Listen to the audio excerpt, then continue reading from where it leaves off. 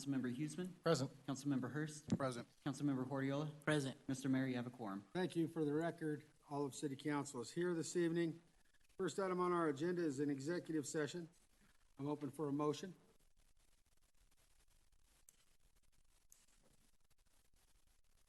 Councilwoman Frank.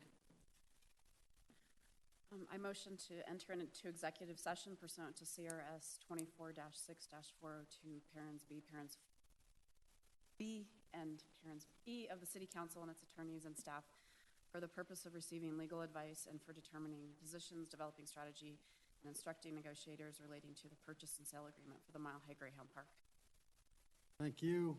Mr. Madera. Second. We have a motion and a second to go into executive session. Is there any discussion? Mr. Huseman. Thank you, Mayor. I'm against going into executive session this evening on this issue for the simple fact that everywhere we go in our community, everybody wants to know what we're doing with the dog track. They want to know why the project hasn't progressed the way that we promised it was going to. And I think this is conversation that needs to be held in public instead of in private.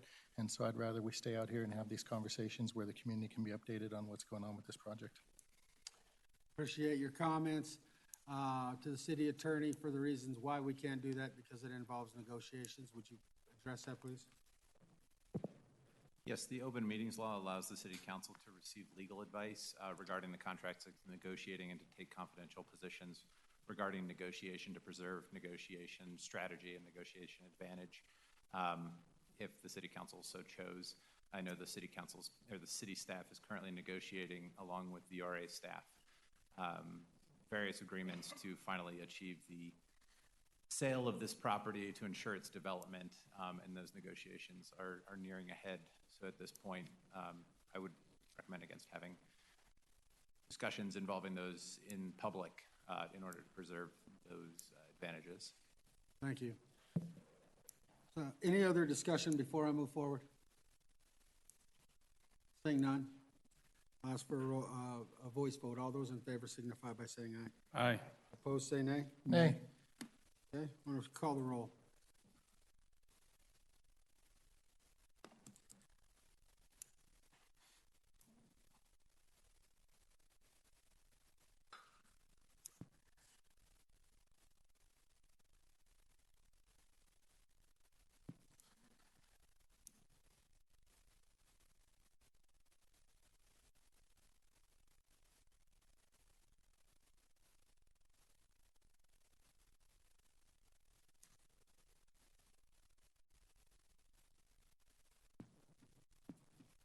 All right, for the record, there are 7 yeses, 2 noes. We are in executive session. Executive sessions planned to last for half an hour. We'll be back out here as quickly as possible.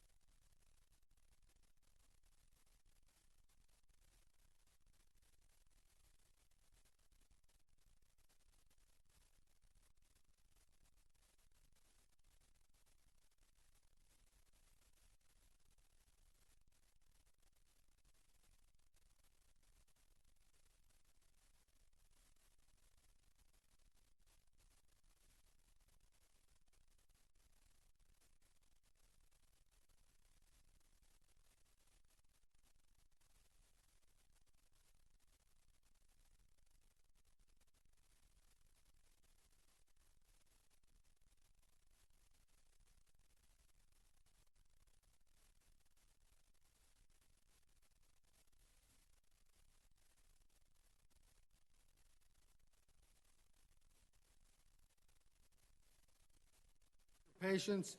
Calling the meeting back to order. I'd like to ask everybody to please rise for a moment of silence, followed by the Pledge of Allegiance.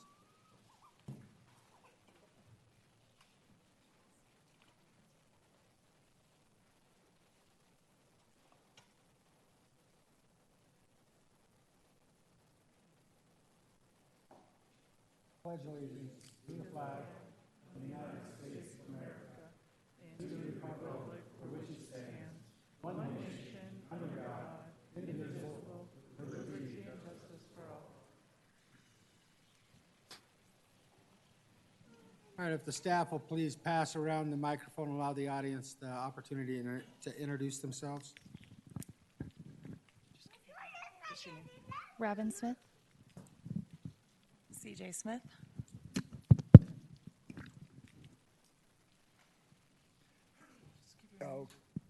Al Cordova, American Legion, Post 151. Kathy Cordova, American Legion Auxiliary. Renee Bullock. Maria Rodriguez.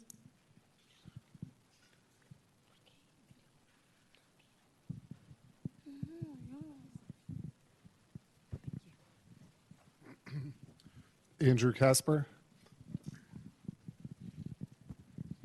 Jasmine Bueno. Katie Norsang. Daniela Villarreal, Community Liaison. Ed Hansen. Charles Dukes. Ron Jones. Nick Klebenstein. Megan Grimes.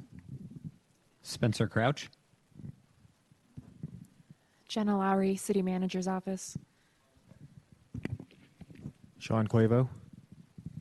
Will Jackson. Saul Ronquillo. Sandra Ronquillo. Jacqueline Ronquillo. Saul Ronquillo.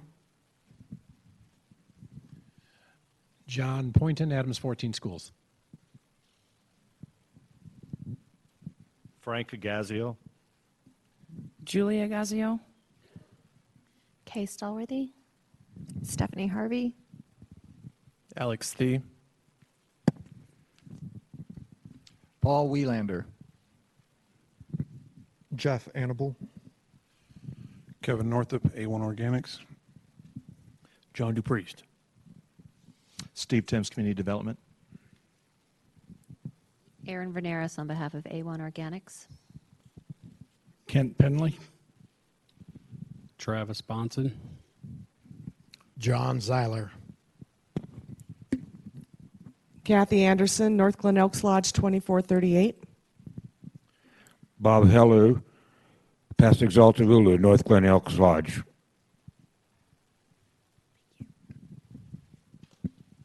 Ivan Rodriguez. Maria Zubia. Kathy Eggleston, Commerce City Youth Athletics. Julie's Eggleston. Madison Fries. Apiana Fries. Isabella Velasco. Jeff Hall. Richard Williams. Bill Conway. Dixie Conway. Dominic Martinelli, Community Development. Stacy Wassinger, Community Development. David Yost. Tom Kruger, the Broomfield Attachment, Marine Corps League. Debbie Kruger, Marine Corps League Auxiliary. Leslie Hollywood. Jaffer Partoma. Lance Psycho. Perry Johnson. Perry Hahn. Rick Hill. All right, thank you all for being here tonight. We're going to start our meeting with recognitions.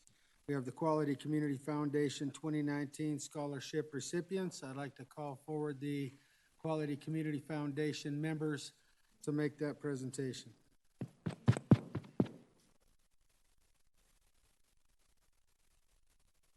Good evening. Good evening, Mayor and Council members. I'm Charles Dukes, I'm Ed Hansen. and we represent the Quality Community Foundation Board. And as you know, the Quality Community Foundation provides scholarships and post-secondary opportunities for students for post-secondary opportunities, as well as scholarships for recreational opportunities across the city of Commerce City. Our mission is to obtain scholarship opportunities, scholarship dollars for the residents, and we do that through a couple of things. We fundraise through a golf tournament, as well as we fundraise through a Painted with a Purpose, which is a night out for residents in Commerce City. One thing we're doing new this year is we're actually doing a dine-in opportunity at Dion's on June 26th. And it's from 5 to 8 p.m. The proceeds are going towards the foundation to help residents either with recreational opportunities as well as post-secondary scholarships.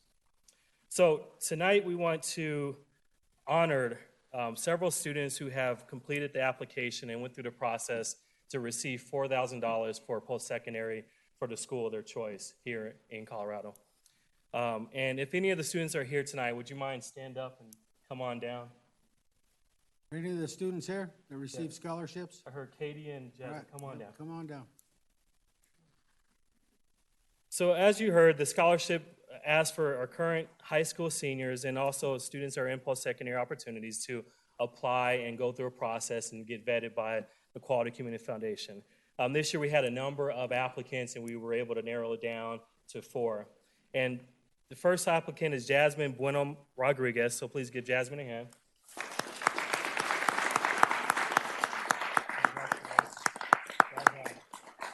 Jasmine is attending Colorado State University in Fort Collins, so go Rams. Give a round of applause for Rams, right? She has not declared her major yet, but she is going to go off to college this fall. So. Our next awardee is Katie Norsing. Give Katie a round of applause.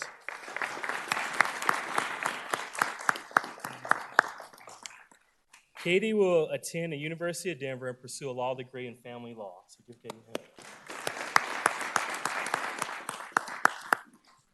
And both Katie and Jasmine are graduates from Adams City High School, so give Adams City High School a round of applause as well.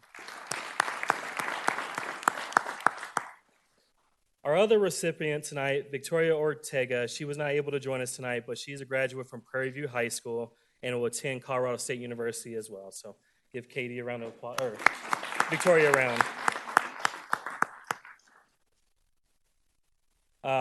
Again, congratulations for our scholarship recipients. This is $4,000 going towards your education and a lot of hard work. And I know it's been a hard year and it's probably an exciting year as well. So good luck this fall. So thank you. Great. While you guys are still up here, I'd like to ask the council to come down and take a picture with all of you and your scholarship recipients.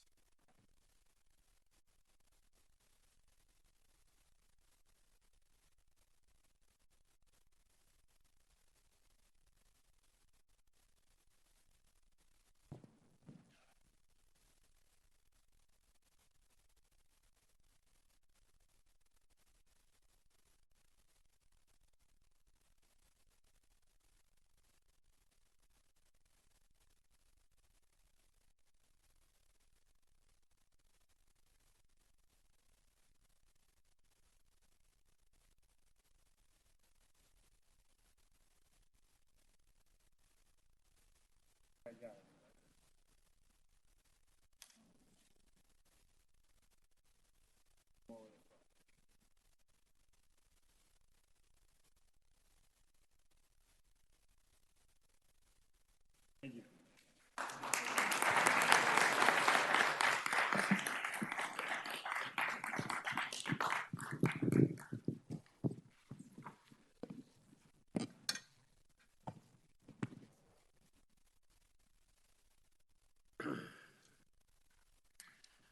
All right, now we're going to take care of our Memorial Day Parade winners. And I want to start off by thanking all of the different organizations and folks that participated in our Memorial Day Parade and how important that parade is to Commerce City, honoring those who paid the ultimate sacrifice to provide us with our freedoms in this country. So thank you to all the families who lost loved ones fighting for our rights, and for all of you who participated in our parade. it's great to honor what we honor here with Memorial Day Parade. So thank you. I'll turn it over to our staff to read off the winners. Good evening, Mayor and members of council. I'm Jody Hardy, Community Relations Manager for the city, and I'm here to present the award winners for the city's 55th Annual Memorial Day Parade. This year, we had more than 70 entries. We were pleased to honor our Grand Marshal, U.S. Army Staff Sergeant Thad Harvey, and this year's ceremony also honored the late Sergeant Major Archie Robinson. I'd also like to acknowledge our parade committee, led by Councilman Douglas, and the employees that staff this event each year. This event takes many helping hands, and we do appreciate their time. So at this time, I'd like to ask Councilman Douglas to help me with presenting the awards to our parade winners, and then we will invite all of council to come down and take a photo with everyone.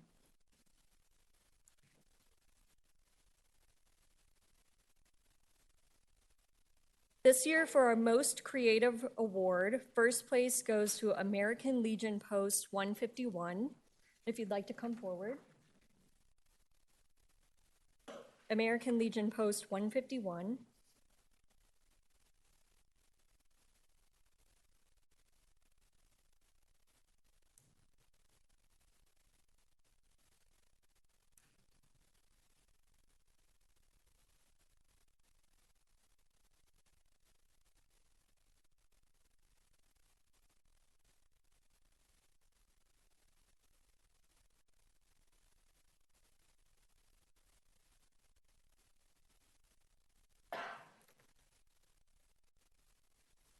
Congratulations.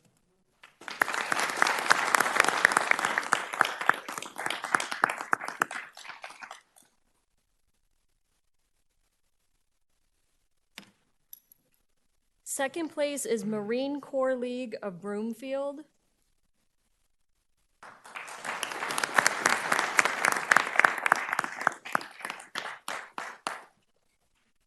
And third place, North Glen Elks Lodge 2438.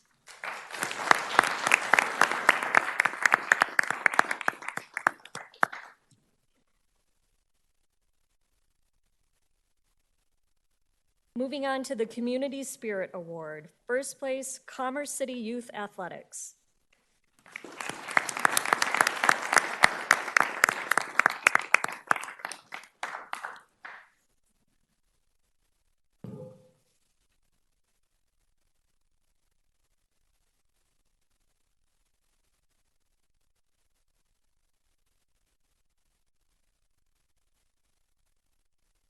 Second place was the Adams City High School Marching Band, and third place was Girl Scout Troop 65753.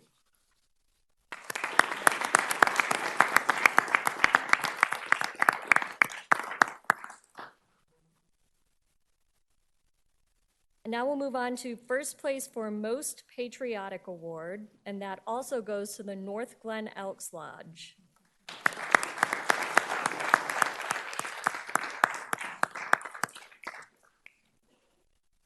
Second place goes to American Legion Post 151.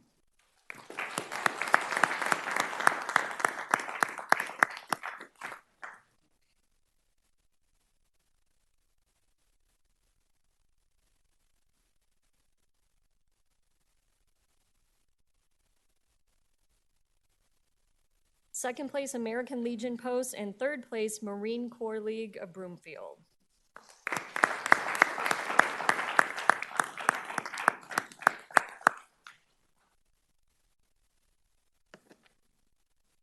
Earlier this evening, we also gave a Grand Marshal's Award selected by the Grand Marshal that best represents the overall depiction of the Memorial Day Parade, and the Westerners picked up that award earlier. So our last award tonight is the Best of Parade Award, which recognizes the entry most original in concept, design, and presentation. So first place, American Legion Post.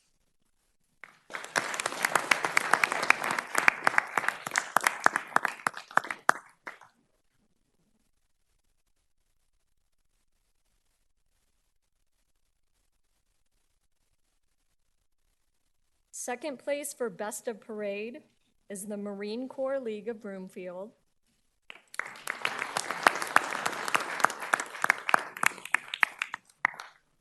And third place, North Glen Elks Lodge.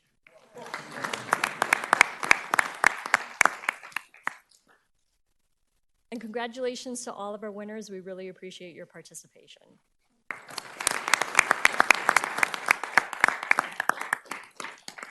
All right, council.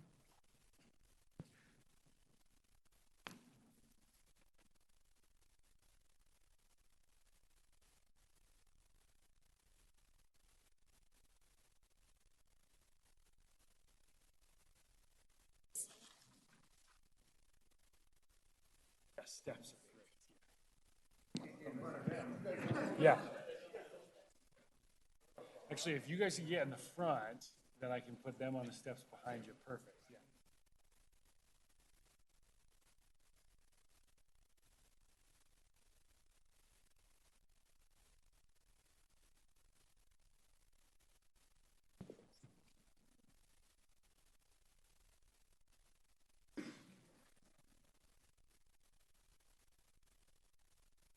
Everybody, Mr. Douglas, can I get you a little tighter on the edge? I think I got everybody else. Okay, everybody right here.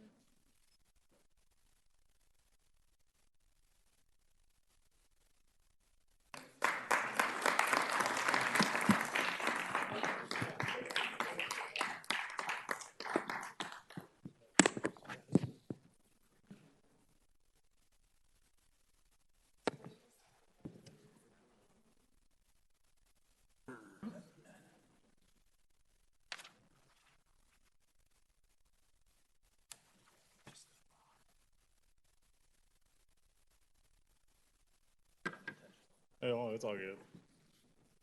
And before everybody leaves, I know there's a lot of veterans in the room. Anybody that's a veteran, please stand up so you can be recognized, including the council members.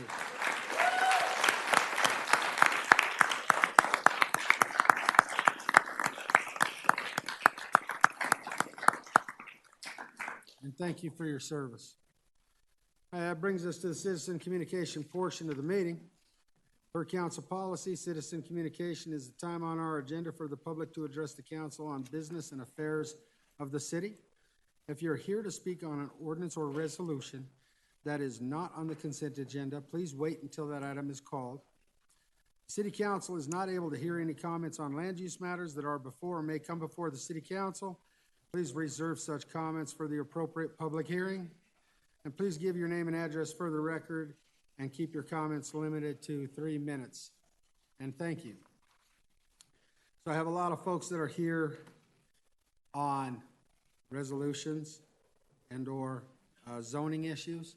I would ask to have you wait until the appropriate time for that item to come up in the agenda to be able to speak on it. I'm going to go through the list. John Zeiler is here for the red flag ordinance. I want you to wait till we get to that, or to the resolution. I want you to wait for that resolution. Thank you. Kay, 88th and Rosemary, you haven't been forgotten, but it's on the agenda. Stephanie, same thing. Agazio's same thing. What's the, Leslie, are you here for something on the agenda, or is it not on the agenda? Leslie Hollywood. ERPO. Okay, got it. Good. We'll wait till the resolution comes up. Thank you. Paul, Prairie Dog Management. Come on up. That's not on the agenda. Need you to state your name and address for the record, please. My name is Paul Wielander. My wife and I live at 10030 Mobile Street in West Buckley Ranch. We have the privilege of sharing our back fence with Second Creek Open Space. And I want to share a story with you and then ask a few pointed questions. Imagine a couple living in a nice subdivision, but they have 10 prairie dogs in their backyard. They think, golly, we should do something about it, so they check out the options. First is Plan A, to have them euthanized by a professional at the cost of $50. But they really don't want to kill the prairie dogs, so they check out Plan B, to have them captured and relocated, but they find out that would cost them $4,000. So they wring their hands and they never decide. Instead, they do Plan C, the do-nothing plan. A few years go by, and guess what? The prairie dogs multiply. Their backyard turns into a moonscape. And many of the prairie dogs move into neighboring yards and destroy their lawns and trees. Angry and frustrated neighbors complain, but nothing is done. Now, I'm sure you would never be uncaring neighbors, so what's my point?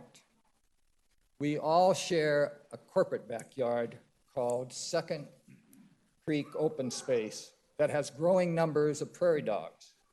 And it's one thing to let them overpopulate and turn acres of vegetation into moonscapes in city open space, but it's another to allow them into neighboring properties like West Buckley Ranch and destroy the trees and lawns of private citizens, an HOA park, and a boulevard.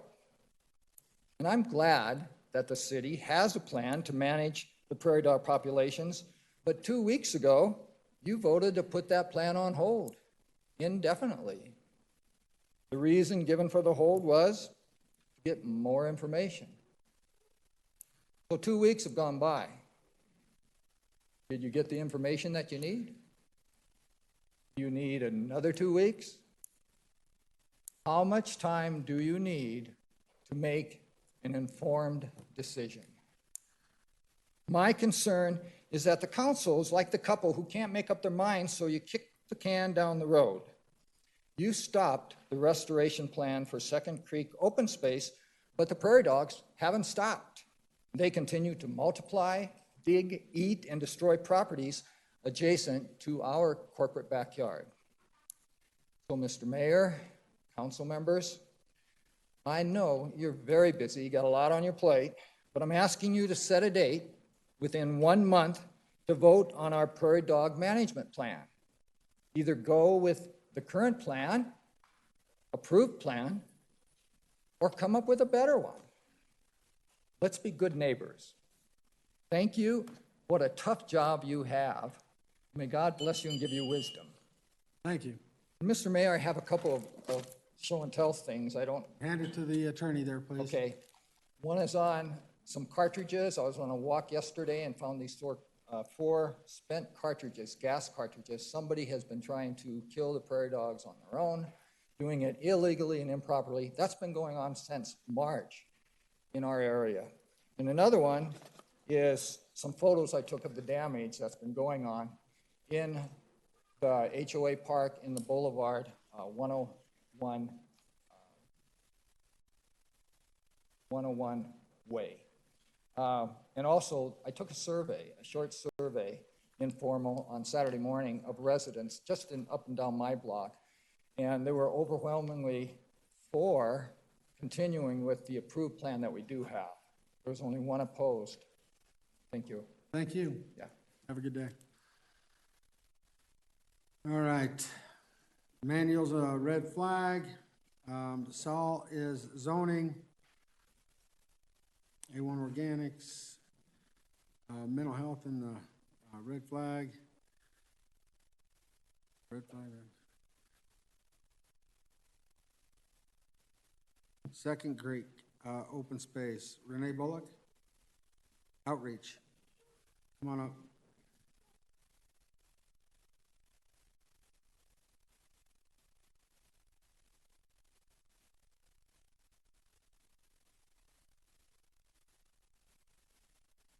Good evening, Mayor and City Council members. My name is Renee Bullock, 6130 Ivanhoe Street. I'm coming here for two purposes. Neither of them have anything to do with Second Creek. My first is Sand Creek. I want to thank you for your generous donation to our event that we have for the Sand Creek Regional Greenway. I can tell by the way Oscar is looking at me that he's already thanked you and let you know that it was very successful. Secretary of Interior, past Secretary of Interior, Salazar was there, and he spoke great things about Sand Creek, the Rocky Mountain Arsenal, Rocky Flats, and the trail that'll soon go up to Rocky Mountain National Park. And so again, I thank you for your generous donation and everything you did to help Sand Creek. This was one of our most successful events ever. The second thing I want to talk to you about is on Wednesday morning from 7:30 to 9:30, we're having a legislative update at Fire Station number 8. Oh, maybe we're not. At Fire Station number 8 on 103rd and Walden Street. All 4 of our legislators from Commerce City, Mr. Marino, Mr. Parola, Adrian Benavides, and Daphne Michelson will be there and give a detailed account of the events that took place during this last session, which everybody can say was a very unique session because you'll still be discussing it after I've gone back and sat down. So I would like to invite all you counselors to come and hear what their update entails and what they intend to try to bring before the legislature next year, because they're already planning bills and everything. And that's it for me, but I have 58 seconds. So is there anything you guys would like to know? I'm going to use every second of my time. Thanks for coming in tonight. Okay, thank you. All right. Next, I'd like to call on Megan Grimes, Oil and Gas.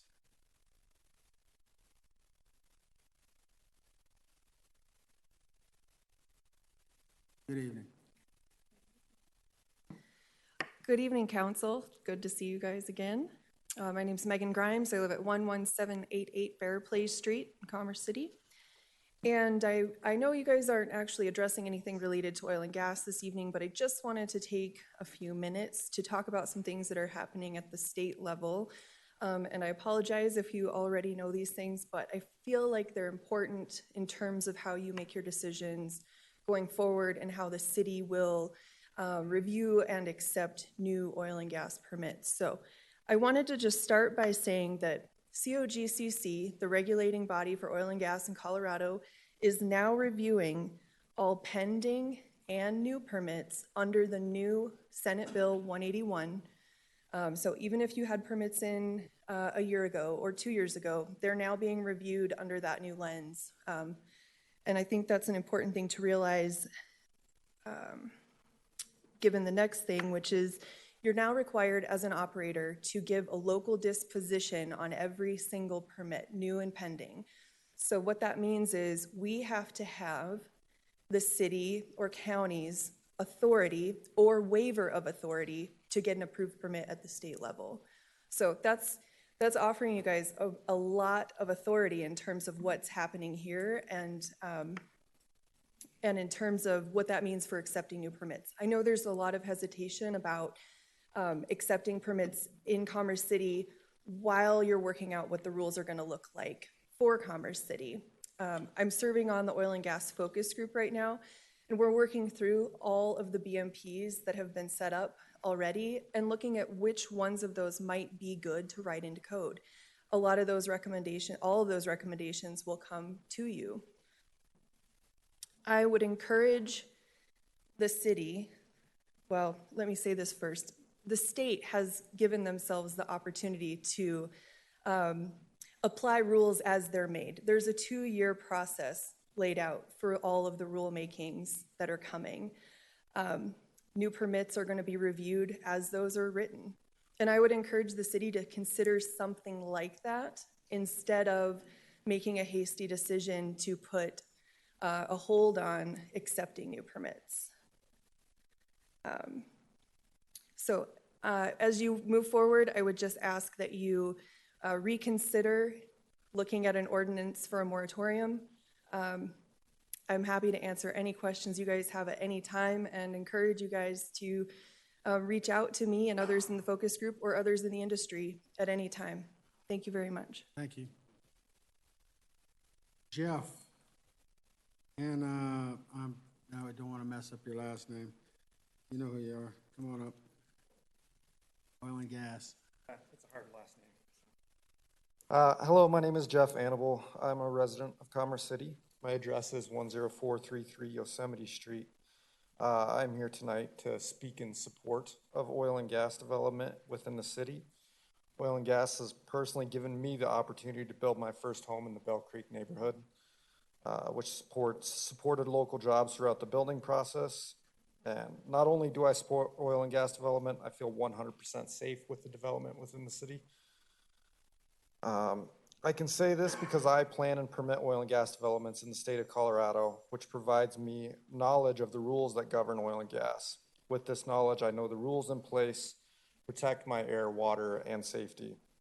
In fact, I see how our industry often goes above and beyond regulations. Employees in our industry live and work here, and we want nothing more than to protect our air and our water. Safety is the cornerstone of our operations, and we as an industry have made it an integral part of our culture. I hope that the council continues to work with oil and gas companies to provide our city with safe and affordable energy for years to come. Thank you guys for your time. Thank you. All right, that takes care of our list, other than the ordinance and on the zoning side and the resolution. And I'll call you up when we get to that. All right, next is the consent agenda. Consent agenda includes items that are routine, procedural, informational, self-explanatory, and non-controversial. They are presented to council for a single motion and vote. Any member of council may ask to remove a specific item for further discussion and a separate vote tonight. There are 3 items listed on the consent agenda. Does anybody on council wish to remove an item off of the consent agenda?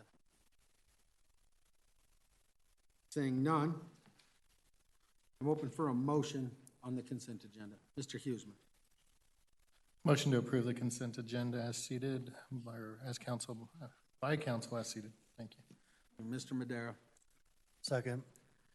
I have a second. Will the city attorney please read the titles on the consent agenda?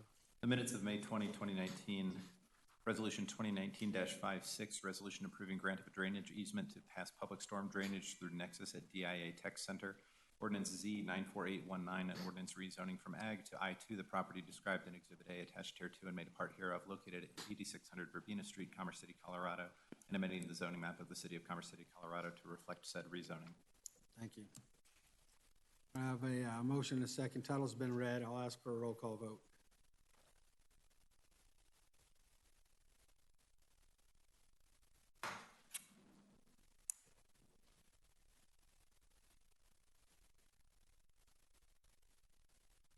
For the record, the consent agenda is approved unanimously by the City Council this evening. Moves us into the public hearing portion of the agenda. We start with conditional use permit for A1 Organics. I'll remind the council to use the public hearing portion to ask questions, but wait until the public hearing is over to express opinions and indicate how you will vote. I'm going to go ahead and open that public hearing and invite staff to make their presentation.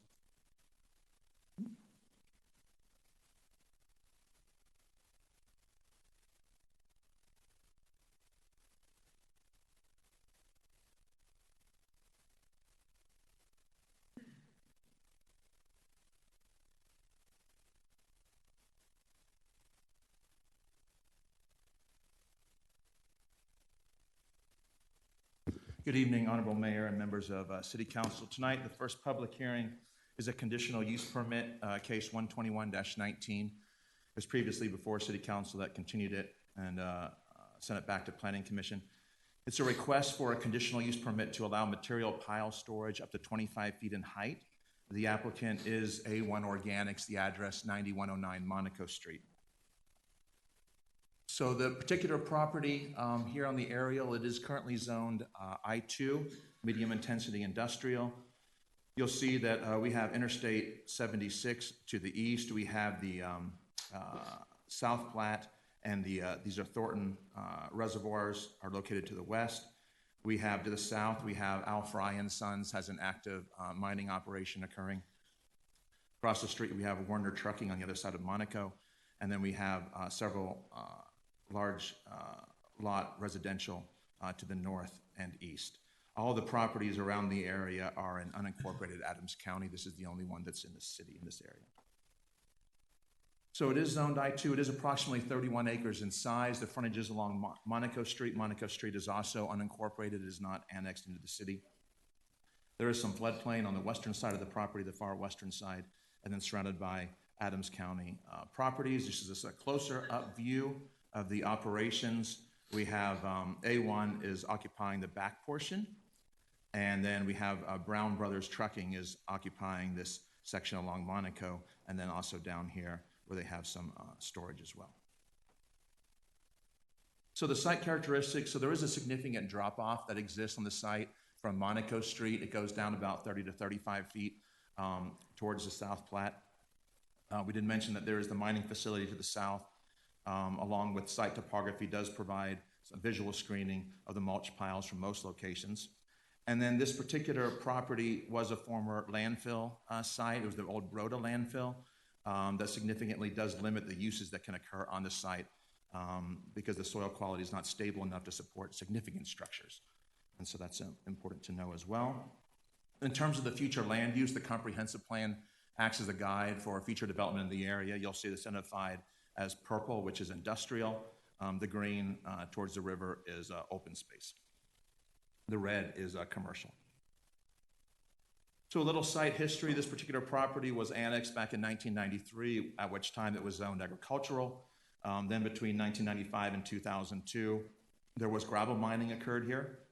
And then, as I alluded to, the Broda landfill from 2002 to 2013 with inert landfill materials put in it.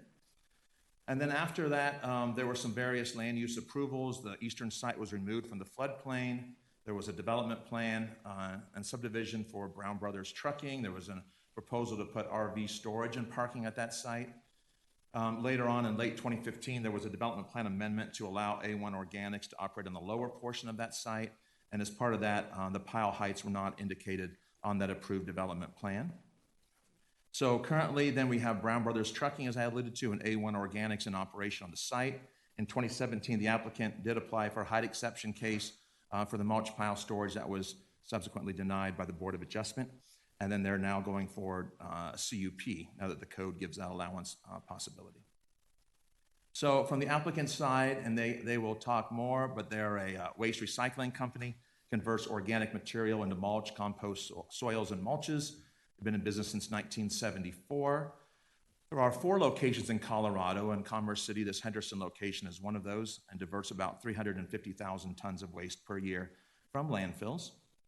According to the applicant, the height, the 25 feet, is necessary to efficiently and effectively, safely conduct business.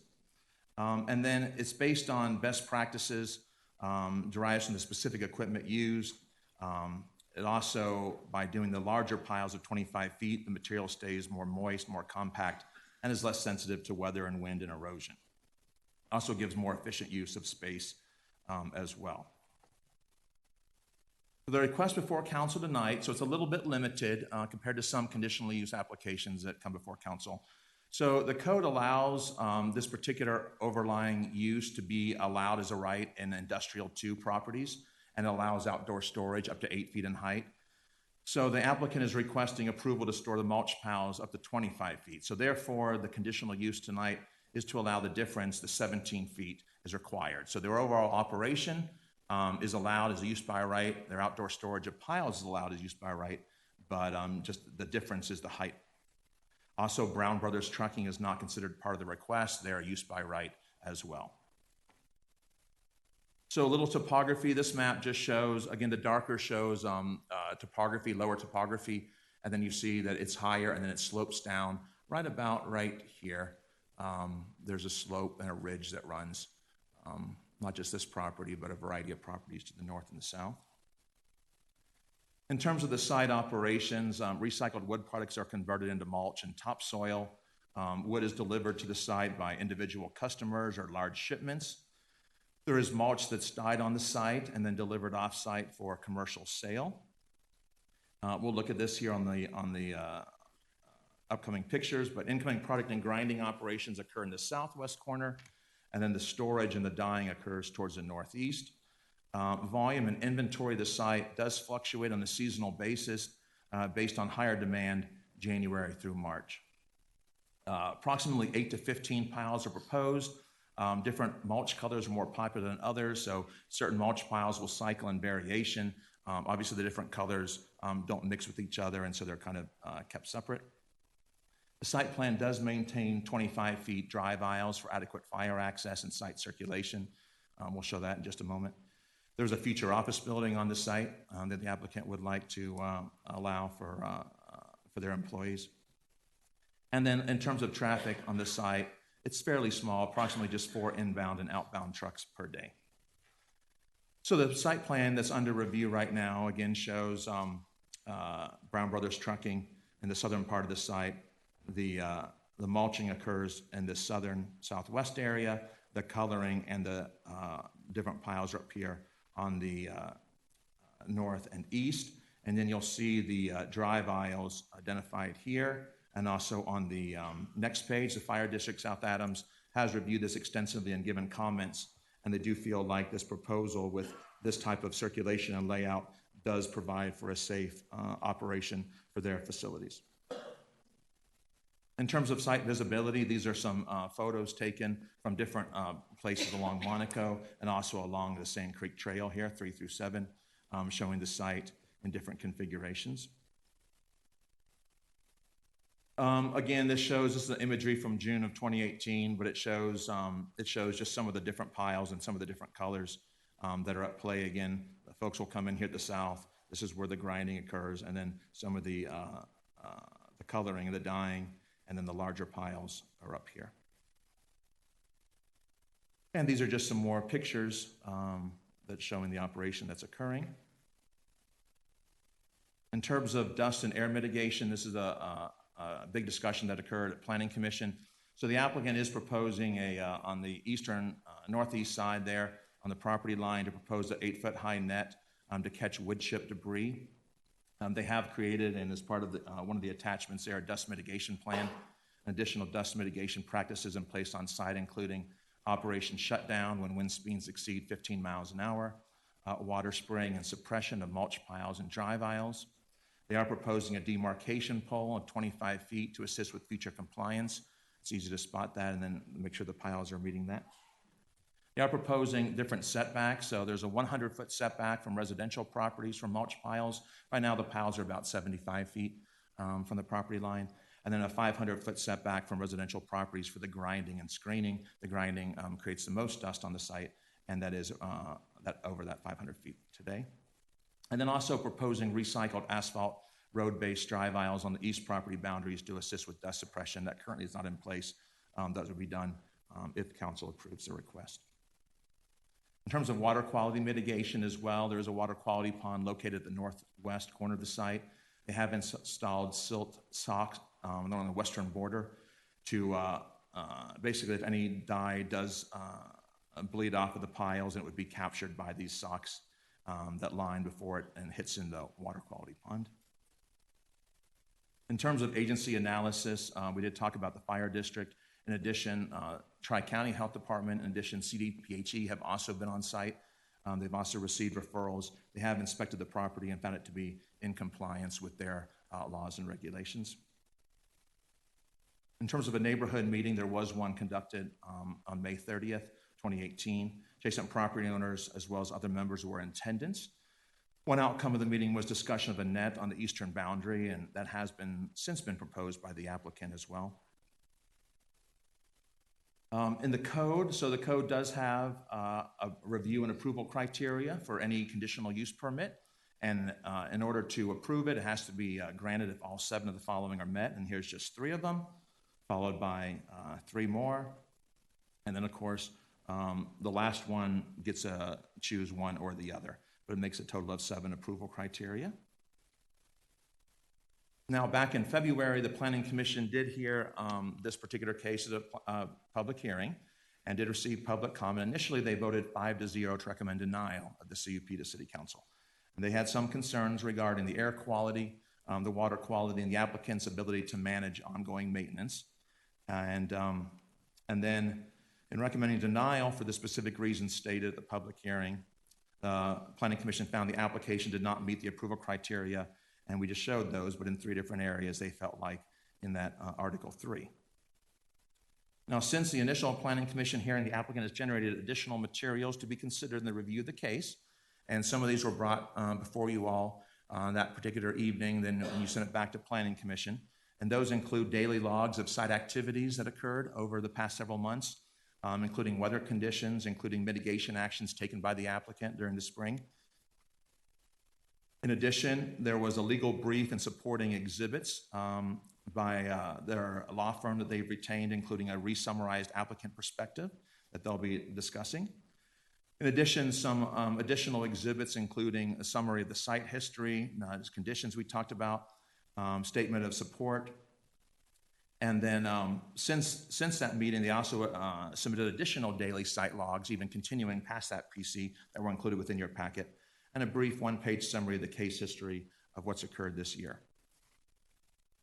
Now, when this went back before Planning Commission last month, so Planning Commission did study. We gave them the materials early so they could have plenty of time to study those. They did review the supplemental information, and they voted 5-0 to overturn their previous recommendation, and this time recommended approval with the conditions that were laid out originally to the City Council. And as part of that, Planning Commissioners did say that they were happy with the applicant's efforts for their ongoing compliance and their logs that they submitted.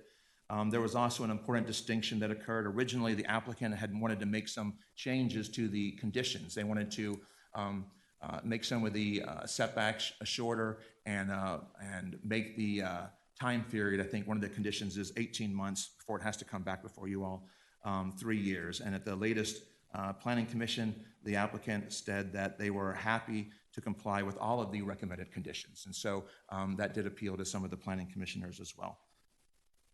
So there are a number of conditions attached to this particular application, motion made by the Planning Commission. The first one basically says that this conditional use permit it shall expire 18 months after the date of approval if City Council chooses to approve it. After that 18 months, the applicant will be required to renew their conditional use permit back before Planning Commission and City Council to ensure that they're making good progress and that they're complying with their situation. Condition B talks about that the conditional use permit is only for the storage of mulch chips and recyclable wood products. Other types of outdoor storage would have to comply with the requirements in the I-2, and deviations from what's used out there would require an amendment to this application, also approved ultimately by City Council. There, number C talks about the minimum of 100-foot setback from adjacent residential properties measured from the property line. And D talks about the minimum setback of 500 feet for the grinding operation. So again, it's one thing to show it on the site plan. It's another thing to have it a condition that they must meet it.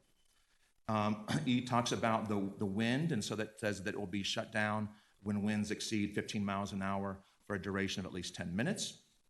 F talks about the net, a minimum of an 8-foot high net on the east property boundary to prevent wood chips from blowing onto neighboring properties. G talks about the 25-foot high demarcation pole. And then H talks about the pavement of the primary drive aisles to help with fire. Condition I talks about water trucks must be kept and utilized on the site during business hours. J talks about that they must follow the dust control and mitigation plan that's included within your packet. K, the applicant will maintain the premise to be free of garbage and trash and excessive wood chip debris. And then L, they must comply with all federal, state, and local laws. So if CDPHE or Tri-County Fire District or whatever has some additional laws, they must always comply with those. So in terms of the notification, there was adjacent property owner notification of property owners there. It was published in the newspaper, and there was a sign posted on the property. So before the original Planning Commission hearing, staff did receive one additional request for information. And since the Planning Commission meeting, there were additional, 3 members of the public have provided additional documentation and photos. That was before your first, before you send it back to Planning Commission. So those were included within your packet, but those were additional photos and a letter from the public. And that concludes at this time staff's presentation. Any of the staff members and then also the applicant has a presentation as well. Thank you. Is there anyone on council who has questions for the staff at this time concerning the presentation? Mr. Douglas. Thanks, Steve, for the presentation. Looking back on May 30th, 2018, and there's some comments that were made about the additional 17 feet. Was there any consideration for a 20-foot fence around their property as to adjacent to the residential area? From the neighborhood meeting there you're referring to? Yeah, and Dominic will help me if I'm correct. The condition is that it's a minimum of 8 feet. It could be taller. It's at council's discretion. The applicant felt like 8 feet was going to be satisfactory to accommodate that, but if council feels like it should be higher, that opportunity exists. Okay. And then as far as equipment, I mean, I know there's, with automation and having water trucks on site, but you can also do this remotely too, as far as watering down those areas. And what about having stalls and then cap those stalls? I mean, you know, with netting to prevent any kind of uplift and movement of the material based on the wind, because just last week driving through there, we had tremendous wind in the Front Range, and it was really bad. You know, so anything that was loose, it was moved, and more than just 100 feet. Sure, you're talking about stalls to help contain that, right? That was discussed at one time with the applicant. I think they felt like they wanted to go with this this particular outcome, but I think it's certainly a valid question for the applicant. And then what about, because the property is pretty good size, why not just increase this space where the piles are going to be, so not so much in height, but radius? So you still accomplish the same thing of storage. You're just using just more of a radius instead of height. Was that considered? Yeah, I think it was considered, and I think the applicant can speak to why they feel like the height has to be kind of, this height and this size has to be kind of the way it's proposed based on their maximum efficiency of their operations. They can kind of go in more the technical side of why that's worked in previous situations. Okay, thank you. Mr. Huseman. Thank you, Mayor. Looking in the staff report that went to Planning Commission, I see that this was denied by the Board of Adjustment back in July of 2017. Great. And That's correct, yes, sir. Great. And then I'm also seeing in the report that Neighborhood Services has been out there on multiple occasions due to violation of the 8-foot height limit that is currently implemented, and that the applicant withdrew an application last year in September, but then continued to store material higher than what they're currently authorized. Is that correct? So after the Board of Adjustment case and the applicants, as part of their ability to exhaust all their kind of administrative remedies, decided what could they do. And so originally they were going to look for a zone change to a PUD, but then after the Land Development Code was amended, then there was an opportunity for them to apply for a conditional use permit, which is why we're here we are today. Right. So even though they withdrew that PUD request back in September 2017, they continued with their plan to store material greater than 25 foot as observed by Neighborhood Services. Yes, they continued it while they were going through the ultimate, at that time, zoning process, now a conditional use process. Okay. Is it typical that we allow individuals who are applying for something to implement what they're applying for before it is approved? It's not the norm, but it's also not the exception. So sometimes we have properties that, at their own risk, are going through the land use approval, wait till the final outcome by City Council to determine if they need to modify their site. So it has occurred before, and examples, Waste Management, you know, their facility caught on fire and they have their garbage kind of outdoors. That was an example where, you know, technically they're not in compliance, but we're working with them and things like that. We've done that before with other industrial users, precast concrete. There was an opportunity, I think, Mr. Parent, who y'all just approved their rezoning. Originally, he had agricultural, and then he started working with that, so industrial nature. So we have done that before and let the applicants work through the system until their final approval or denial by City Council. Okay, thank you. Mr. Davis. Thank you for your presentation. I have some questions. I noticed in the report, well, first of all, I know you said that there were signs and the advertisement and a neighborhood meeting set up. And I noticed in the report that the neighborhood meeting, you have a brief synopsis on the 30th when that was held. My question is, I see in the attachments a lot of support for A1 Organics, but I don't see anything negative other than in that report there's 3 complaints, it looks like. in the neighborhood report. Can you tell me how many people showed up at that meeting, and were there other concerns that I'm not seeing here? Yeah, I personally wasn't at that neighborhood meeting, so I'm going to talk to Planner Martinelli, who was, and we'll have him just chime in real quick on the letters of and the number of people that were complaining. All right, thank you. Thank you, Councilman Davis. So on May 30th, 2018, a neighborhood meeting was conducted at the Municipal Services Center.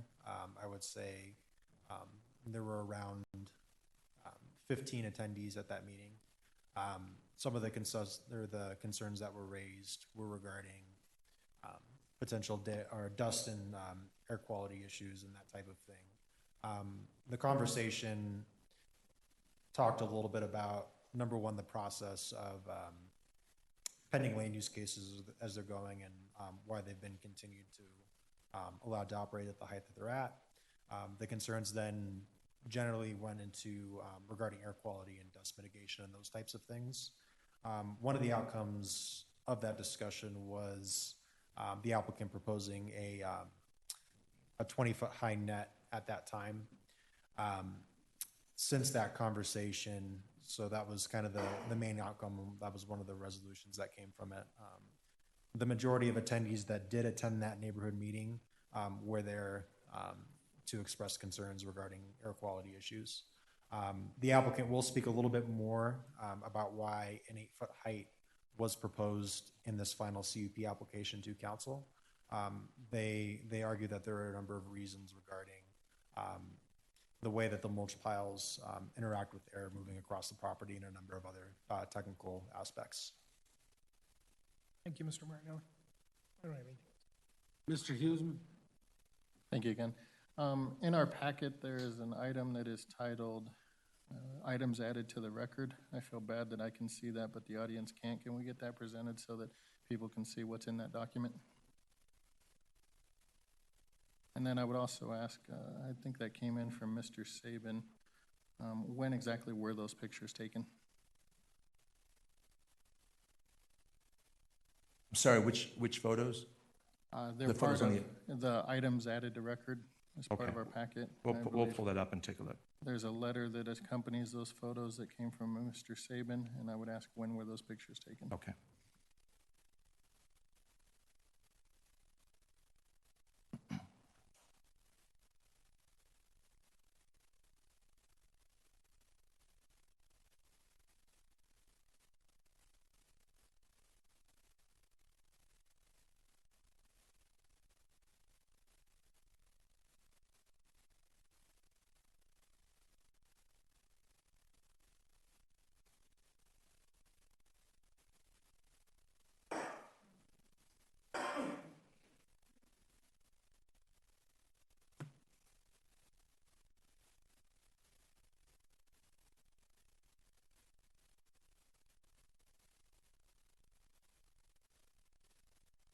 So these are the items you're referring to, right? Items added to the record. And so these are letters. This particular letter is a letter from an opposition. And then there's some photos attached as well, correct? Showing different dust and wood chips and things like that on the property. And my understanding is that these did not occur this year, but last year. Is that Mr. Martinelli, that he's shaking his head? Yes, they occurred in 2018. And I presume the picture of that Mercedes does not belong to A1 Organics, rather to a neighbor who is being inundated with that dust? Yes, these are not from A1. These are from one of the neighbors. That's correct. Thank you. Mm-hmm. Mr. Douglas? Yes. So has there been any complaints this year as far as the same thing happening, reoccurring? Yeah, my understanding is the neighbors have complained, and they've showed up at the Planning Commission hearing as well. I don't believe there's been any complaints since the Planning Commission hearing. Was there Any kind of request to have them come here today based on the hearing? To be present if they Oh, I think the neighbors are here to. Are they? Yeah, Okay. they're here tonight. All right. Thank you. Mr. Hughesman. Sorry. Caveat on Councilman Douglas's questions. Those complaints have taken place since they have implemented their new dust control plan that includes watering and everything else? To the question for the applicant would be, to what extent have they implemented that dust control mitigation plan? I know some of the conditions like the paving and things like that, they haven't implemented because they're waiting on city council approval. So that would be a question for the applicant to see to what extent have they implemented that dust mitigation plan yet. Thank you. Mr. Douglas. Yeah, one more question about the height of the pile. Right now, currently, has there been 25-foot piles existing on the property as we speak? Are they still 8 feet? I'm sorry, can you repeat? So right now, they're out of compliance. Right now, they're operating with 25-foot piles, right? Correct. Right now, yes, right now, they're allowed by the code to do 8 feet, and they're proposing 25, and what they have out there is taller than 8 feet. That's correct. Okay. And has there been piles 35 feet? I'm sorry? Have there been any piles that have been 35 feet? Originally, there were piles, yes, taller than 25 feet, and they've actually reduced them down to, because 25 feet is the maximum height allowed for the fire code. Okay. Is there a fine or any kind of penalty for exceeding the 8 feet and then to operate in 25-foot? The city has not imposed, as my best of my knowledge, any fines at this time. Okay. Yes. What kind of fees do we have? And what is the law right now for the violation of that? In terms of the fees that potentially could be assessed, I would have to default to others. I'm sorry. Off the top of my head, Mr. Douglas, for a notice of violation for a civil infraction under the Land Development Code, there would be a $100 fine per violation per day, essentially, depending on the violation and if it's repeated and if it's not brought into compliance, there's a potential for an order to mitigate the site, and that sort of notice of violation would go through our hearing officer process where it could be appealed, and a hearing officer would issue an order either requiring mitigation or granting the protest. Now, since this incident, has there been a process? Have there been any fines or anything gone before a judge?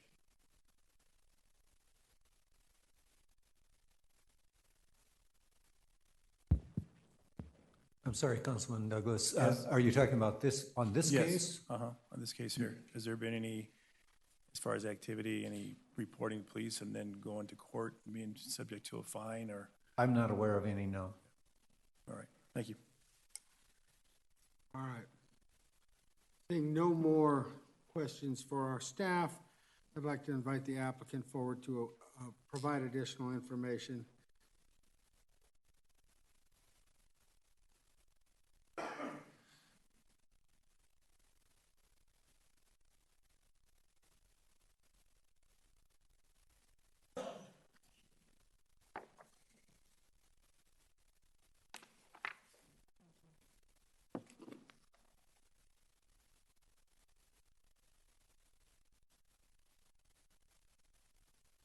Good evening, Honorable Mayor and members of the City Council. My name is Erin Verneris. I'm here with Drexler Law LLC on behalf of the applicant A1 Organics. With me tonight from the company is the CEO, Travis Bonson, the COO, Kent Pendley, and the Chief Technical Officer, Bob Yost. At this time, I have two quick preliminary matters. The first is we'd like to request rebuttal time after the public comment period on this application. I would expect at that time that Mr. Pendley and perhaps Mr. Yost will be able to address issues that may be raised by members of the community with respect to the site. So if you will allow that, that would be our request. I don't have any problem with that. Does anyone on council have a concern with hearing them out after the citizens speak? Seeing none. Okay. Thank you. And secondly, I'd like to enter into the record 3 updates to our weekly reports. If you've had opportunity to read the documents we've submitted in support of this application, you will note that the company, since it has implemented its dust mitigation plan, which was, of course, in response to the neighborhood meeting that was referred to earlier back in the spring of 2018, they maintain daily reports of what is happening at the site. They note the weather, they note the weather monitoring system, they note how much watering is done at the site, how many trucks are coming in and out of the site, and if operations are suspended or terminated for the day due to weather conditions that would be problematic in terms of dust and mulch migration management. And so we just like to incorporate into the record 3 additional weeks of these reporting activities. May we do so? Yes. Thank you.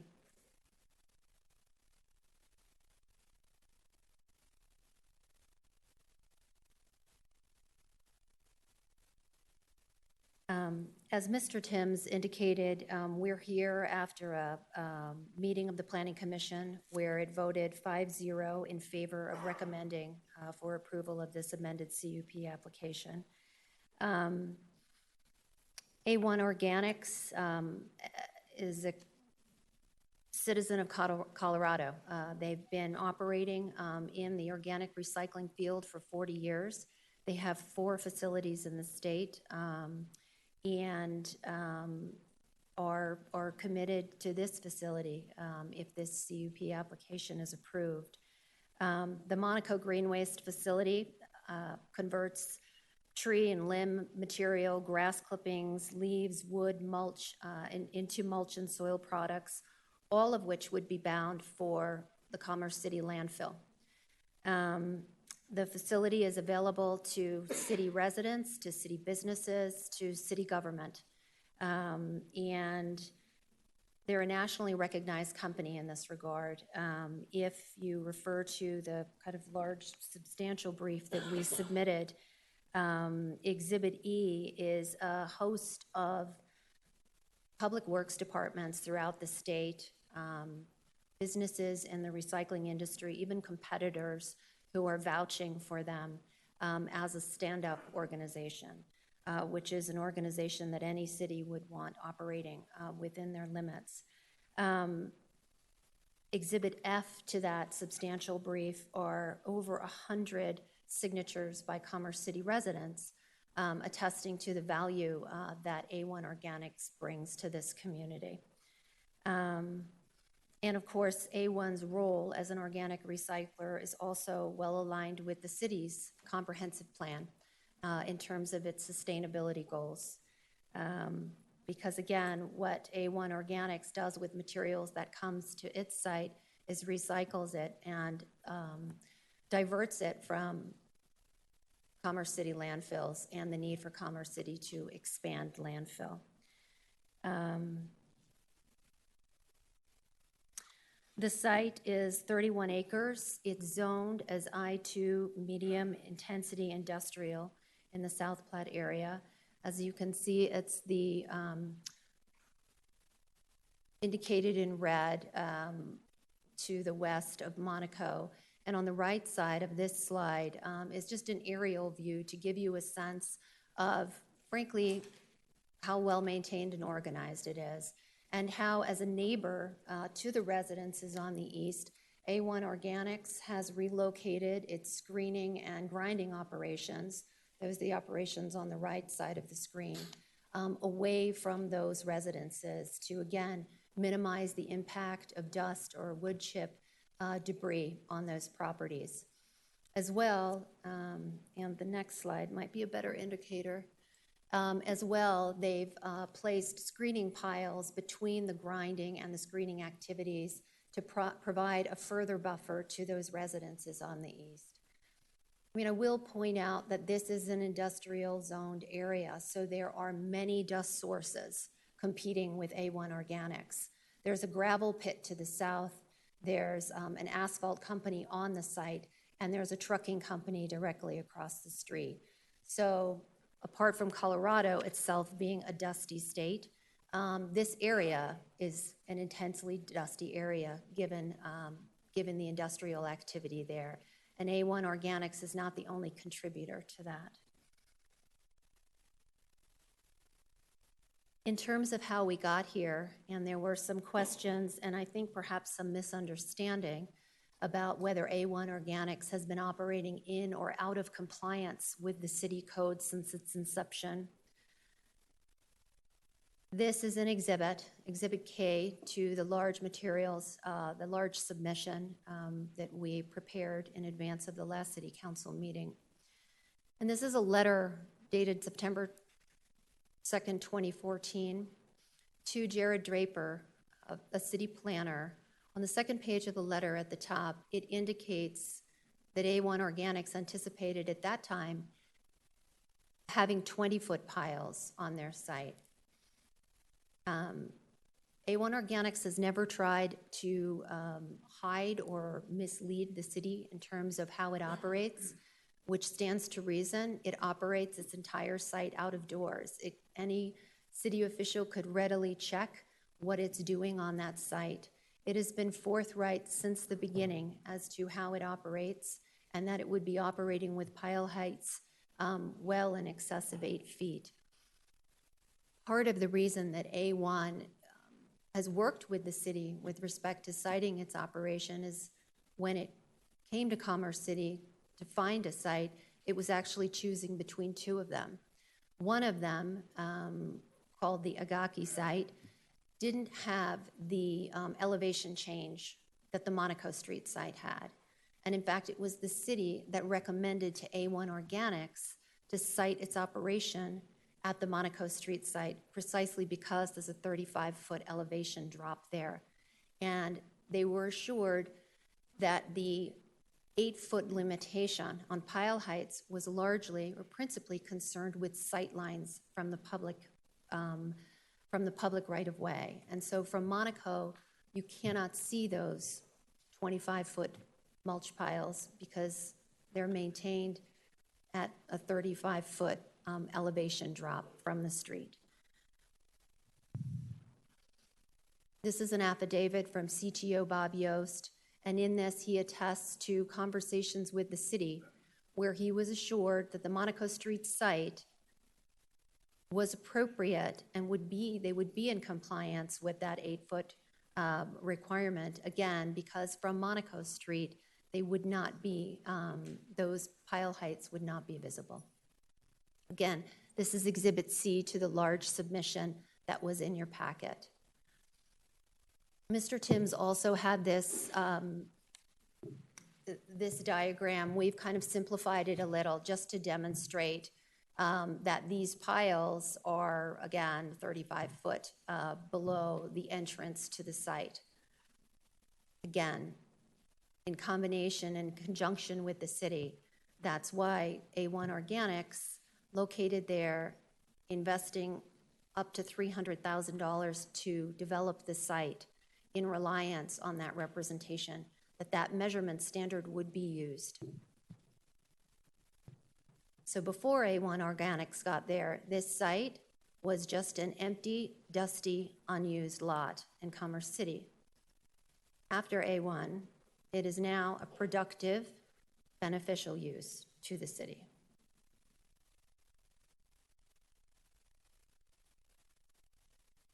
In connection with this presentation and our presentation to the Planning Commission, A1 Organics has engaged or reached out to 2 experts in the field. They asked them to look at their dust mitigation plan, at their policies and procedures, at their site management, at their daily reporting, and to assess whether their mulch piles of 25 feet were typical within the industry and whether their practices were best practices within the industry. And both of them concluded that they were. Now, while there's no industry standard for pile heights of 25 feet, they're typical. And in fact, most mulch management and mulch producers throughout the country operate with even higher pile heights. We also engaged Dr. Robert Rink, who is an academic, an engineer, and a recycling expert at SUNY Cobleskill.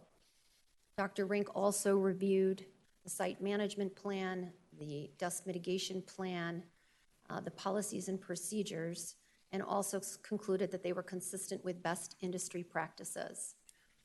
Dr. Rink also addressed this issue of pile heights and the very kind of practical question, which is, well, can't you just use shorter, smaller piles and then not have to worry about seeking a CUP. There's a reason for the 25-foot pile height, and it's that larger piles have actually less surface area than smaller piles, if you're talking about the same volume of mulch. Smaller piles therefore dry out faster. You get more dust migration that way. Larger piles stay moister, and they're more dense and easier to manage. So that, again, is what's driving the 25-foot pile height here. It's how A1 Organics can operate efficiently and safely at this site. Dr. Rink also provided, unfortunately it's a little bit blurry, a diagram or a demonstration as to how these materials actually move in the wind. And this is really relevant to the fence that the CUP proposes would be installed on the eastern side of the property. And it's relevant to the site watering that the company does to help mitigate dust migration. So mulch particles are denser and moister than the mulch dust, and they will move along the ground, as Dr. Rink indicates in his expert report, subject to something called creep, which means to prevent those mulch particles from migrating onto other properties, installation of a fence or a screening barrier is appropriate, but it doesn't have to be 25 feet high because the particles are going to move along the ground. In terms of the dust, that would be moved through suspension. And the company's policies and procedures in terms of wind monitoring and weather monitoring, which again are evidenced in these daily reports, indicate to the site management when watering should be done. There are watering trucks on the site, and that is the best industry practice in terms of maintaining or mitigating dust migration. As I mentioned earlier, there are many competing dust sources in this area. The Albert Frey gravel quarry is one of them for sure. And across the street is Werner Commercial Trucking. There's also Brown Brothers. I will note that while A1 Organics has had complaints from the Johnson property, and Mr. and Mrs. Johnson and their family, I imagine you will hear from them this evening, they have never had a complaint from the party that owns the horse stable and boarding, to my knowledge.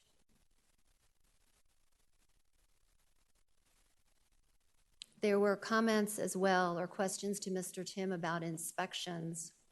There have been multiple inspections of this site by both state and county offices, the Adams County Fire Department, the CDPHE Pollution Control, the CDPHE Hazardous Materials and Waste Management Division, and the Tri-County Health Department, which was actually responding to a complaint from Mr. Johnson.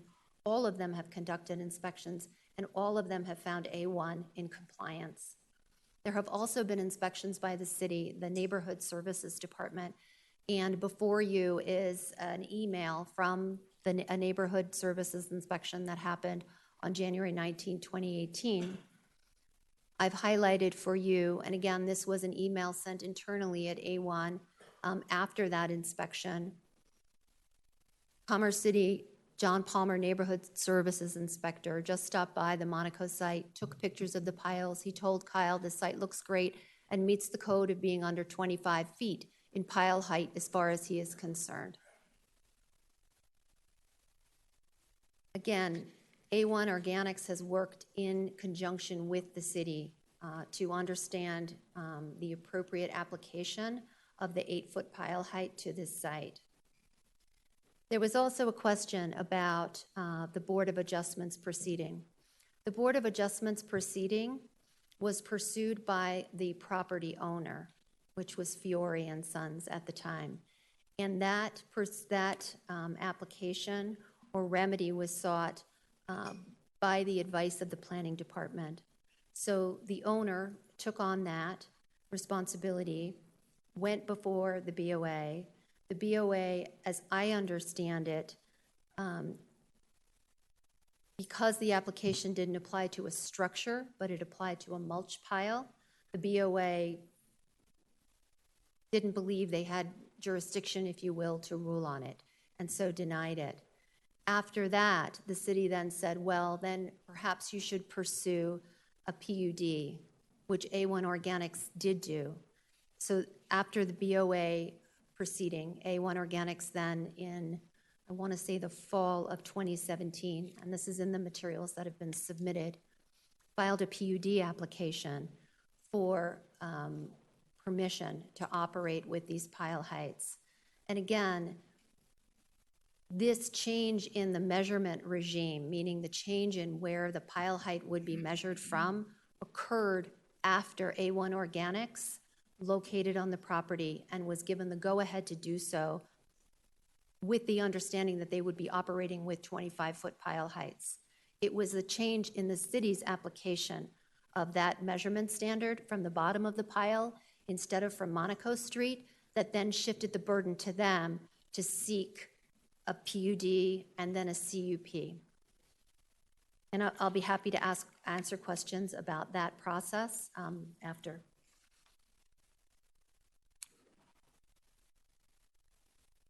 Clearly, this is your ordinance that was the impetus for A1 Organics to withdraw its PUD application, again, which it did on the advice of the city, because the city then said, we now have an avenue for you to seek a CUP for this very site, because obviously the exceptions were for construction aggregate and landscape materials, such as mulch piles.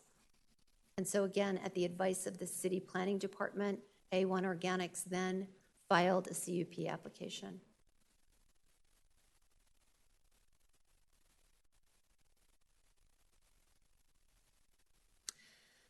This is just an email as a result of an inspection that was done by Lisa Oliveto for Tri-County Health. This was done in March of 2018, so last spring. It was as the result of a neighbor complaint. And very briefly, she concludes that we were in compliance. She did offer to inspect the neighbor's property, but was not permitted to do so, and said she would respond to future complaints appropriately. Again, A1 Organics cooperates with these inspections. They welcome these inspections. As you are all familiar, I'm sure this is your comprehensive plan. And clearly I've included this just to demonstrate that we are in alliance with your sustainability goals. We are working to help reduce solid waste heading towards your landfills and to promote recycling within the city. We are also arguably a partner with the city in doing that, as is indicated in on page 199 of this section of the comprehensive plan. And these are the CUP elements. I'd be happy to go through them. I think they align with the planning department's recommendations. And frankly, these really illuminate the efforts that A1 Organics has undertaken since that neighborhood meeting last spring to mitigate the effects of its activities. Very briefly, they monitor wind on the site. They apply water to the site. They apply mag chloride to the roads. They have improved the roads. They would agree to complete paving the road along the eastern side of the property. They will implement the appropriate setbacks to accommodate the neighbors to their east. They ensure reduced speeds of trucks that come in and out of the site, again, to reduce the generation of dust. And they have located their grinding and sorting activities as far away from their eastern neighbors as possible. Mr. Pendley will be able to address kind of even the additional technical efforts they have undertaken, essentially to be good neighbors, and will be glad to do so on rebuttal. And he will also be glad to address some of the photographs that were included in the materials that were shown earlier, which again, it appears that those photographs were from over a year ago. And A1 Organics listened to those complaints and has undertaken mighty efforts to address them. Do you have any questions? Questions of the applicant by the council? Mr. Guardiola. Thank you. One question, the documents you gave Mr. Sheasley, did the commission get those before, or are these new documents you're submitting just to us? Yep, these are new. They are similar to the documents that are included in the brief, in the large brief. I just want to have a reference for you in terms of, so Exhibit U. And then in our second and third supplemental submissions, we also appended additional weekly reports, frankly, just to demonstrate that this is part of how we operate, and we continue to do so. Thank you. Mm-hmm.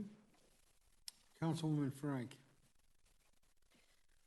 What are the height limits in the other cities that they have businesses in Eaton and Keensburg? I am not able to answer that question, but I know Mr. Pendley will be able to answer that question on rebuttal. And if this CUP is approved, what is this may be a Pendley question as well. I'm trying to find out what would the timing of the dust mitigation and all of these exceptions or, things that you're agreeing to, when would those be completed? I think he will be able to respond to those. If I can just go back to your earlier question, my understanding is in terms of the 25-foot height here, my understanding, and again, he can correct me, is they are at least that at these other sites. This is not unique. In terms of implementation, many of the elements in the dust mitigation plan and these conditions are being met already. So there's the installation of the screening fence, and I will let him address how long that takes. I know the company has a quote for that, so I know that process is underway. In terms of paving the drive aisle on the eastern side, again, he will have to address that. But as I stand here, I think those are really the only outstanding kind of infrastructure changes that they would need to undertake, other than the setback, which again would be moving the piles 25 feet to the west. Thank you. Mr. Douglas. Yes, thank you. I know you emphasized a couple times that the pictures that we have before us was from last year, and nothing. You don't have anything that's recent. I'm sure there is recent. We're going to hear that from the neighbors. Sure. I think we wouldn't have this problem if there wasn't bioresidential to the east.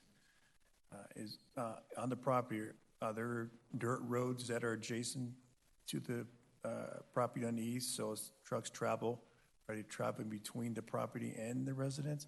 Or is that dirt road or the day-to-day operations of the trucks coming in and out? How close they are to the residential property? I believe, and again, Mr. Pendley is more familiar with the site, I believe in terms of access in and out of the site, though that access is not adjacent to the residences on the property. I think as of this point, there is a drive aisle on the eastern side of the property that is not paved, but paving that is one of these conditions. Okay. And again, the company applies mag chloride to the roads as well to help mitigate dust and ensures that trucks leaving the site are covered. Okay, see. Yeah, a lot of questions I have is really for the applicant. I know you're here representing them. Mine has to do with the type of mulch. What stage is this? Are these piles? Are they finished product? Are they product in the process of being finished? So I guess the applicant can answer those questions. I'm sorry, I didn't mean to cut you off. If the council would indulge, if the applicant could join me now and then still preserve that rebuttal time, I think we would be able to address those questions now, just so that they're not lost to time. Yeah, I think it's important that the applicant comes up and is able to answer questions of the council now before we go to the audience. Right. Thank you. Okay. Mind if I stay here? Thank you, Mr. Mayor and Council. My name is Kent Penley. I reside at 1135 Osprey Road in Eden. I'm the Vice President and COO for A1 Organics. So there were several questions that I was making notes of through this.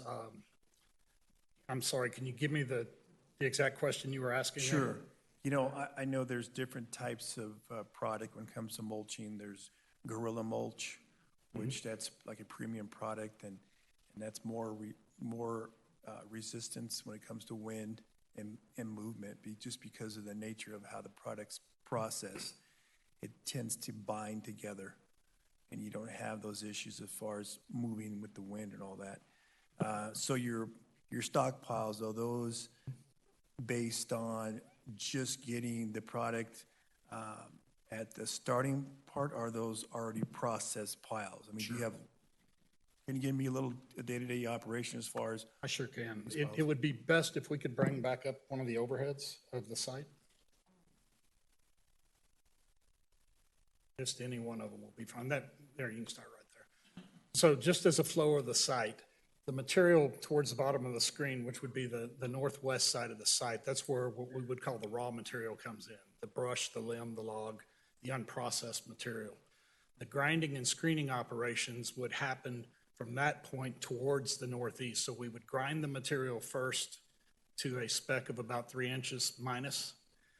The next thing it goes to is the screening operation, which in that semicircle that separates the colored piles from that green machine, that's a screen plant. The material would go through the screen plant and separate out the fraction size. Then we'd have the right proper size product that we can take through the coloring operation, which is located right next to the white cylinder tank, which is a water storage tank. Just to the right of that tank is the coloring machine. That's where the dye and the water are blended with the undyed material to produce the colored product. So the colored product, the finished product, is what's stored towards the east side of the site. Okay. Did that answer your question, Mr. Douglas? Yes. This pile right here is, what's the height of this section right here? Less than 25 feet. Less than 25 feet? And now, you know what? I'll caveat that. I'm not sure the date of this picture. I'm thinking this was around November of 2018. And if that's the date of this picture, then that would be true. Okay, so you're talking this whole pile here, a huge portion of it's 25 feet high. Yes. That's a pretty big size. What would you say the square footage of this area here? Say that's about 100 by 50? 100 by 50 would be a pretty fair guess at that. Okay. You were asking a question about the road. All travel roads are on our property. There's no road between our eastern property line and our neighbors. Okay. So as Aaron was explaining, that whole eastern road along that eastern fence line is what we're proposing to put the recycled asphalt millings down on, as opposed to the road base with the mag chloride treatment that we're currently using. Okay. And then because of the trajectory of the line sight, being that it drops 35 feet or so 8 feet as far as visual, you know, and being a nuisance. And I understand that. I mean, I know you wouldn't be here today if you didn't have residents next to you. And they probably wouldn't be coming in here either if there wasn't ongoing issues with that product blowing into their vehicles and the cleaning. And so I know as a vehicle, when you're driving, air comes in, depends on the air system, you get dust inside your vents. And then you were talking particles within your vehicle. I know the higher priced vehicles can offset that based on the system and everything, so you're not breathing or taking that inside your car. But then that also inside the hooded area, there's screening, so that's a lot of stuff that the folks have to do as far as, you know, cleaning up that material. mean, I'm not trying to say on a personal note, but what's the relationship between you and the residents and your ongoing, has there been an invite for them to come over and look at the operations and help with moving the product so it lessens the amount of material that flows over to their property? I'm not sure I fully understood that. As far as the relationship between us and the neighbors, it's been tenuous, to be honest with you, especially in the last 6 months. When we had, going back to the pictures that were shown earlier of the mulch products in their property, some of the dust levels on their cars, we didn't deny that at all. When we learned about that, Mr. Johnson had called a complaint into our office. Our president, Travis, received that call. We instructed our site manager, Kevin, that runs the site, since he was right next door, to go visit Mr. Johnson the very next day. Kevin did. There's a document in your presentation that you have that it's Kevin's account of that. Kevin took pictures. We actually I have a thumb drive of our pictures where we actually took pictures of our product on his site. This was after the April 2018 storm when we had 60, 80 mile an hour winds come through this area. The very next month in May, when we had the community meeting, even at the facility that we had the community meeting at, the building across the way from us had the roof torn off the corner of it. I mean, we had very, very high winds that day. There's absolutely no doubt about it. We never denied the fact that our product went onto their property and as a result of that event. We made an offer to have laborers on his site the next day and rake the entire property if we had to clean the site up, and we were denied access to be able to do that. Mr. Johnson told Kevin that he would rather have that material left on the site as evidence and proof that we're not maintaining our property. We weren't maintaining our property in an 80 mile an hour wind. Neither was anybody else around us or anybody else in the city that was losing roofs and shingles and trees during that storm. We absolutely don't deny that that happened. We absolutely made an effort to go over there and mitigate that and do what we were responsible to do and clean that mess up. And we weren't allowed that opportunity to do that. Since that incident, there has not been another incident that he's informed us of that material has gotten onto his site. In my thumb drive photos that I have, that you guys have copies of, we actually have pictures and wind speed records of the bomb cyclone that came through, the first one that came through, with recorded winds in the 30 to 40 mile an hour range. We've got a white snow cover on the site, and there's no colored mulch anywhere near the east property line. We believe what happened last spring that we learned from, we made changes to, we mitigated our processes, we changed our processes, and when that bomb cyclone hit, we didn't experience that at 30 to 40 mile an hour winds. And if we didn't experience it at 30 to 40 mile an hour winds, we're certainly not experiencing it at 10 and 15 mile an hour winds. Yet we still have the policy in place to shut the site down if we get 15 mile an hour winds for more than 10 minutes. Okay. Next question is this lake here, is that part of your property? No, sir. That's the Thornton Ponds. Have they complained anything about debris getting into their water source? From the city of Thornton, no. Yeah. They did submit a concern letter before the last planning commission hearing. It was the day of the hearing since that time, and I'd let Mr. Bonson speak to that. Travis had a conversation with the gentleman from the city of Thornton, and there has been no complaints or issues. They just voiced a concern whether or not there could be. All right. And the residents we're talking about are right here, right? The one resident we're talking about, if you'll move that dot to your left, is that property right there. Okay. All right. Thank you. As long as I'm here, I'd like to address a couple other things, and Aaron referred to it. As far as the 8-foot pile height goes, we've never acted in defiance of the city. Everything that we have done has been in conjunction with the city. And she said it right. We haven't hidden anything. The staff of the city, throughout several different regime changes and personnel changes, are completely and fully aware of what we've been doing. Nothing have we done as an act of defiance or an act of we don't care. It's all been in compliance with or in conjunction with, I'll say, the city. I wanted to address that. As far as the windscreen goes, the windscreen did come up in the community meeting back in May of last year. We did agree at that time to put a windscreen up. I don't remember us committing to a specific height. I know 20, 25 feet was discussed. Several different height levels were discussed. We're not the experts on the engineering of movement of wind and materials, so that's why we went to Dr. Rink and had Dr. Rink put the report together. Basically came back and told us this is what you should do. And in a situation like this, if this is what you're trying to prevent, that's the document that you guys have in your pack. And that's the expert that we went to try to figure out what the best solution was for that. Mrs. Frank, you brought up a question about height piles in other city. Our operation that operates in the city of Inglewood is under the same 25-foot height requirement. Eaton and Keensburg, where our other facilities are, do not have height requirements, so we meet the International Fire Code on everything. And that was the only other thing that I was going to bring up. You asked about the radius of the piles. We have to maintain with the 25-foot fire truck access through the entire facility, so that limits the radius that you can put out there. I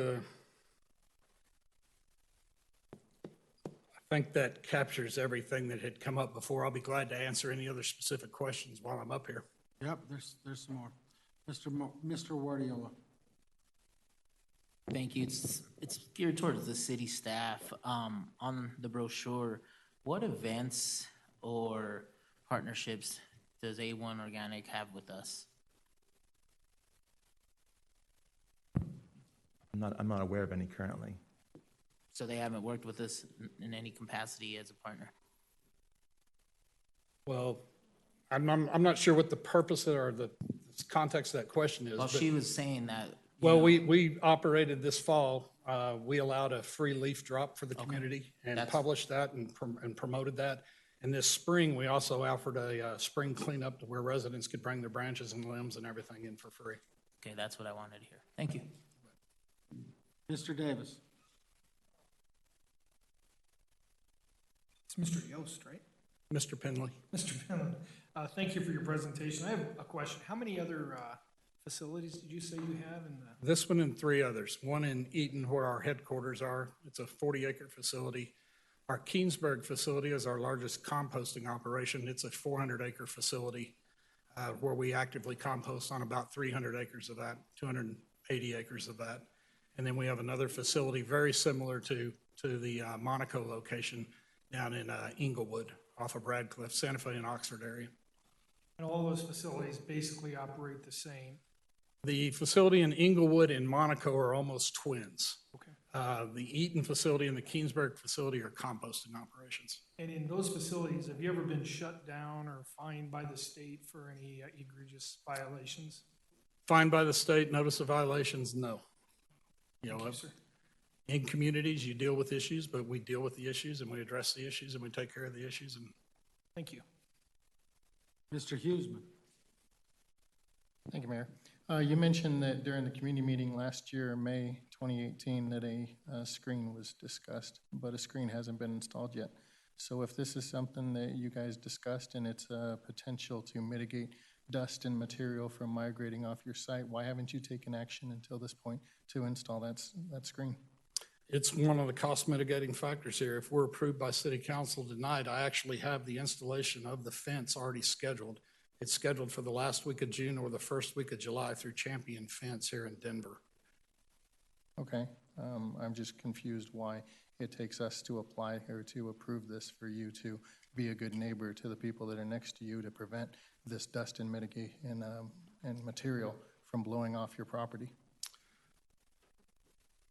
First, it's a mitigating factor. It's not a necessary factor. It's a mitigating factor. It's a safety net, if you will. It's not what prevents the material. The material today is not migrating off of our site. We're willing to put the fence up as a stipulation to go forward if that's what's required of us. It's a $17,000 investment. I want to make a $17,000 investment if we're going to get told no and we have to move off the site. I'm still struggling as far as why that's a stipulation. Why wouldn't that be something that you invest in your property in order to be a good neighbor for the people that are next to you? Why does it have to be a stipulation for this approval that you're willing to do that?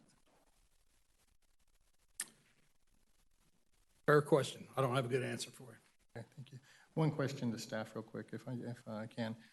Why is 8 foot the limit? Where did that come from? What was the establishment of that?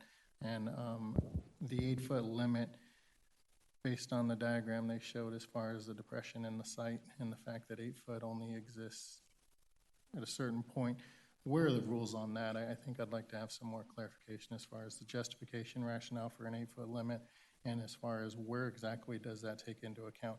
Does that take into account from elevation? Does that take, you know what I'm trying to say? Thank you.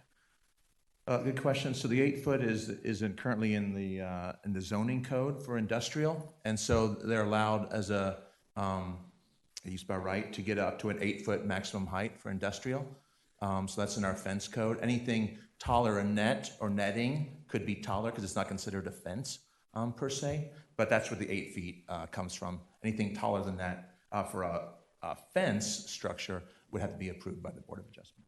Mr. Timms, I think the question is about the pile heights, 8 feet versus 25 feet. Where does the 8 foot? Where does the 8 feet come from as well? I'm sorry. So that's also in the outdoor storage section of the Land Development Code too, which then allows a maximum of 8 feet as well. Right, I get that's what the code says, but I'm trying to get to the rationale behind that. Why did somebody decide when they were drafting this code that 8 foot is the proper height and not say that 25 foot is the proper height or 20 foot is the proper height? Where did 8 foot come from whenever it was inserted into the Land Development Code? And then what is the rule concerning, does that come from the ground or does that come from total elevation of the site?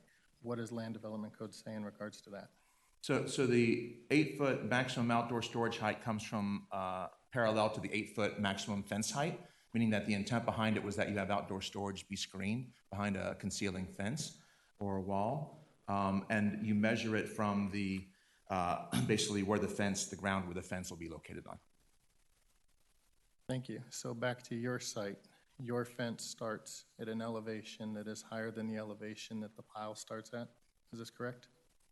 You had a diagram that showed up there with line of sight, and I'm trying to figure out. It depends on your interpretation of where you count the fence. Do you count it at the entrance or do you count it on the lower deck of the site? I'm struggling to get the answer I'm looking for here. If your fence is an 8 foot tall fence and you have a 35 foot pile situated in the center of your property, will I see that 25 or 35 foot pile looking over your 8 foot fence if I'm standing outside of your property? I don't know how else to answer that other than it depends on which part of the property you're standing on. If you're looking at over the 8 foot fence on the Monaco Street, no, you will not. Under the outdoor storage requirements of the Land Development Code, which is section 215254, I believe this is paragraph 7, outdoor storage can be stacked to 8 feet or the height of the screening fence, whichever is less. I don't believe there's any written documentation that the city ever changed its position on the interpretation of this. Any statement from the city affirming that the heights under this provision were measured from any distance other than the base of the item in question, or any other sort of written representation from the city other than representations made by employees or associates of the applicant. That answers your question about where the base is measured from, which is, I think, where you may have asked questions about. Yes, that does give me that. So back to my question, if I am standing on Monaco Street, I cannot see a 25 foot pile because your 8 foot fence blocks that view. It's a chain link fence, so you can see right through it. If it were a wood fence, would I be able to see over the top of the wood fence to see your wood pile? On Monaco Street, no, sir. Okay. Thank you. This is the diagram I was looking for. Thank you. The depression between where the base of the fence is from where the base of that wood pile is how many feet? I'm sorry, can you use a pointer and show me what you're talking about? What is the elevation difference between this point right here where your fence is and this point right here where the base of the pile is? 35? That's about 35 35 feet, I believe. Okay, so if you have a 25 foot pile here and I'm standing here, and your fence, we're wood fence, I should not be able to see that. Correct. And the purpose of this entire thing originally, whenever the code was set up, was that your pile would not be taller than your fence, correct? Thank you. Thank you very much. Welcome. Just as a point of clarification, height is not just measured from the public street, it could also be measured from adjoining properties. So the adjoining properties that have concerns about the pile heights are at a similar elevation. There's actually, because this was a landfill, this particular property sits about 6 feet, I believe, higher than the adjacent neighbor.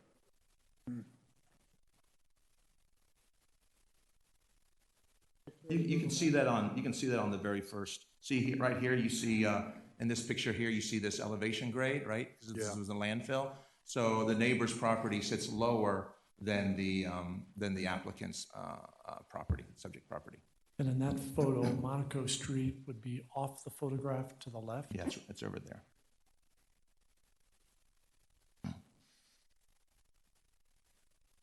Thank you. Mr. Douglas? Yeah, I had a question, as far as excavating the property there, would that help if your area there was lower than the adjacent property? That way, We weren't the property developer of this. Fiore and Sons was, and the reason the property was raised is the inert landfill set in the floodplain. Gotcha. And so it was raised to this level, I believe. I don't want to speak for Fiore, but I believe that's true. okay, was this being Fiora's property prior to yours? Did they use this as far as an infill? So you couldn't even excavate this because you'll be bringing up whatever was buried there, correct? Or That would layered be out? my assumption. Yeah. Okay. Are Thank you. there any other questions for the applicant at this time? Seeing none, thank you. Thank you. I just wanted to make a reference within your materials to some of the information that Mr. Pendley referred to. The first is Exhibit T to the large supplement, or rather initial submission we made, which is Kevin Northrup's summary of the wind event that actually generated much of the concerns of neighbors. And so if you have any questions about the report that was generated, about the activities that the company undertook in response to that, that's where they can be found. Thank you. I don't know if you have any additional questions. Seeing none, thank you. Thank Mayor you. Ford, may I ask a clarifying question for the record? Yes. Ms. Verneris, just for the sake of clarity, does the applicant have any written documentation confirming the statement that the city's changed its interpretation of the code with respect to pile heights? Well, I think what the applicant has is they have their September 2nd, 2014 letter to Mr. Draper. Correct. I guess to shortcut the question, there's nothing issued by the city confirming that, correct? There's a transcription of a voicemail from Mr. Draper, which was entered into the record at the Planning Commission meeting on May 7th, in which he affirms that A1 Organics can move their piles onto the Monaco Street site. There's also an affidavit by Mr. Yost. I understand. Confirming that understanding over a year later. I understand. What I'm looking for is just to make the record clear about there are no written documents from the city either changing or stating that there was an interpretation different, or verification that the city measured pile heights from the street elevation, or approved the storage of mulch previously in the manner that is currently conducted. I'm just trying to make sure that there's not something missing from the city actually approving this previously. I think the city has all the information that we have. There may not be a written document, as you're saying, but there was certainly enough conversations and conduct and reliance to establish the understanding, and the fact that there was a change in that understanding due to the city's change in the measurement standard in the summer of 2016. Is there any written documentation explaining that there was a change in the measurement standard? Is that contained in the record? No, there were just communications and actions by, for instance, the property owner to then go before the BOA to seek a variance. Thank you. And Mayor Ford, if I could ask a question of Mr. Timms regarding those items. You can. Mr. Timms, are you aware of the city having any written approval of pile heights in the current manner? No, we were unable to locate anything. And what was Mr. Draper's position? He was a planner with the city, he's no longer employed. And did he have the authority in that position to permit waivers of any land development code requirements? No, he does not. Thank you, Mayor. Thank you. Thank you. All right, now we're going to go to the audience. I have several people who have signed up for different things, but I'm going to go take care of this since we're in the public hearing. Harry Johnson. Come on up. Howdy. Harry Johnson, 9225 Monaco Street. Could you pull up Expedition B? No, the other one. No, the other one.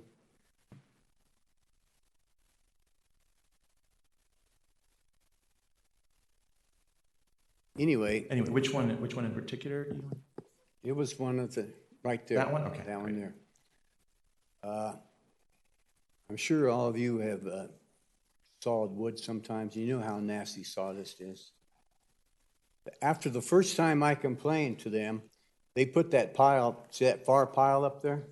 They put that pile up there directly behind my house so that every time the wind blew from the west, I'd get it. So I put up with that pile now for 3 years.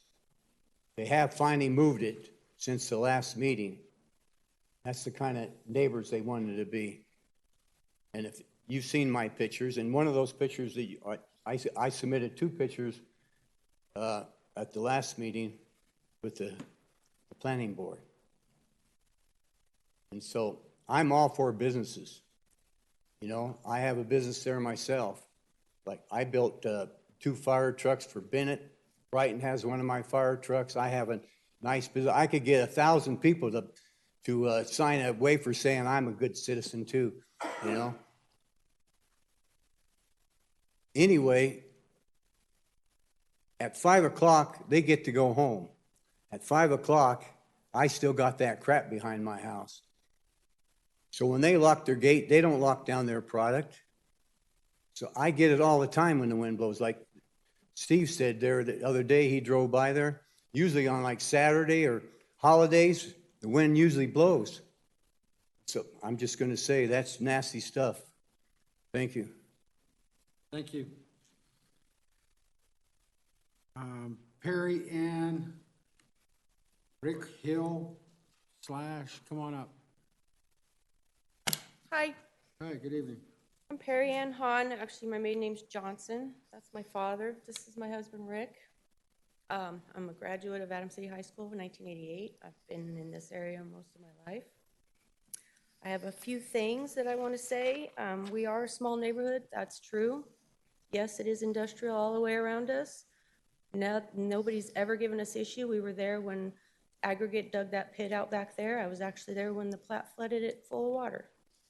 We used to play back there. We walked to the Platte from back there. We've never had an issue. I work for Albert Fry & Sons, which happens to be next door. I've been there 26 years. I know how dust works. All of our driveways are dust. We've played in the dirt. We've ate dirt. This dust is different. This dust makes you sick. I actually submitted at the last meeting on May 7th a thing about wood pallets and how they are treated. It doesn't matter what kind of wood it is. All wood is treated. You guys offer Fury Days to the landfill every year, which is beneficial to our residents. That's true. And I am all for recycling everything, but wouldn't A1 be more beneficial out there by the landfill where there's more access? The roads are bigger. There's not a neighborhood to complain about. There's more room for their piles so they don't have to do the 25-foot. And back to the question that the lawyer, because I am no lawyer, I can't answer those. I don't have the big words, but I did look up Inglewood's zoning. And it says here that the dust, fumes, and odor, refuse, smoke, vapor shall not exceed property lines. And then as far as the screen wall or solid face should not exceed 10 foot in height, and stored materials shall not be stacked and be visible above the enclosure. Now, if you go to Google Earth, do a street view of Radcliffe, which is where their property is, you can just barely see their piles, but they are completely screened in. They are surrounded by junkyards. The plat is on the west side of that. So as far as being residential, that area is not residential. Kingsburg's not residential. We are the only area that's residential. Anything else? Think I got it? Well, I mean, I want to put in my application to drive however fast I want and just do that until you guys figure out. Right, because we have been to every one of these meetings. This has been years. Ongoing. And Tri-County Health, that's the other thing. That Olivia, she never called my father and never asked to come down and see our site. And Brown Brothers, they do not process asphalt. They just store their trucks and their equipment and they do maintenance on their vehicles. That's all they do there. So let's see what else. They also make this biocomp stuff. It's supposed to be organic. Did you know it's made out of sewer sludge, wood waste, and wastewater treatment water?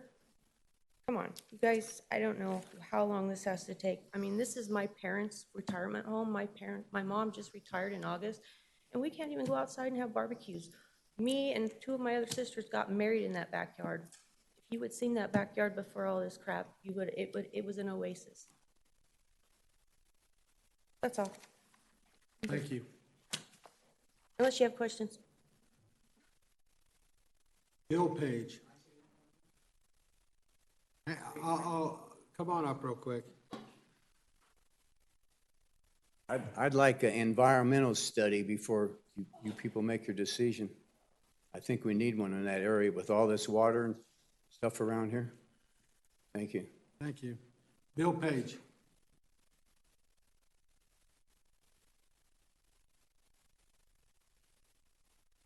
Good evening. My name is Bill Page. I reside at 10140 Mockingbird Lane down in Highlands Ranch. I own a business at 7281 East 96th Avenue in unincorporated Adams County.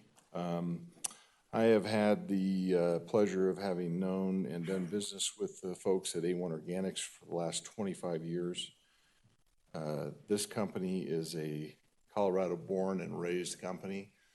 The Wilson family that started A1 Organics homesteaded Eden, Colorado, and Colorado has always been an important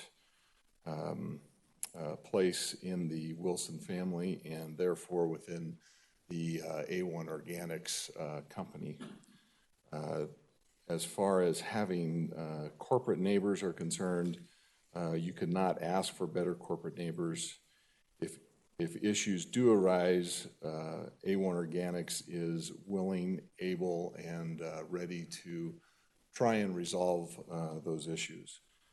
A1 Organics has won and received many awards over the years.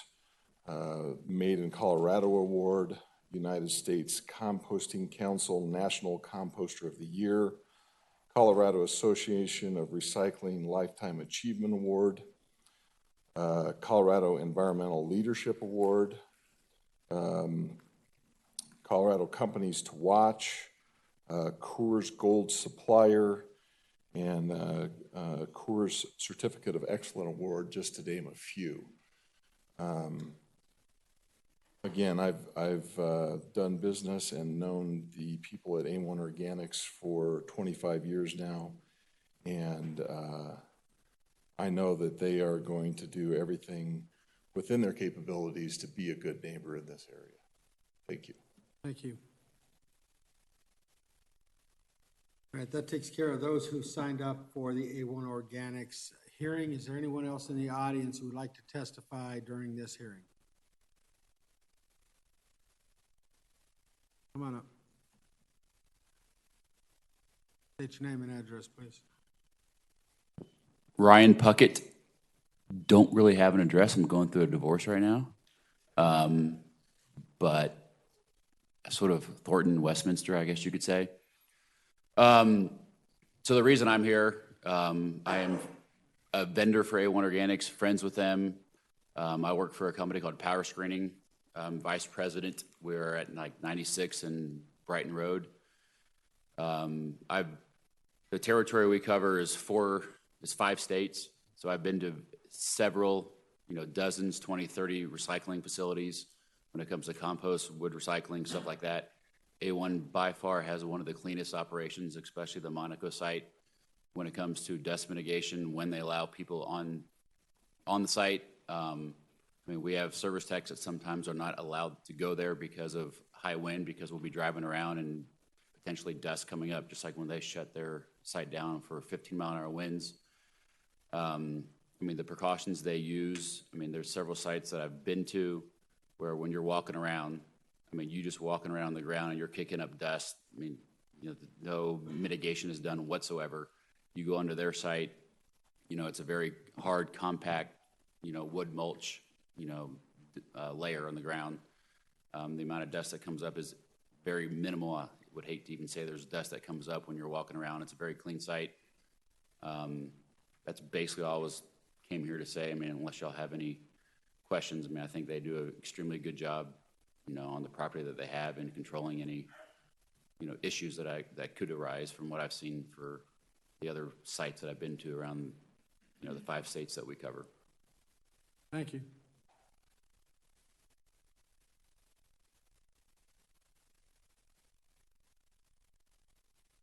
Good evening. My name is James Reuter, and I live at 5886 Amber Ridge in Castle Pines. I own a business called L&R Pallet. We're just located a few miles to the south of here at 3855 Lima Street. I'm only nervous for 3 minutes while public speaking, so I'll be nervous the whole time I'm up here, unfortunately. But the primary purpose for me being here is to be available to answer any questions that you might have in regards to the lumber, the wood that's on site, because I provide the majority of that stock that's in that, some of those photos that you've seen. I've done business with A1 Organics for nearly 15 years, and as has been said already, it's a very reputable company with great people that are really leaders in the recycling community in Colorado. The majority of the material that we process on a daily basis is out of the grocery industry. We're located conveniently between the large Safeway distribution center on Stapleton and the 2 King Soopers facilities just to the east of here on Tower Road and 51st.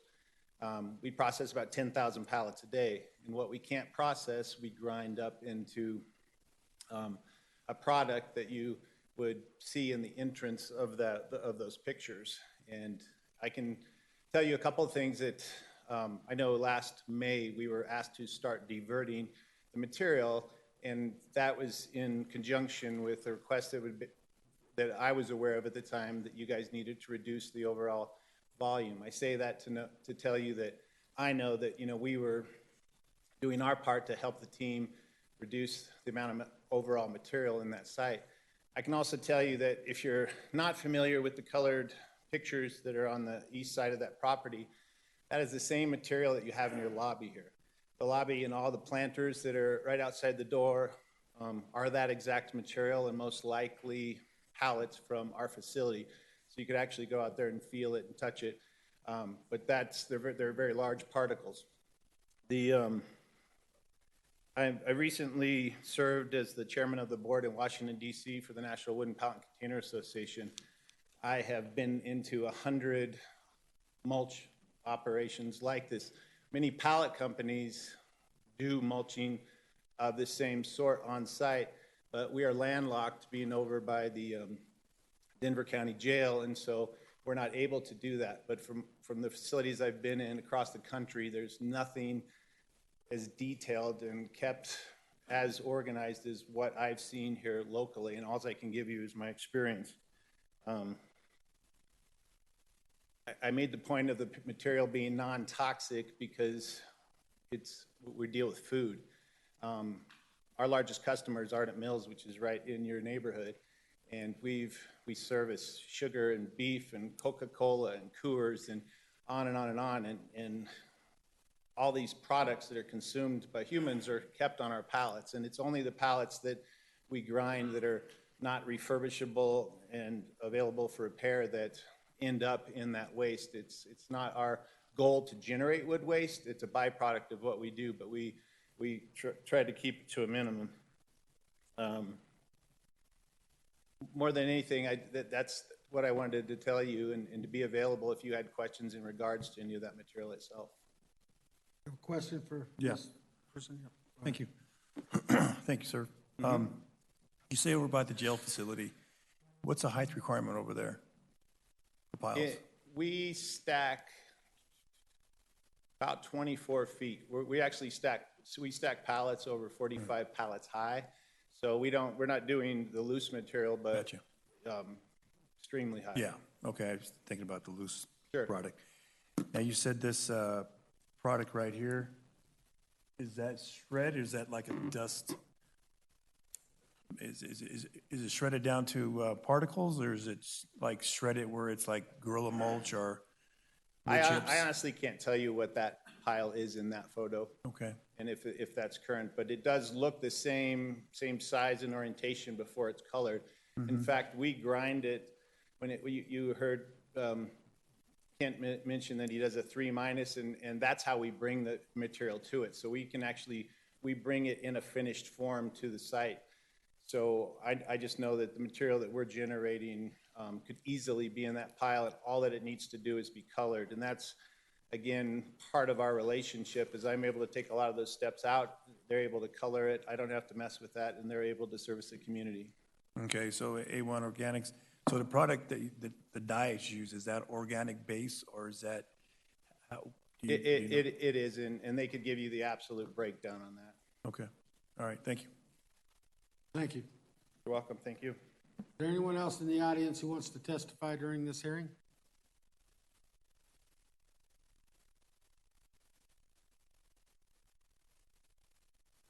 Is this your rebuttal? All right, come on up. Mr. Douglas, you asked about the dye. It's an iron oxide. It's actually a mined mineral. It's not manufactured or anything.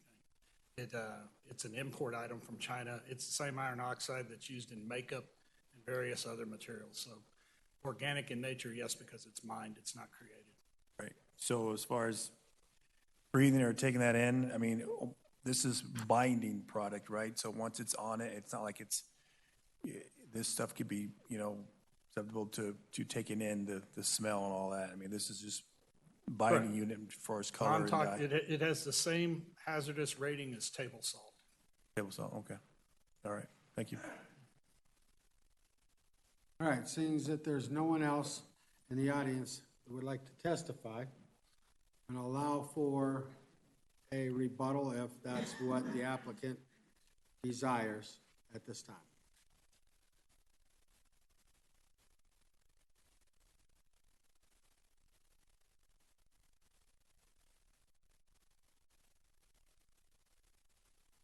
Thank you, Mayor. We would just like some brief rebuttal. We have a presentation, Kent Pendley's presentation. Thank you, Steve.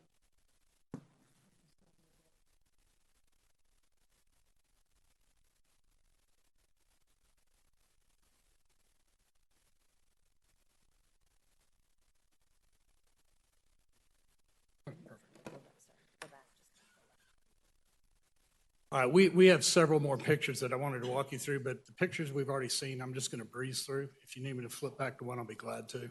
I would like to say, and I hopefully the council is under the same understanding. We're expecting a short rebuttal to the questions or the concerns of the audience, and I don't want to get into a long presentation. Otherwise, I'm going to have to start giving some bathroom breaks for the council members up here. So you can keep it. I'll be very short brief. and sweet. Thank you. And the main reason for this is I don't know if any of the members or you, Mr. Mayor, have ever been to the site, so we just wanted to give you some updated pictures of the site. Like I said, anything you've seen, I'm going to flip through. This was a picture. This picture has been around since the community meeting last May. As you can see by the other pictures in the development of the property and the site and the quarry next to us, the site does not look like this. It does not act like this. This is looking into the Johnson's property from our east side of our property. We do monitor this area very closely to make sure that there is no debris, that there is no accumulating materials or accumulating dust on any of the various different things that are stored back here at the back of his property. This is from June of last year when we were doing the mag chloride application to the site. This is looking down that east fence line. These are the pictures we actually took ourselves. Actually, Kevin Northup did when we were informed after that storm of April of 2018 when Kevin was allowed onto Mr. Johnson's property. So like I said, we documented the fact that this happened as well, made every effort to provide the opportunity to clean it up. And then the bomb cyclone that I made reference to, I just wanted to show these pictures real quick. Snow-covered grounds, 30, 40 mile an hour winds, no colored debris laying anywhere in the fresh fallen snow. And that was just a quick picture. It's of a fence similar to what we would propose to put up. That is a picture taken this morning just to show that east side of the property line. So there's a current picture as well. That's it, unless there's any questions. Mr. Douglas?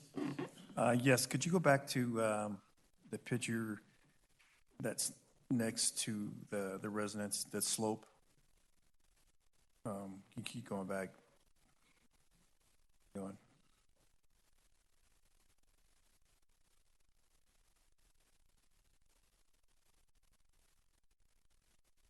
Okay, well, this is fine. Okay. This over here, this is being up so high next to the residence. How high up is that compared to their property that drops down? I mean, are you 8 feet higher? Are you 10 feet higher? Probably closer to 10 foot. I'm assuming, and let me flip back over here real quick. I'm assuming that to be a 6 foot fence, so it's probably about 8 foot higher. Okay.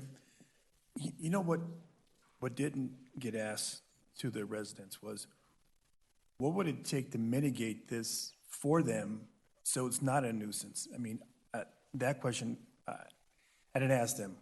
And I would like to ask the neighbors, what do they see would fix this problem? That's what I want to hear. Can I ask Mr. Johnson to come up so he could answer the question that Mr. Douglas is proposing, please? I don't know because the wind blowing off the top of them piles, I mean, they work like a wing. When the wind blows up, it causes a recoil on the other side. So I don't know if whatever they're calling their mesh fence would do any good or not to the fine dust. Maybe the bigger particles, you know? What about the movement, the location of the piles? If those piles were moved to another area? They can move the piles, right, and they're not 100 feet away from the property line right now. Okay. And as I said, they did move that one pile that they put there just to torment me with it. Mm-hmm. Thank you. Thank you. Thank you. Mr. Guardiola? I'm kind of on the same thing that Mr. Douglas. Is there a compromise from A1 and the Johnsons that we could come to? I mean, it's one neighbor. It's just, I don't know.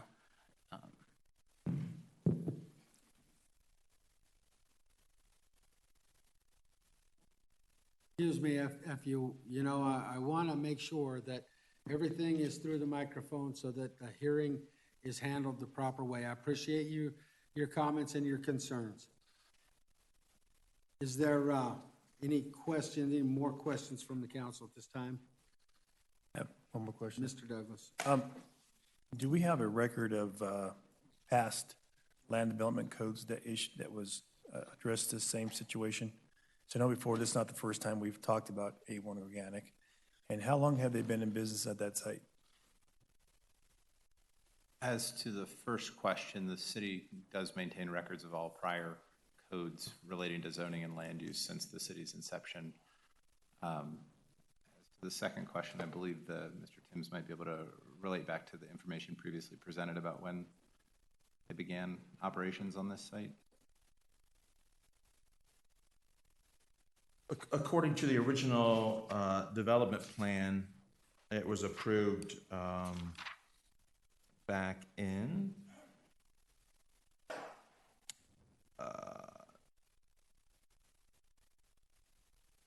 let's see. Looks like it was approved late in November 2015 for Brown Brothers and A1 Organic. They've been there for 4 years, going on 5, basically.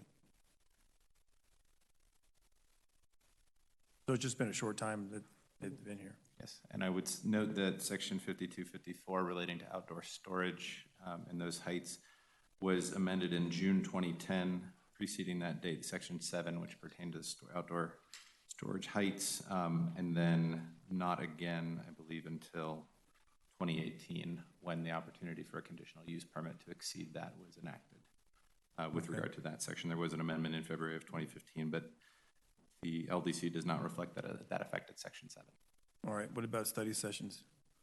We've had previous discussions and study sessions about height as far as material. I don't have the date immediately available, but I believe that there would have been a study session on the Land Development Code update each time prior to its enactment. And then when the Land Development Code was enacted in, I believe, 2007, or when it was initially enacted, it would have been subject to, I imagine, extensive city council discussion and input.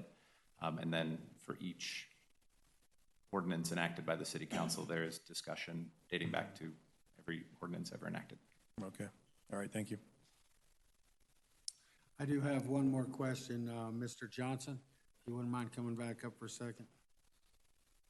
It's important to me, with A1 Organics being there for approximately 5 years, it's important to me to know whether it's gotten better as they've been moving the piles and trying to with neighborhood meetings and everything else. I just want to know, over that 5 years, has it gotten better? Well, this spring, we've been a lot wetter than the last 2, which was, dry. Sure. So this spring, it's been better, yes. But there's still been, like Steve mentioned there, that he drove by and seen it, a couple of big windstorms come through there. All right, thank you. That's all I had. All right, if there be no further questions for the council in this hearing, I'm going to go ahead and close the public hearing. I'm open for a motion on the findings and recommendations of the Planning Commission, KCU 121-19.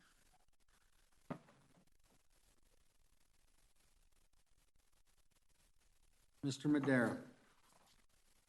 Move to approve the findings and recommendations of the Planning Commission on KCU 121-19. You, Mr. Davis. I'll second it. A motion and a second to approve the findings and recommendations of the Planning Commission on KCU-121-19. All those in favor signify by saying aye. Aye.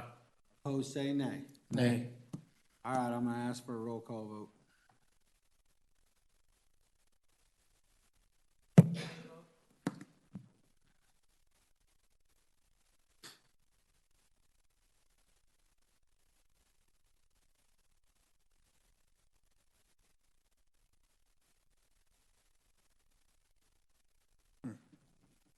All right, looks like motion's carried, 3-6.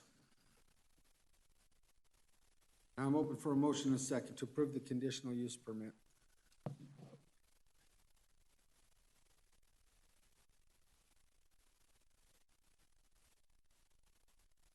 Mr. Davis. Make a motion to permit the use, conditional use permit for A1 Organics. Mr. Madera. Second. A motion and a second. But before I call for a vote, I want to allow for discussion.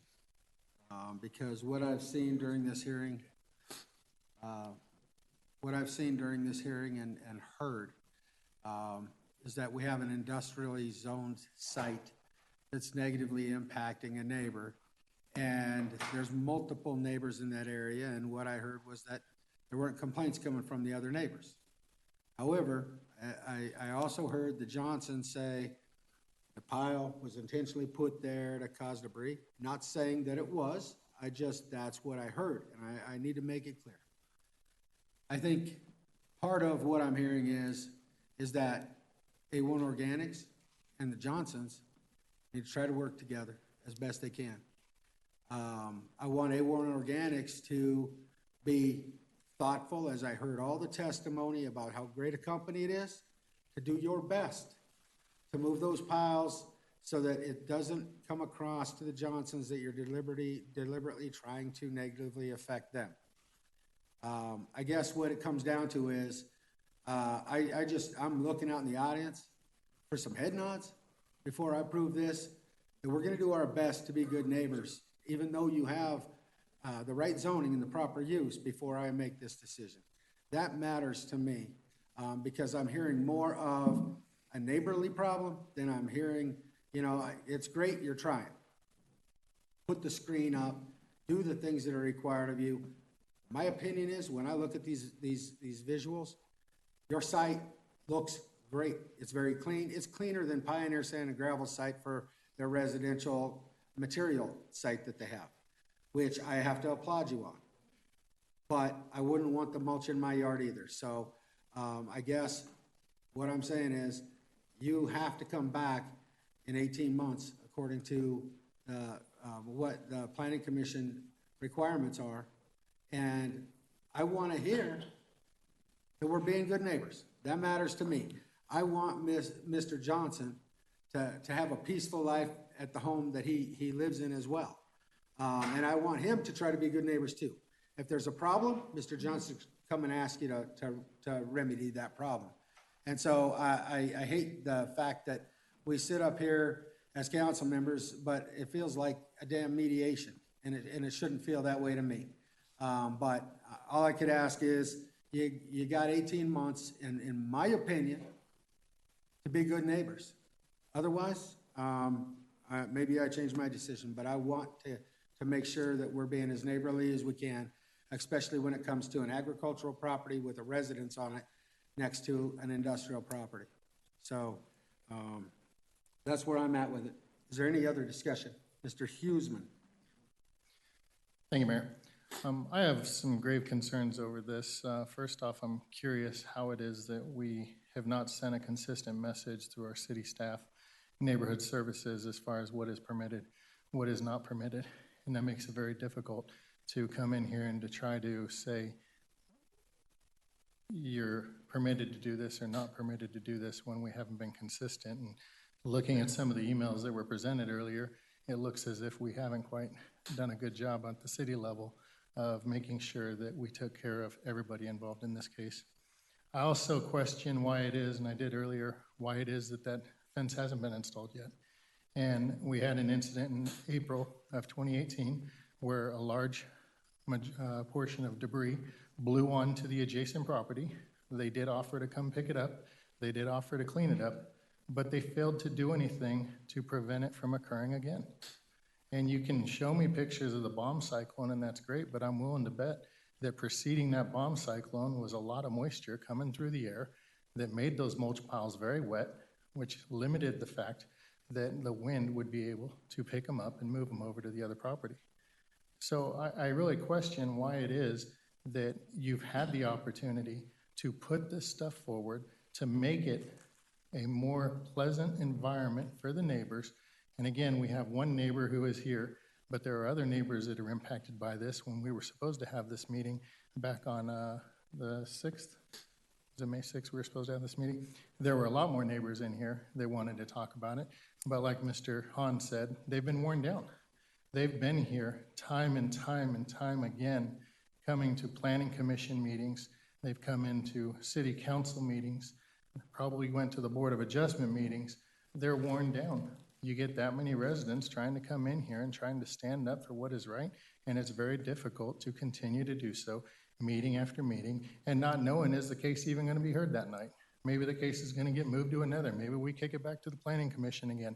Maybe we decide that the attorney representing the client has come forward with new material that's got to be reviewed. So of course we only have one neighbor here instead of the amount of neighbors that truly should be here to represent their case. It's troubling that our planning commission reversed themselves the way they did, to go from 5 nay to 5 aye just because of some new material. And I'm sorry, but that new material was unfounded. I say it's unfounded, or it's unproven, actually, is the proper term. It's unproven because we don't know that what they say they're going to do is going to make an impact. This was an abnormally wet winter, abnormally wet spring, different than what we've had in recent years. So any dust mitigation, any material mitigation efforts that you tell me have taken place this year, I can't count because of the weather having changed the way that it has and everything being much wetter than it was. So I don't know that any of the things you propose you're going to do are going to have an impact on that. Now, had you come in here and said a year ago, we sat down and the neighbor said, if you build a fence, it'll help us out, and you built the fence, and then came and asked for that conditional use permit, it may be a little bit easier to swallow. It may be a little bit easier to say, yep, you guys are doing what you need to do in order to mitigate the things from coming off of your property and affecting your neighbors as per it should. But you didn't do that. Instead, you make it a stipulation. You'll do it if we approve this. Well, I'm sorry, but I don't like being blackmailed into protecting neighbors in order to give you a vote. So therefore, my vote is absolutely no. Mr. Douglas. I'm going to hold off here. I'm going to wait and see how the vote goes. But, no, I'm going to have to say, and I understand the cost, $17,000 to put a fence in. I think it'd been much better coming in and saying, you know what, I installed that fence, because that's just the right thing to do. Cost has nothing to do with it. I mean, that's just part of business. A lot of things that, you know, I've learned over time, you just do it because that's good business. You look at the long term, not putting a Band-Aid on the situation. And, you know, and then your neighbors, you would have less of an impact on neighbors knowing that, hey, you know what, look, they're actually being proactive prior instead of waiting and hearing what we have to say. Because I shouldn't have to tell you how to do your business. None of us should. We set policy, and we want to make sure everybody complies. We had policy. 8 foot high was the policy, and you guys have gone beyond that based on what someone said, but nothing in writing. So I find that troubling, and I do appreciate the efforts back in 2017, trying to work with the city as far as an exchange for people to drop off their organic waste, whether it's yard waste, trees, and all that. Same thing was happening over at Republic Landfill. So I know there's been efforts to actually help the community out. I'm saying that, you know, I think that was great. Making suggestions. I know we didn't go that route, but also look at the neighbors who have come in here today, voicing their opinion, and looking at us to help out. That's why I wanted to ask neighbors here, what can be done in order to, you don't have to come before us again. I mean, we should not have to go through this again. Based on these conditions here, not one of these conditions is installing a fence. Now, one of these conditions is having a direct line of notification from the neighbors to the city, or having to pay for city services to come out and also look, not going off self-reporting. So as these conditions are before me right now, with A through I, I'm going to be a no vote right now, because this does not state anything to mitigate what has transpired this far. So, thank you. Mr. Davis. Thank you. I have a little different outlook than my two counterparts over here. I'm not going to sit up here and scold a company that's been in business for 40 years and that has done a good job for the most part here in Commerce City. I understand the battle here. However, I also saw proof of this company doing the best that they could to try to fix that. I'm a businessman. I don't think I would invest $17,000 of my money without something that I know is going to be at least a for sure thing. I mean, that's a pretty big risk of a lot of money, no matter what size your company is. So I understand that. I also understand the Johnson's problem with your debris coming over the fence. However, what I heard tonight is you're working on that. You're going to put up a large fence that may or may not solve that problem. We won't know that until it's up. So I think that what I'm witnessing here is a company that's trying to do the right thing and has shown me that they have done a lot of good for this community. And I appreciate that. And I thank you for that. I also thank the Johnsons, and I understand that you said that this has been a battle and nobody's done anything. I think tonight something has started to be done. I mean, you heard the mayor put them on notice. They have to do the right thing. All these people are witnessing this. All the people on TV are witnessing this. If they come back in 18 months and we're back at this table, you know what we're going to say, or whoever's up here is going to say.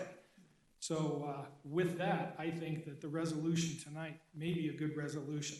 The proof is in the pudding, only time will tell. Thank you. All right, seeing no further discussion, I'll ask for a roll call vote.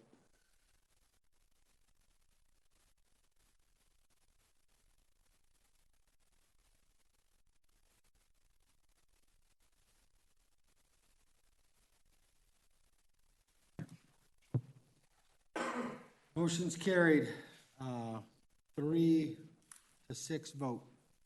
Thank you all for coming in for that hearing. We are going to take a 5-minute break. Be right back.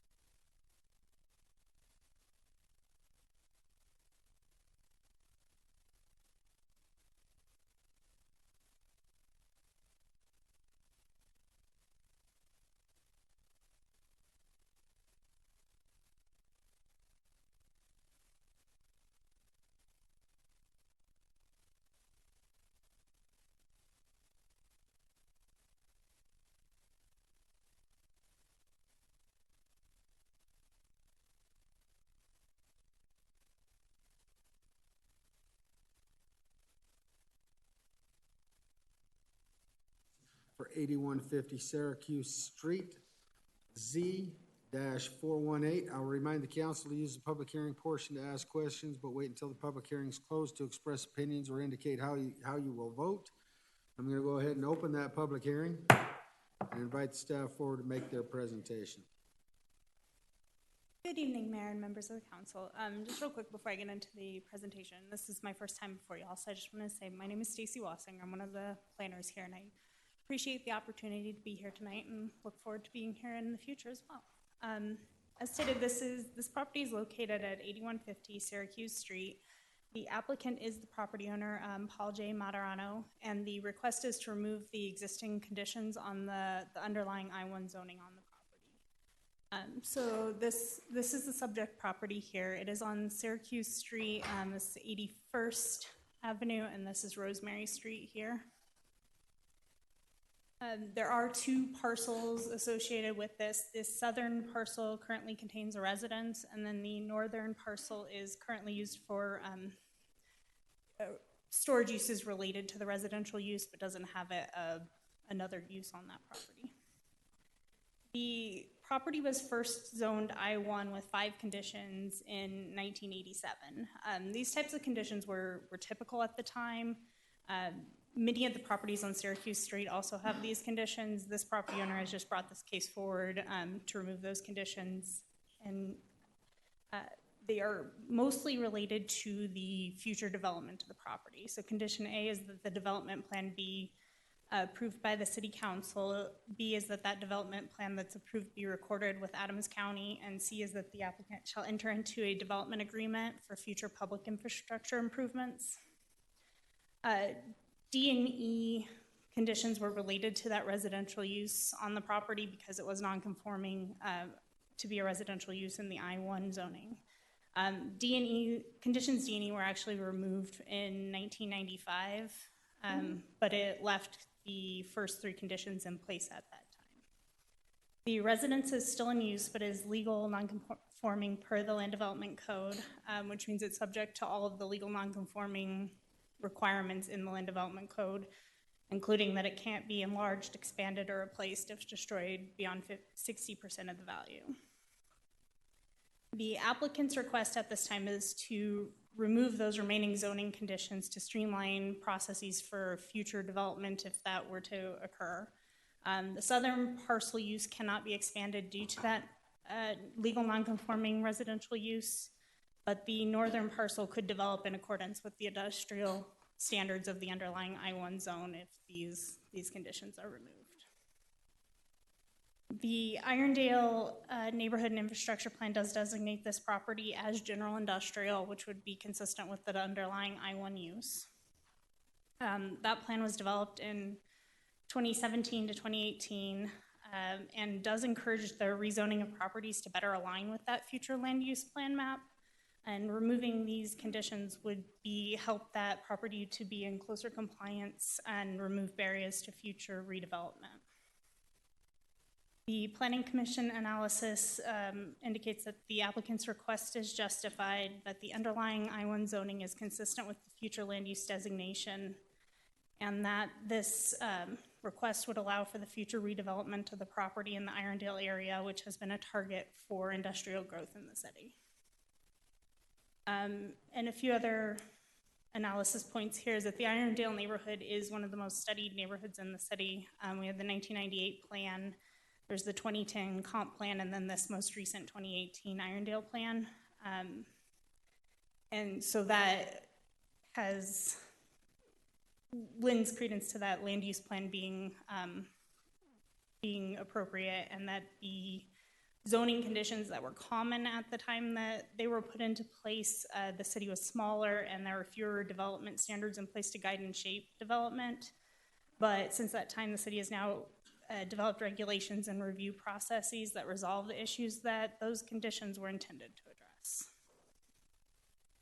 address. In terms of public improvements, the condition C has actually been met in that the property owner has public infrastructure agreement or improvements agreements that includes the development of curb, gutter, sidewalk, landscaping, et cetera, at the time the property redevelopment redeveloped, so prior to the issuance of a building permit. The zone change approval criteria has been met with that Planning Commission analysis.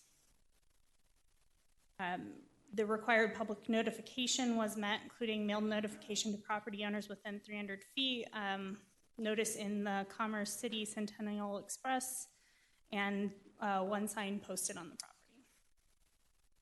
And staff has received no request for additional information on this request. On Tuesday, May 7th, the Planning Commission voted 5-0, 5 in favor and 0 opposed, to recommend approval to the City Council regarding this case.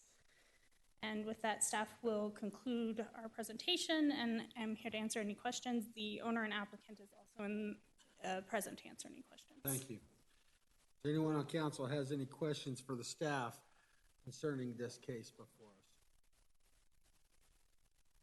Saying none, applicant is present.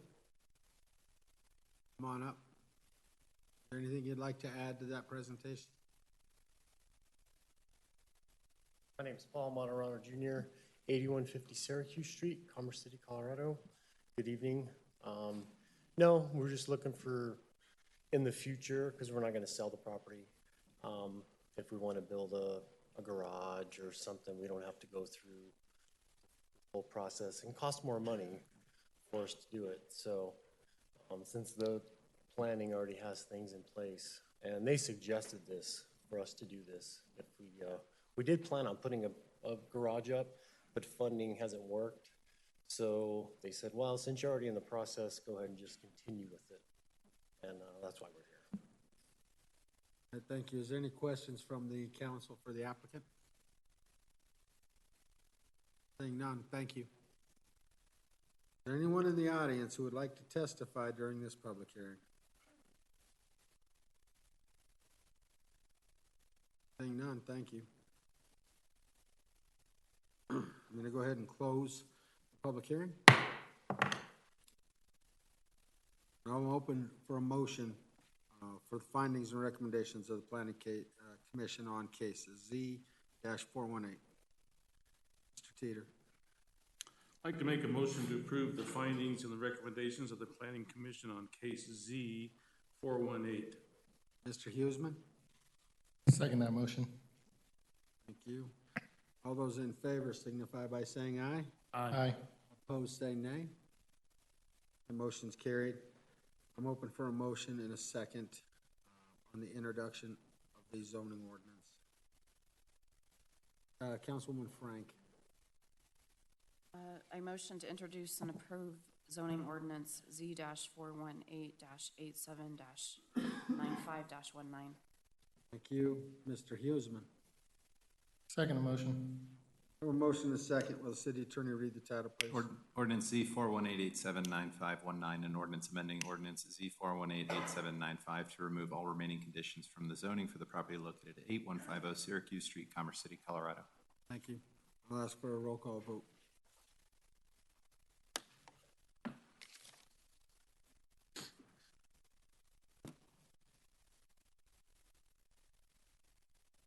For the record, passes unanimously by the council, or is introduced unanimously by the council this evening. Next is Z-956, a zoning ordinance for 8705 Rosemary Street. Again, reminding council to use the hearing portion to ask questions, but wait to express your opinions until after the public hearing is closed. I'm going to go ahead and open the public hearing.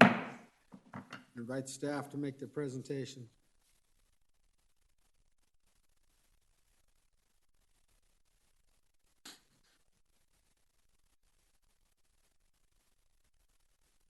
Good evening again, Mayor and members of the council. This case is Z-95619. It is for a portion of the property located at 8705 Rosemary Street. The applicant is Cadence Development, and the request is to rezone from agricultural to I-1. This property is also in the Irondale area. It is the southwest corner of Rosemary and 88th Avenue, so 88th Avenue and Rosemary. And the portion highlighted in red is the portion requested to be rezoned to I-1. It's approximately 2.33 acres. The remainder of the property, the entire property, is about 6.7 acres, and the southern portion is requested to remain agricultural at this time. So this is just a aerial photo showing that portion of the site is currently vacant. The southern portion of the site, so the entire site is owned by the Agassios, and the southern portion of the site contains a residence and residential uses. The case history is that it was zoned agricultural with its annexation, and there haven't been any other zoning actions on the property since that time. The current request is to rezone that corner at 88th and Rosemary from Ag to I-1. There is a concurrent subdivision plat S73019 and development plan D41919 under the administrative review processes. The subdivision plat is to subdivide into 2 lots in a tract. The lot for the proposed development and the lot that is to remain agricultural and residential, and then the tract is intended to be used for a drainage tract. And I'll add that here in the next slide. And then the development plan is for a 7-Eleven fuel and convenience store. So here is that draft plat right now. So this lot 1, block 1 is where the development of the 7-Eleven would occur. Tract A is the proposed drainage tract, and then lot 2, block 1 is the portion that is to remain agricultural and residential in use. Here is a draft of the proposed development plan. This is still in the proposed review, or in the administrative review cycle. This is the proposed building in the corner here, with the gas canopies to the sides and rear of the property, an access onto 88th Avenue that's a right-in, right-out access, and then a full access movement here onto Rosemary. The Irondale Neighborhood and Infrastructure Plan again designates this property as general industrial, so that's compatible with the I-1 and I-2 zoning districts. In this case, the I-1 zoning district would permit that proposed use that they're looking to have in the development plan and meet the future land use plan. So again, the plan encourages the rezoning of properties to better align with the future land use plan, which the I-1 zoning would be more in line than the agricultural zoning. And it also encourages streamlined processes to help the Irondale area transition into a more industrial and commercial type area. And then the plan does note that there are regional drainage concerns in Irondale as a whole, but that property should not be precluded from developing with on-site drainage until such time that regional drainage is addressed in a larger scale in the area. So the Planning Commission analysis is that the rezoning is justified because the I-1 zoning is consistent with the general industrial future land use designation, that this will allow for the development of the property in the Irondale area, which has been a target for industrial growth in the city. The proposed use will provide commercial services to the surrounding uses, and that the proposed fuel and convenience store use in the concurrent applications is consistent with the requested I-1 zoning. A public infrastructure or improvements agreement is required with the subdivision plat process to ensure particularly these street improvements. We'll note there is an 88th Avenue widening study currently underway. It's in the environmental study stage. They haven't come up with the final recommendation for that yet, but the applicant is aware that that study is going on and that it may impact portions of the access onto 88th Avenue. Their traffic impact analysis submitted with the proposed development does note the impact in traffic generated by this use and suggests that there be acceleration and deceleration lanes added onto 88th Avenue from before their entrance on 88th to Rosemary, and then continuing on Rosemary down to their access on Rosemary Street. The zone change approval criteria has been met with that Planning Commission analysis, but those criteria are listed here for you as well. There was the required public notification was met, including notification to property owners within 300 feet, notice in the newspaper, and 2 signs were posted on the property, one on Rosemary and one on 88th. We did have a neighborhood meeting for this application on March 20th. There were 3 attendees from the public. 2 of them were associated with the drive-in that's across Rosemary Street to the east, and 1 other attendee that didn't have any other concerns.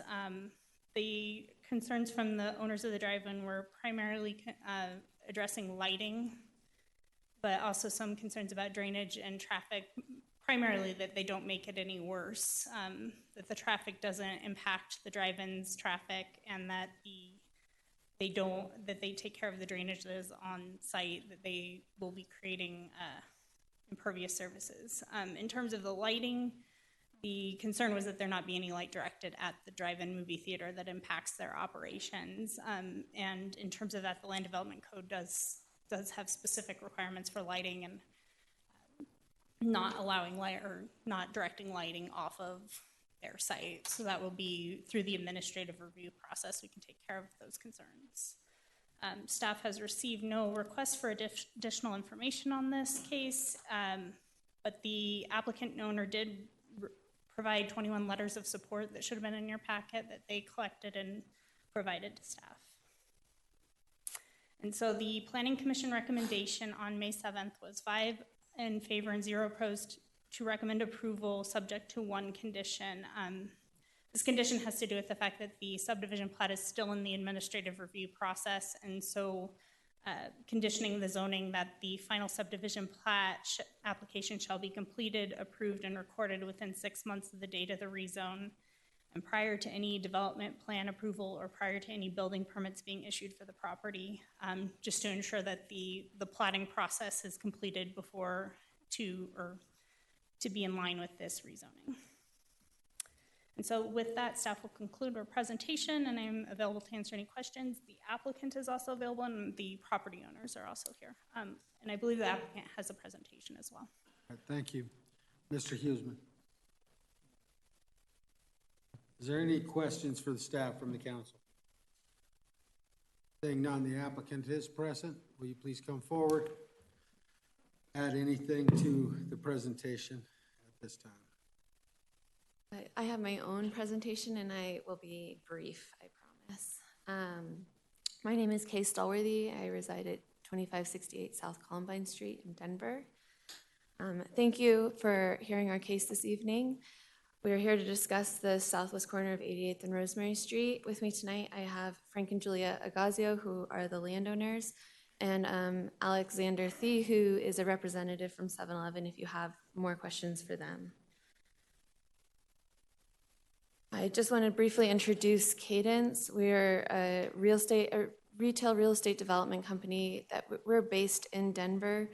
We've been in operation since 2001 and have done several projects in Commerce City, although none very recently. These are a couple of projects that we have done. We have other tenants besides just 7-Eleven, but we really try and work with our tenants in the city to create projects that everyone can be proud of, including architecture, site design, and a business that is functioning. I know that you all know who 7-Eleven is, but I thought I'd just put it on the record. They're the leader in the convenience store market. Their #1 focus is to make life easier for their customers. They are committed to making a difference in the communities by getting involved and giving back through programs that directly benefit the surrounding community. Commerce City has benefited from some of these programs, which I'll go through in just a second, but one is the Project A game. It's a grant to a local school or nonprofit within 2 miles of the store. Another is Spirit Night, which is normally the nearest school and typically an elementary school. And 7-Eleven will donate 10% of all non-fuel sales to that school of choice. Donations and event support. 7-Eleven will donate cases of water, coffee, donuts to local events in the community, such as town hall meetings, fundraisers, and races. 7-Eleven operates franchises and licenses close to 10,000 locations in the U.S. and Canada. Ultimately, 7-Eleven wants to give the customers what they want, when and where they want it. Sorry. Pause. Sorry. These are just a few of the 7-Elevens we've developed in the metro area. You can see this 360-degree design, and the interiors of the stores are not the 7-Elevens of old. They're bright, light, clean, fresh food offerings, and expanded coffee bars. This next photo, these are the photo on the left, or the Slurpee photo, and the high school cheerleading team were from the 104th and Chambers 7-Eleven that opened last year. That was the money was donated to the high school. We did a project at 65th and Tower in Denver where there were no schools within a 2-mile radius, so there was money on opening day donated to the Denver Fire Department. So they want to get involved within the community that they're in, and they do this through multiple ways. Specifically, we're here to discuss the southwest corner of 88th and Rosemary. This is 6.5 acres owned by Frank and Julia Agazio. It is currently zoned agricultural, and this piece of land has been in the Agazio family for over 100 years. We are looking to buy the corner of it and redevelop that, but the Agazios live in the farmhouse that's on this property. We are respectfully requesting that a portion of the property located at 8705 Rosemary Street be reclassified to I-1 light intensity industrial. We feel that this proposed zoning change positively contributes to the mix of uses currently in the area. This is the Irondale Future Land Use Map, which was developed in 2017 and 2018 and adopted in late 2018, that encourages property within Irondale to be rezoned to general industrial. You can see where the blue arrow is. That is the site that we're referring to, and highlighted in purple for general industrial. The purpose of the light intensity industrial district is to provide a general commercial and restricted industrial district designated for a variety of compatible business, warehouse, wholesale, office, and limited industrial uses. Some of these uses, certainly not all of them, include convenience store, fuel sales, automobile rentals, car wash, greenhouse nursery, building materials and services, catering services, health club, vehicle repair. This is an aerial that red circle is a 1-mile radius from the site, which is a star. And you can see there are over 15 employers within this area and only 1 gas station. So there's really no amenities for the employers, employees, or the residents in this neighborhood. When we were looking, I was in the car with 7-Eleven looking for a site for them in Commerce City in this area, and we came across this site, and we approached the Agazios to ask them if we could buy a portion of their property. And in part, they agreed because of the Irondale Future Land Use Map, which encourages the industrial zoning. We were transparent with them about the use that we were proposing, as well as the ultimate end user. We held a neighborhood meeting on Wednesday, March 20th at the Municipal Services Center in the training room. In attendance were the neighbors across the street, Susan Kochevar and Kylene Rush, who own and operate the drive-in movie theater. As Stacy mentioned before, their primary concern was lighting so that it wouldn't interfere with their movies. And we didn't change anything on our plan because we didn't have to. All of our lights are downcast. We're meeting code. None of the lights leave the site. We also addressed some of the landscaping for buffering concerns, traffic and drainage. But then we also, by doing this development, we're addressing safety concerns that both the drive-in movie theater have, as well as the Agazios. Frequently during movies, there will be people who don't want to pay to watch the movie, so they will park in the Agazios field, and that causes safety concerns for the Agazios and trash and a nuisance. And then also the movie theater is not getting, they're showing a movie for free essentially. So I think that having a tenant on site that operates 24 hours a day is really beneficial for everybody. These are 15 of the letters of support that Julia Gazio got for the project, and you can see where the site is. There are quite a few yellow stars around that. So there, and she has them tonight and can speak to them if you have any questions. But there are other letters of support within just the community of Commerce City.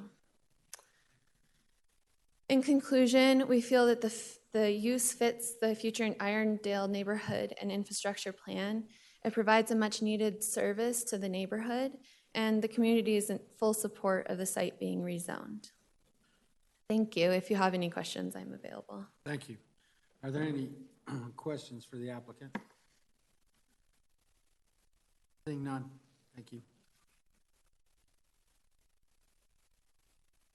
Mr. Teeter, did you have a question? No, or- I'm gonna no? make a motion. All right. I'll hold off. Is there anyone in the audience who would like to address the council on this hearing? Seeing none, I'm going to go ahead and close the public hearing. Open for a motion, Mr. Teeter.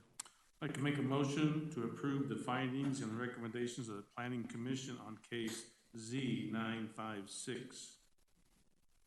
Mr. Huseman? Second that motion. I have a motion and a second on the findings and recommendations of the Planning Commission. All those in favor signify by saying aye. Aye. Opposed, say nay. Motion's carried. I'm open for a motion and a second to introduce the zoning ordinance. Mr. Teeter? I'd like to make a motion to introduce and approve the zoning ordinance on Z 956-19. Need attorney, I need a second.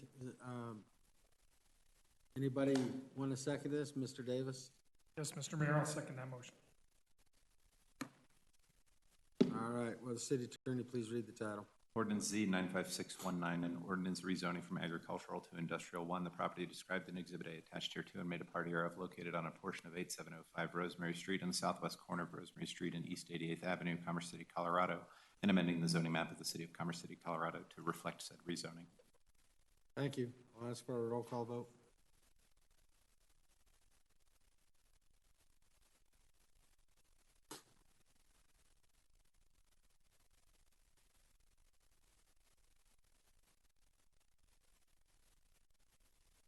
For the record, it's been introduced unanimously by the City Council this evening. Thank you for coming in. Next item on the agenda is a resolution. Resolution 2019-55, resolution declaring support for the preservation of Second Amendment rights. I know there's a lot of folks in the audience.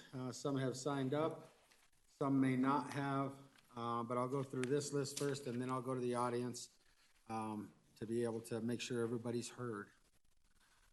Mr. Zeiler.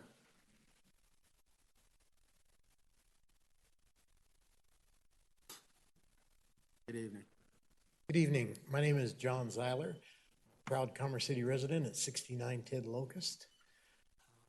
There's going to be a lot of people that I'm sure are going to speak about this is a violation of our Second Amendment, our Fourth Amendment, and our Fifth Amendments, and I won't go into all of that. I want to tell you the story of a Commerce City resident myself.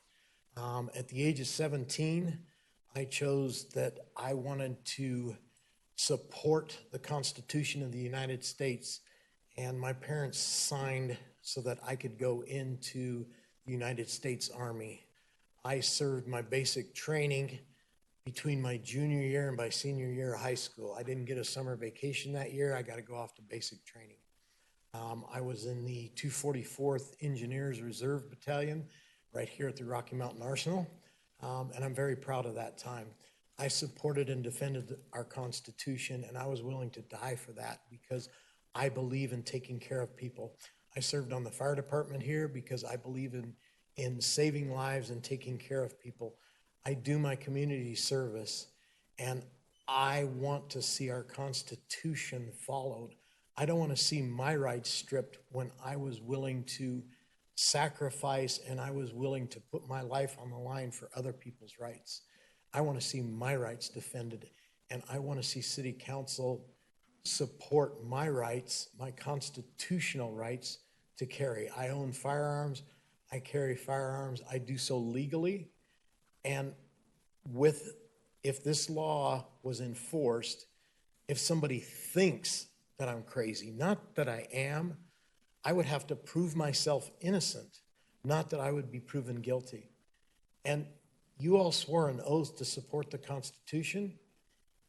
That's a major part of our Constitution, is that people have the right to be presumed innocent until proven guilty.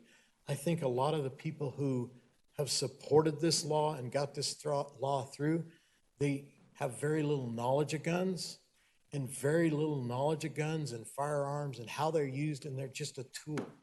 If you don't have the knowledge, you're afraid of something. We had that years ago. People were afraid of people of color because they don't know it. People were afraid of disabled because they don't know it. A little bit of education.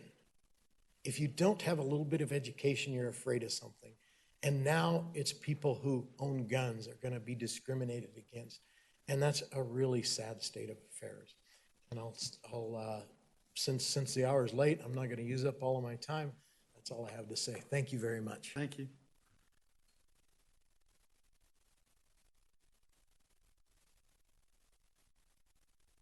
Leslie Hollywood. Mayor Ford, I asked the clerk to run the timer consistent with council All right, policies. that's fine. There's quite a few on the list, so you'll have 3 minutes, just same as everyone else. Okay, thank you. My name is Leslie Hollywood, and I am going to talk a little bit about this red flag emergency risk protection order bill that was just passed and signed by the governor, which is really what brings us here today, as I'm sure you all know. First of all, this bill is just so poorly written. There's a big difference between supporting the concept of a red flag law and actually supporting the law that we passed here in Colorado. It was so poorly written, it's incredibly irresponsible. Every Republican voted against it, along with 3 Democrats. So it actually had bipartisan opposition, and it ended up passing by 1 single vote. Over 50 sheriffs here in Colorado, 50 of our 64 sheriffs, are in opposition to this, Republicans and Democrats alike, including the sheriff of Adams County, who has publicly made a statement in opposition to this law. 37 counties have passed Second Amendment sanctuary status for their counties. The Denver Police Union came out in opposition to this law. The Aurora Police Union came out in opposition to this law. It is that bad and that poorly written. It's just downright irresponsible. So here's why it's irresponsible, in my opinion. It is now 37 pages, and I have that right here.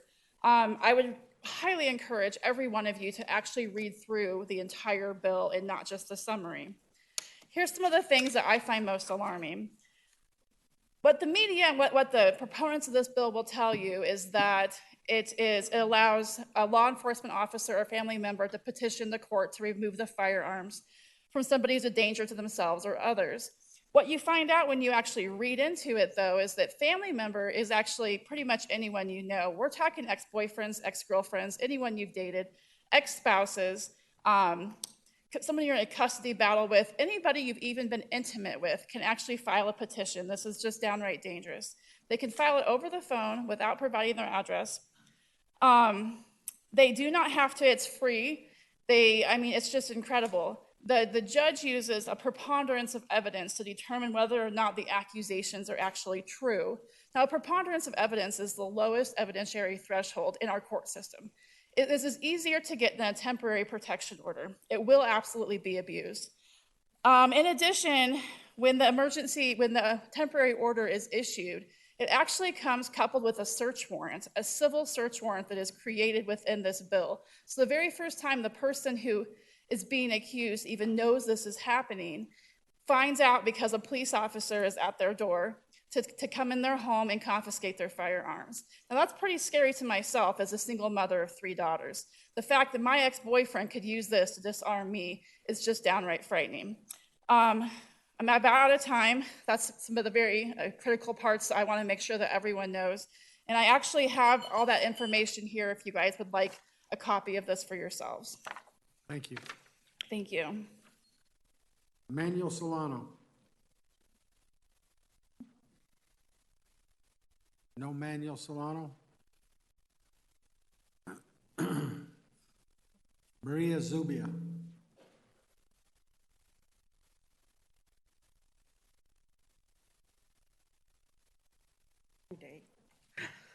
Hello, thank you. Maria Zubia at 6295 East 66th Avenue, longtime resident of Commerce City.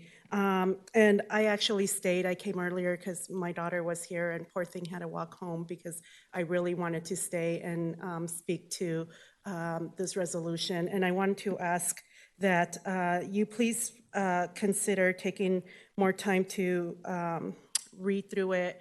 And I didn't just spend 2 hours of my life. I'm not getting back listening to people talk about some what was serious to them, topics about dust and, pretty much, just broken up wood, so that we could bypass this very serious topic without really considering what the outcome is in our community. So for me, I want to tell you as a parent, when we had that scare in April of somebody actually who had a gun and was very, how should I say, obsessed with Columbine, as a parent, that is a frightening feeling to be standing there waiting for over an hour to figure out what's going on with your kid in these schools is frightening. And to know that this poor young lady, regardless of how awful it must be, I felt bad for her because she had underlying issues. And the fact that nobody's addressing the underlying issues here, and it's not just about, amendment rights and guns and what have you, it's about the mental health state and the fact that a lot of these folks are not getting the proper care that they need because we do not have the supports in place. So when considering resolutions, I would suggest that you start looking at content experts and trying to figure out what truly is going to work. So expert-based and evidence-based sources should be really looked at before making such a serious decision here that's going to impact us. For me, I'm like, if they do have an underlying mental health issue, and as a parent of a child with mental health issues, and as a professional that works with kids with mental health issues and other people, I can tell you that, sometimes it's like arguing with someone who's an alcoholic. No matter how much you try, you can't reason with them. And the fact that this is really pertaining to those folks that could potentially hurt themselves or others, consider the fact of the others. Because I, as a parent, I would take a bullet for my kid. But who's to say I'm going to be there for them? And wouldn't it be easier if we could prevent something before it happens? So to me, this is a prevention measure, and people should not take it as something more than what it is. And to me, it's preventing something worse that could potentially harm our kiddos or harm anybody else in this community. So I urge you to take that into consideration and to, like I said, look into considering speaking to content experts and really educating on what this means for our community. So I thank you. Thank you. Jafar? Hi, my name is Jafar Partoma. I'm a resident of Colorado. I appreciate you guys taking the time to hear us out and especially reviewing this red flag and becoming a sanctuary town. The issue is, I'm sorry I'm not as prepared as I'd like to be. The concerns that I have is that this is undermining who we are as a nation. The fact that we're going to put people in harm's way unnecessarily on mere accusations. I don't even have to show any evidence of being dangerous. I simply have to have the potential to be dangerous, to scare somebody enough to have the law put on me. The concern that I have is that now this bill has been passed. It will become law. So I applaud you guys for taking this up and considering yourselves becoming a sanctuary for the Second Amendment. This is not just for the Second Amendment, the Fourth, the Fifth, the Sixth. There's a multitude of amendments that we're being violated with this law. So I encourage you guys to pass this resolution and protect yourselves, protect this town from the overreach of government. It's already been established in the highest court of the land that anything that is repugnant to the Constitution is null and void. We don't have to abide by it. The problem that I have is that you have these legislators in Denver that are going to use the weight of the state against me. And anybody who shows up to my house and tries to come into my house uninvited is going to be met with the highest level of force that I can offer them. And it doesn't matter who they are. I'm not a threat to anybody. And if there's somebody who simply is scared of me because of my beliefs or because of something that they don't know or they don't understand, they can now go and petition the courts. The judge at the court doesn't know who I am. They're not going to have any way of, verifying the accusations or knowing that the accusations are false. And my feeling, my worry is that any reasonable judge is going to err on the side of caution and probably go ahead and allow for these temporary restraining orders. The temporary aspect of these ERPOs completely violates our rights to due process. I won't be able to face my accuser and have a cross-examination of their accusations. We all have changes in our mood depending on if we get enough sleep or if we're eating enough. And, things that we say, we can be agitated, may be misinterpreted by a coworker. It may be misinterpreted. Even by the law, a baby's mama can file grievance against me. And we already know, we have TV shows that talk about this with Maury Povich and all these other guys, how disgruntled, jilted lovers can take revenge on others. So I definitely think that this is going to be abused. I think it's a great idea that you guys, become a sanctuary against this, and that's what I have to say on it. Thanks for listening. Thank you. Lance?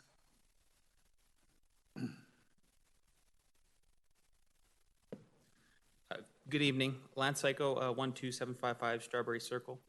I'm here to tell a story that I feel everyone needs to hear as it relates to the recently passed Colorado House Bill 177, commonly known as the Red Flag Bill. On Tuesday, February 12th, 2019, at 11:57 a.m., I received an email that read, "By the time you read this, I, Ralph Schnellvar, will be dead. My wife has decided to leave me, and I no longer wish to live. It has been an honor and a privilege being your chairman. Please live on in freedom." I immediately called a mutual friend and asked if he had gotten the email. He did not, but in an effort to find out if it was indeed real, he tried to call Ralph, but Ralph didn't answer. He then went on to knock on his door, but couldn't get into his neighborhood because the SWAT team had blocked it off. Ralph was armed and threatening suicide. My friend Ralph shot himself shortly after the SWAT team arrived. It is my opinion that not only did the SWAT team create a physical barrier between Ralph's friends and family who were trying to coax him to stop the suicide, but that they expedited it. The recently passed Red Flag Bill will undoubtedly create more barriers between those who wish to do harm to themselves and those who love them and wish to help them, because now people will be afraid to speak up about their mental illnesses or their loved one's mental illness, out of fear of a confiscation team showing up at their door to confiscate their property. In addition, it will create more unnecessary conflict between citizens and the police. There is nothing in this bill that addresses mental health. Instead, it's merely being used as a segue into property confiscation. If supporters were concerned about mental health, then they would be talking more about M1 holds. M1 allows police officers to place individuals who are a potential threat to themselves or others into 72-hour psychiatric evaluation. This law enforcement tool actually gives people the professional help they might need. No new law is required, but then again, the true intent of this law has little to do with mental health. If this was about mental health, an ERPO is a backwards way of addressing it. This action only enhances a responder's alienation without any mental health support. If he is prone to violence, the ERPO has weaponized his anger. If he is prone to self-destruction, he will likely find another pathway to his end. Please don't have the story of Ralph and my words fall on deaf ears tonight. Please do the responsible thing tonight and vote yes on the resolution to not enforce this atrocious red flag law and keep your law enforcement and citizens safe. Thank you. Thank you. Sean Quero, is that right?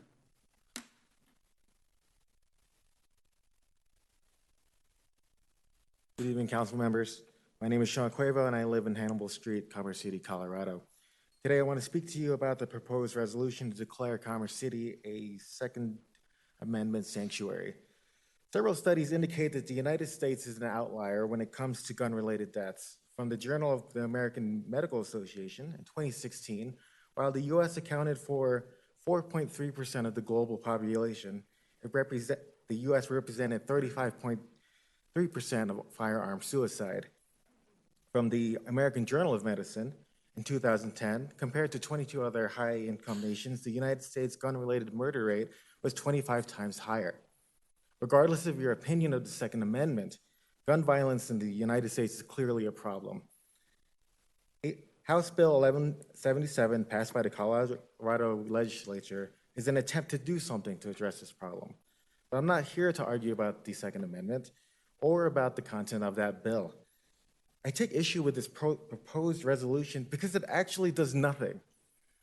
It does nothing for those that are concerned about the Second Amendment because Section 4 explicitly states that it does not represent any change or even the suggestion of action by the city should be taken. The council has repeatedly expressed its desire to avoid legal action with the state when it comes to oil and gas, so I expect the same response to this bill. It does nothing for those that are concerned about gun violence because it doesn't even address gun violence in the resolution as a problem. If this council truly believes that this House bill is not the solution for gun violence, then where is the alternative? Where is the commitment for this city to actually do something, not just support some hypothetical change, but to actually do something to destigmatize and grant broader access to mental health care, to give schools better resources to address bullying, to provide resources for victims of domestic violence, to create safety nets for citizens that would help reduce violent crimes? Where is the commitment to this city working with law enforcement to study the causes of gun violence in our city? None of that is here. This resolution is just political grandstanding that does nothing to serve our city. This is the kind of politics that I'm sick of seeing. Declarations without any plans of action. All it does is further divide us and contribute to the deadlock that keeps us from moving forward on addressing these very real problems. I ask you all to vote no on this resolution. Thank you for your time. Thank you. Jeff Hall? Jeff Hall? Yes. Hello, Mr. Mayor, City Council members. My name is Jeff Hall. I live at 14832 East 118th Place in Commerce City. If I can, I won't need a whole 3 minutes for the Second Amendment. I was not here the night that we graduated from the Civics Academy, and I was part of that. So if I can take just a minute to say that was a great program. I'll sum this up and tell you I was actually in Nevada teaching a handgun defensive course. So you can probably imagine where I fall on the Second Amendment. I don't think that the red flag bill has much to do with the Second Amendment at all. I think it has a lot to do with due process. I think it has a lot to do with illegal search and seizure and the Fourth Amendment and the Fifth Amendment. I think we focus on the Second Amendment because the guns are a hot issue right now. The fact of the matter is you're going to hear from a lot of people that are very concerned about their gun rights and all of this. That's the first step. When we take away due process and you can take and seize somebody's personal property without that due process, I'm a lot more scared of that than anybody coming to take my guns. I appreciate what you're trying to do here, and if you will, right or wrong that the state government has done. The fact of the matter is it's kind of redundant. I think it's silly that we have to have a sanctuary law. In this country, I've hated it for a long time now because we've decided with illegal immigration that we're going to have sanctuary cities.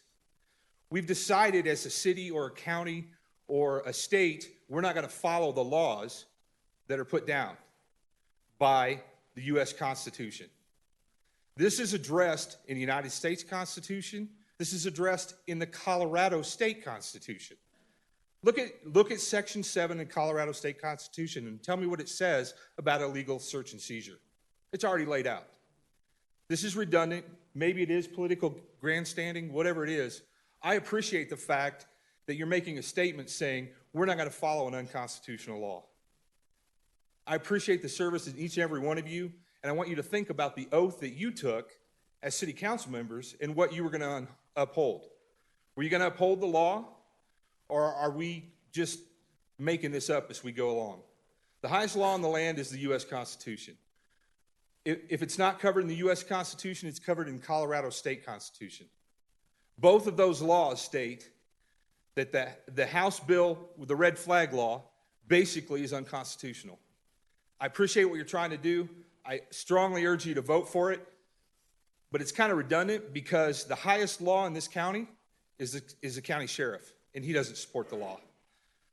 I also happen to be a member of the Public Safety Advisory Committee, and I can tell you that we don't have the budget to enforce the red flag law if we wanted to. Thank you. Richard Williams.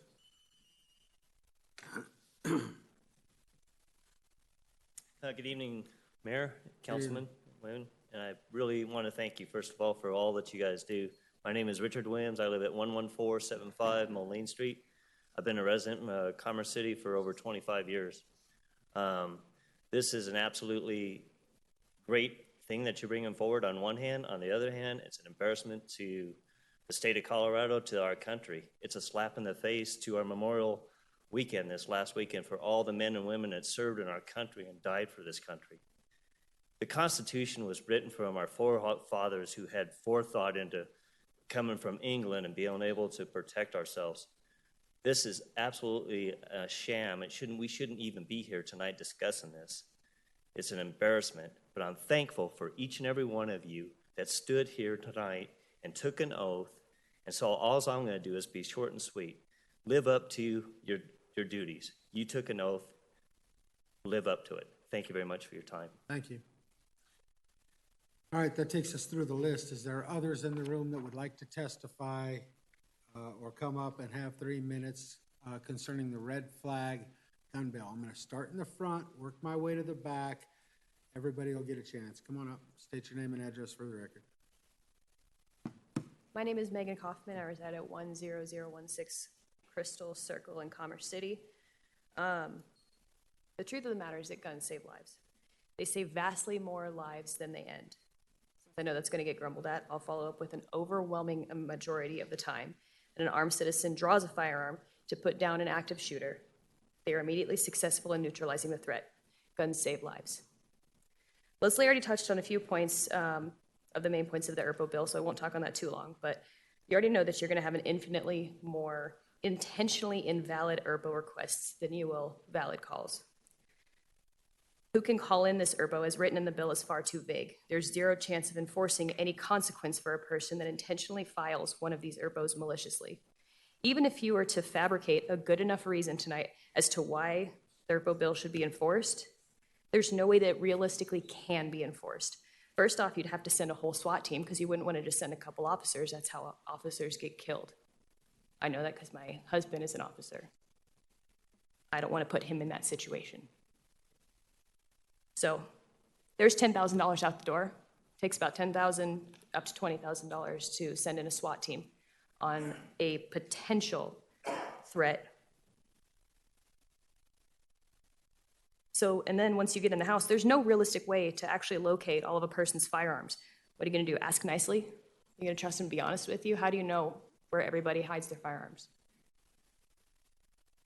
Having a person's home raided and invaded and violated on the potential of a threat without first providing substantial evidence is going to end up in either a heavy lawsuit or the death of an innocent person, and I'll pray for the lawsuit.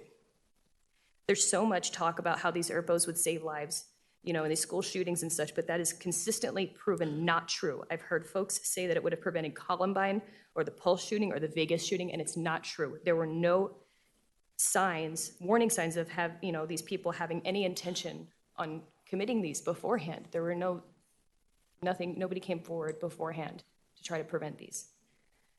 The ERPO wouldn't have made a difference. Laws do not change the evil in people's hearts from being carried out. My last and most important point here is that we know that this is not the end of gun legislation. Folks will be back after this bill has been proven ineffective, and we'll be discussing the next great law that will save us all. But you know what will save us all is preserving our rights as stated in the Constitution and the Bill of Rights. Thank you. Thank you. All right. Front to back, who was next here? Sir, come on up.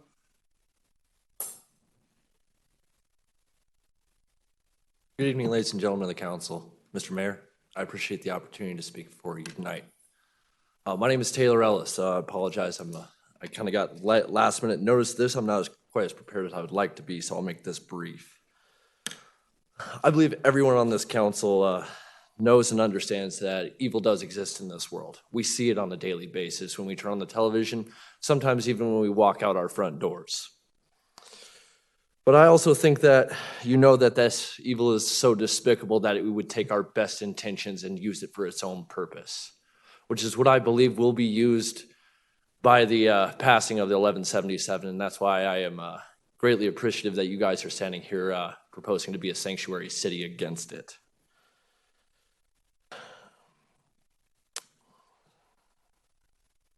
And as has been stated frankly and eloquently by many who have spoke before me tonight, I urge you to stand with the 37 counties and over 50 sheriffs who oppose this bill, and if not with them, stand with the men and women who have served, fought, and died to protect the United States Constitution. This, I believe, is the very least that we owe them. Thank you for your time this evening. Thank you. Next person, front to back, Ms. Goebel, come on up.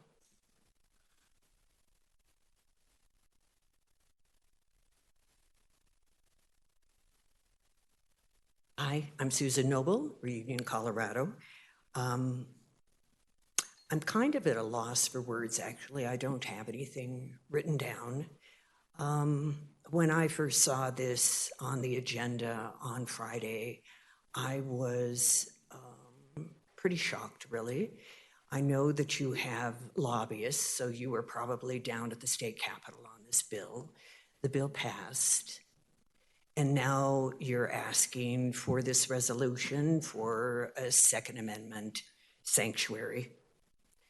20 years ago, I resigned from Women Against Gun Violence. I was the director of a coalition of anti-gun violence organizations, and I resigned after Columbine, a Colorado native, of course, and Columbine occurred on my father's birthday. He had died 2 months before. And I was so heartbroken watching these kids escape the high school, fall out of windows. And today, 20 years later, we still have kids who are going through school shooting drills. So what message is Commerce City sending? What is it that you're trying to tell people by doing this sanctuary bill? We know that the state legislature put millions of dollars into mental health, so that aspect is taken care of despite what your resolution says. I think I want to say just one thing, and that's to the parents of Commerce City. When you're considering a play date for your child, please ask the other parent, do you have firearms in your home? If you do, are these firearms locked? And if they're locked, are they unloaded? Otherwise, don't send your child to that home. Thank you. Thank you. Next person. Come on up.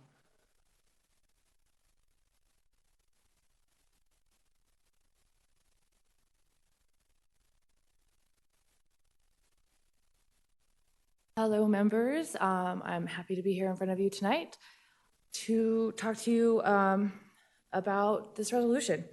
I will have to say, though, that I was a little frustrated as a community member who tries to stay up on topics. I was not aware that this was happening, and so I got a call tonight from a friend, and I showed up here tonight. This is a drastic and response to a very sensitive and vital topic, and it really should have made its way into our community members' hands. And so I find it frustrating that it has not. I will add that my husband is a member of our military, and we own guns. We believe in gun safety. This resolution is not based on facts, but is reactionary to the red flag bill. It assumes that current and future legislation would not be effective. This resolution will limit ourselves and our abilities to keep our community safe. The truth is, we all want the same thing. We just differ on how to get there. We want safer communities. As a mother and a member of this community, I would like us to be more proactive. Let us spend our time and money in those areas. I would rather see a resolution that supports gun violence research that will allow us to base our policies on facts and what will truly keep our communities safe, not be reactionary. I don't need to stand up here and give you stats. We know them. We know that we are in the middle of a gun violence epidemic. However, creating a resolution like this will only perpetuate the problem. I am asking you as a mother, as a military family member, to vote no on this resolution. Thank you. Thank you. Oh, can I get your name and address for the record, please? 11553 East 118th Place. Name? Man. Cassie Ratliff. All right. Anyone else? Come on up.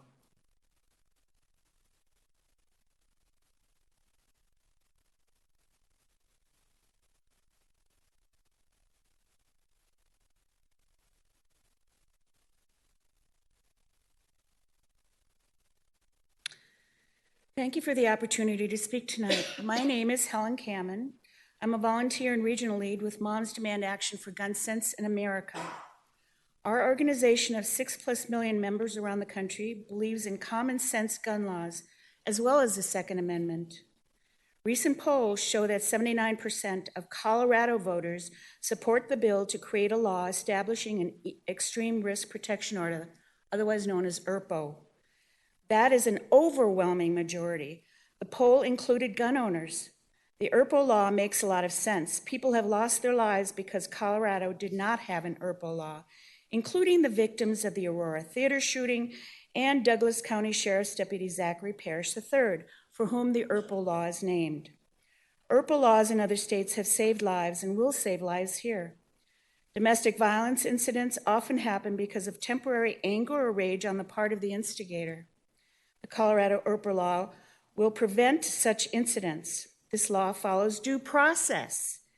An attorney is provided at no cost, and a judge presides over a hearing regarding removal of guns. Those are the facts.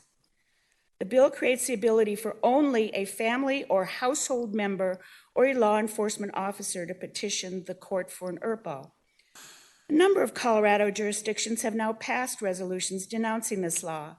As some sheriffs in those jurisdictions have stated, such resolutions cannot and do not override a valid judicial order implementing state law, such as one that could be issued under an ERPO law. Colorado Attorney General Phil Weiser stated in an opinion, quote, "Our nation and state depends on the rule of law. All law enforcement officers swear an oath to uphold the rule of law. I am confident that when and if the time comes, all law enforcement officials will follow the rule of law," unquote. Are you all ready for the liability of a shooting by any person who should have had his or her guns taken away because of the possibility of doing harm to himself or herself to others? This Friday, June 6th, is National Gun Violence Awareness Day. To commemorate the 100 victims of gun violence daily in the United States and the more than 36,000 victims of gun violence each year. Think of those victims. It has been 3 days, 3 days since the latest mass shooting, this time in Virginia Beach, another tragedy which could have been prevented with an ERPO law. How many people have to die before we all realize that guns in the hands of the wrong people will kill our loved ones? Thank you. Thank you. Anyone else? Come on up. Need your name and address. My name is Larry Pace. I live in Westminster, Colorado, 9225 Tennyson Street. I heard over this meeting just today, so I decided I better come over. I've been sitting here listening to all the comments. I definitely feel that this is an infringement on our rights under the Constitution of the United States as well as the Constitution of Colorado. I just feel that you folks are doing the right thing. This is a real infringement on the liberties that we have. Like the other gentleman, I served 6 years in the military. I would put my life on the line for my country and for my Constitution, for anybody in this room. And right now, we're celebrating the 75th anniversary of I guess, of D-Day. And there's a lot of emotion going on. And the only thing I can think about is my brothers in arms who gave their lives for this country and for the Constitution. And to have this red flag bill come along, which is going to go ahead and just arbitrarily come to my door, knock on the door, and take away my freedoms and as well as my property. So I applaud you for what you're doing. So please vote yes. Thank you very much. Thank you. Is there anyone else? Saying no one else. I'm open for a motion on Resolution 2019-55. Mr. Teeter. I'd like to make a motion to approve Resolution 2019-55. Mr. Huseman. Second that motion. A motion and a second. I want to allow discussion. I know there's a lot of people with a lot of emotions in the room. I think it's important. Mr. Teeter, you have discussion? Yes, you know, being a veteran, Vietnam veteran, 68, 69, being drafted and volunteering for a third year, I believe in the right to protect the citizens of the United States and their rights to carry or own guns. And I believe this is a mental health problem that this law is trying to address. You know, the mental health needs to, this is a law that we need to put our efforts towards and money to support it instead of trying to bring it to where they can just come to your house and on whatever the reason may be and take your arms. So thank you. Councilwoman Frank. So I just wanted to say, you know, I'm a parent as well, and I want the right to protect my family and my children.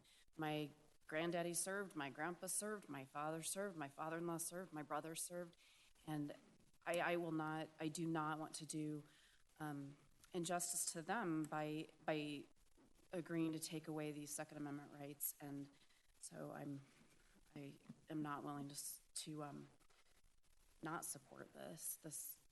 It's not okay to take away our constitutional rights. Mr. Douglas. Yes. You know, during our legislative committee, I went down to State House to testify on a lot of bills. I actually talked to the sponsors, Bill Tom Sutherland, and to hear this representative speak on his incident with his son losing his life. You know, he's down at a Capitol wore his son's jacket in support of bringing this forward. And he didn't do this to get back at anyone. He put this out for protection. This does not take away your amendment rights. It's not take away your guns. So understand is I went down there to talk to the sponsor to let him know that I like to see more mental health as being part of this bill. There was other mental health laws that were passed, which is great. Our Representative Michelson Janae brought forth a lot of mental health bills, and I commend her for that. But on this right here, this does not change the law. This is only a statement. So we have to understand that. These are the views of our council. So this does not change the law. I will uphold the law. That's what I sworn that I would, and I will. I'm not after anybody's gun. So we all have an opportunity to talk to our legislators when these bills are up, to ask them what's going on, to have that candid conversation. As elected officials, as citizens, you do. And we're a little late to the table to try to change anything right now because this is law. But I support everyone who lives in Commerce City, and I swear an oath to that. But understand, as far as me supporting this sanctuary, I'm not going to support this just the way it is. We're a little late to the table on it. I know when we had legislative committee, we were on the table and asked if the elected officials that were there, what is our opinion on this bill? And I said, well, it doesn't go far enough. I'd like to see more on the mental health.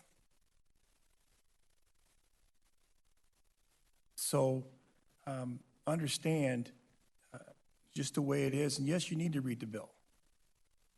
But for what we're asking today, as far as support, this is only the council's view. This does not change the law. I want you to understand that. Thank you. Mr. Davis.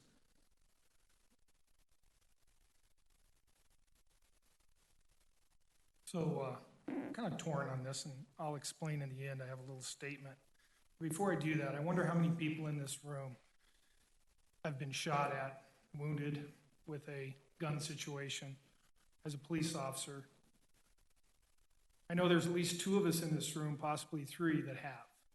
I wonder how many people in this room have PTSD because of those incidents over and over again.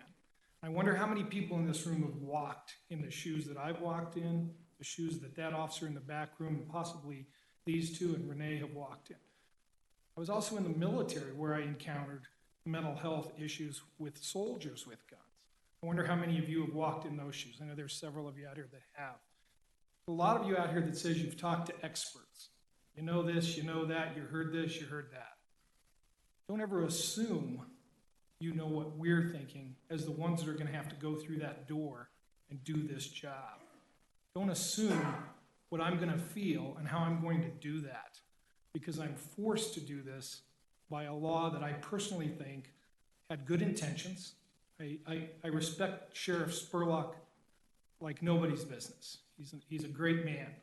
I know his intentions were well with Zach Parrish's law here, but it's flawed, folks. I don't care what flaw you think it is, but I can tell you right now, I've lived it. I've been in and out of houses with weapons. I've been critically injured by people that have assaulted me. And I know the officer in the back has too. And with that said, I can tell you that this resolution that we have up here was kind of new to me too. I didn't really see this coming until I realized that as a city council member, I'm going to have to make a decision tonight that really confuses me. Let me read this statement. I have the unique position of sitting up here not only as a councilman, but as a chief of police for a Denver Metro Area Police Department. In that position of being involved in violent shootouts with suspects who also had mental illness. And although I did not and still do not support the red flag bill, I'm in support of the Second Amendment fully. However, we'll abstain on this vote simply because I do not believe this is a direction City Council needs to take, as a decision should be left up to individual law enforcement officers. I would not like my city council in my town to tell me, you have to go violate the law. That is my choice to do, and it's a choice that I will make when I'm confronted by that choice. It's not a choice that I think you should make for me. Now, I've been a policeman a long time. There's been laws made out there that I completely disagreed with, just like this one. But I will also tell you that I took an oath. I took an oath to God, country, and to my city, and to this city, to uphold the law. And I will uphold the law. I will do that because you appointed me to do that. But I have to tell you, after carefully reviewing this resolution, I believe it sends a very clear message that we believe that the law, having the best intentions, has some flaws. However, I will not direct our chief of police of Commerce City or any other member of staff to violate this law. And therefore, when you see that abstention for me up there, that's what you have to understand. I'm total disagreements with the red flag bill, but I'm sworn to uphold the law. That's all I have to say. Thank you. Mr. Madera. you know, I can't say it much better than that, because this resolution puts us in a really hard place. And not because, you know, this isn't a poor bill, a red flag bill, but it gives everyone a false sense of hope, because this resolution accomplishes nothing. It's merely an NRA sticker on City Hall. It doesn't change the law. It doesn't make us not enforce the law. So even by this resolution passing, things are going to be the same tomorrow as they were today. And, you know, maybe the red flag bill is not the answer, but neither is this resolution. This isn't where, as a city, we should be doing what's best for our citizens, not standing up here grandstanding on issues that are outside the scope of the city. This should really be taken up in the courts, and there may be some constitutional implications here, but this resolution is not going to fix that, folks. So the fact that we have this up here in front of you today, you know, I'm sorry, because this isn't going to change things. And, you know, like Councilman Davis said, this is a difficult place that we're at, and it's the times that we're in is, you know, people now want to hurt our children in the most vulnerable places. Like, having to worry about going to school, that shouldn't be a thing. You know, you should go there to learn, be healthy, play with your friends, have recess. And, you know, the red flag bill probably isn't going to change that. But neither is this resolution, and that's why I'm going to abstain from this vote. Mr. Hurst. So I'm in a similar setting as the last two that spoke, where I don't feel this belongs at the city level. And most of you know that this is my second meeting, second full meeting as a city councilman. And I'm here to say that I fully support the Second Amendment, but as was stated in the discussions earlier, this changes nothing. And then beyond that, I don't really think the red flag or the ERPO law has much to do with the Second Amendment. It is more about the Fourth and Fifth Amendment and illegal search and seizures, if anything is wrong with the bill. And so, again, this is a tough one for me to vote on too, because at the end of the day, it's not changing anything. Thank you. You know, we've heard a lot here tonight, and I know there's some folks that are concerned about guns in our community, concerned about the wrong people having guns in our community. There's other people that are trying to protect their rights. I will tell you that I heard there should have been more time taken.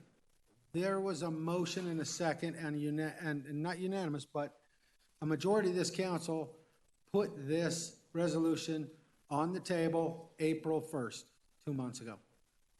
So it was out there. People knew about it. It was in a public meeting just like this. I am a pro-gun person, but part of the problem, what I'm seeing is a lot of gun owners are saying, that's fine, I'll hide some guns. I'll have my wife register some guns in her name.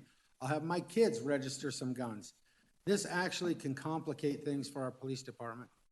I worry about our police department going and having to confiscate guns, not knowing, no-knock raid, whatever it may be, not knowing how many guns are in the house, whether the guy did anything wrong in the first place.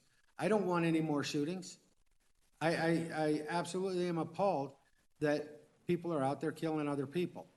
But trust me, my opinion, and my opinion only, is it doesn't matter how many gun laws you make. The people that want to do harm are going to get the guns wherever they need to get them, and they're going to do that harm. Problem is, you're not going to have other responsible gun owners to help protect the people that they're doing harm to. So, we sit here and we say this resolution's not going to do anything. The legislature ran this through quickly. I do believe that there's more to it than just what it is on its face. I do believe that there's too many ways for it to be misused. You know, so from that perspective, I will be voting to support this.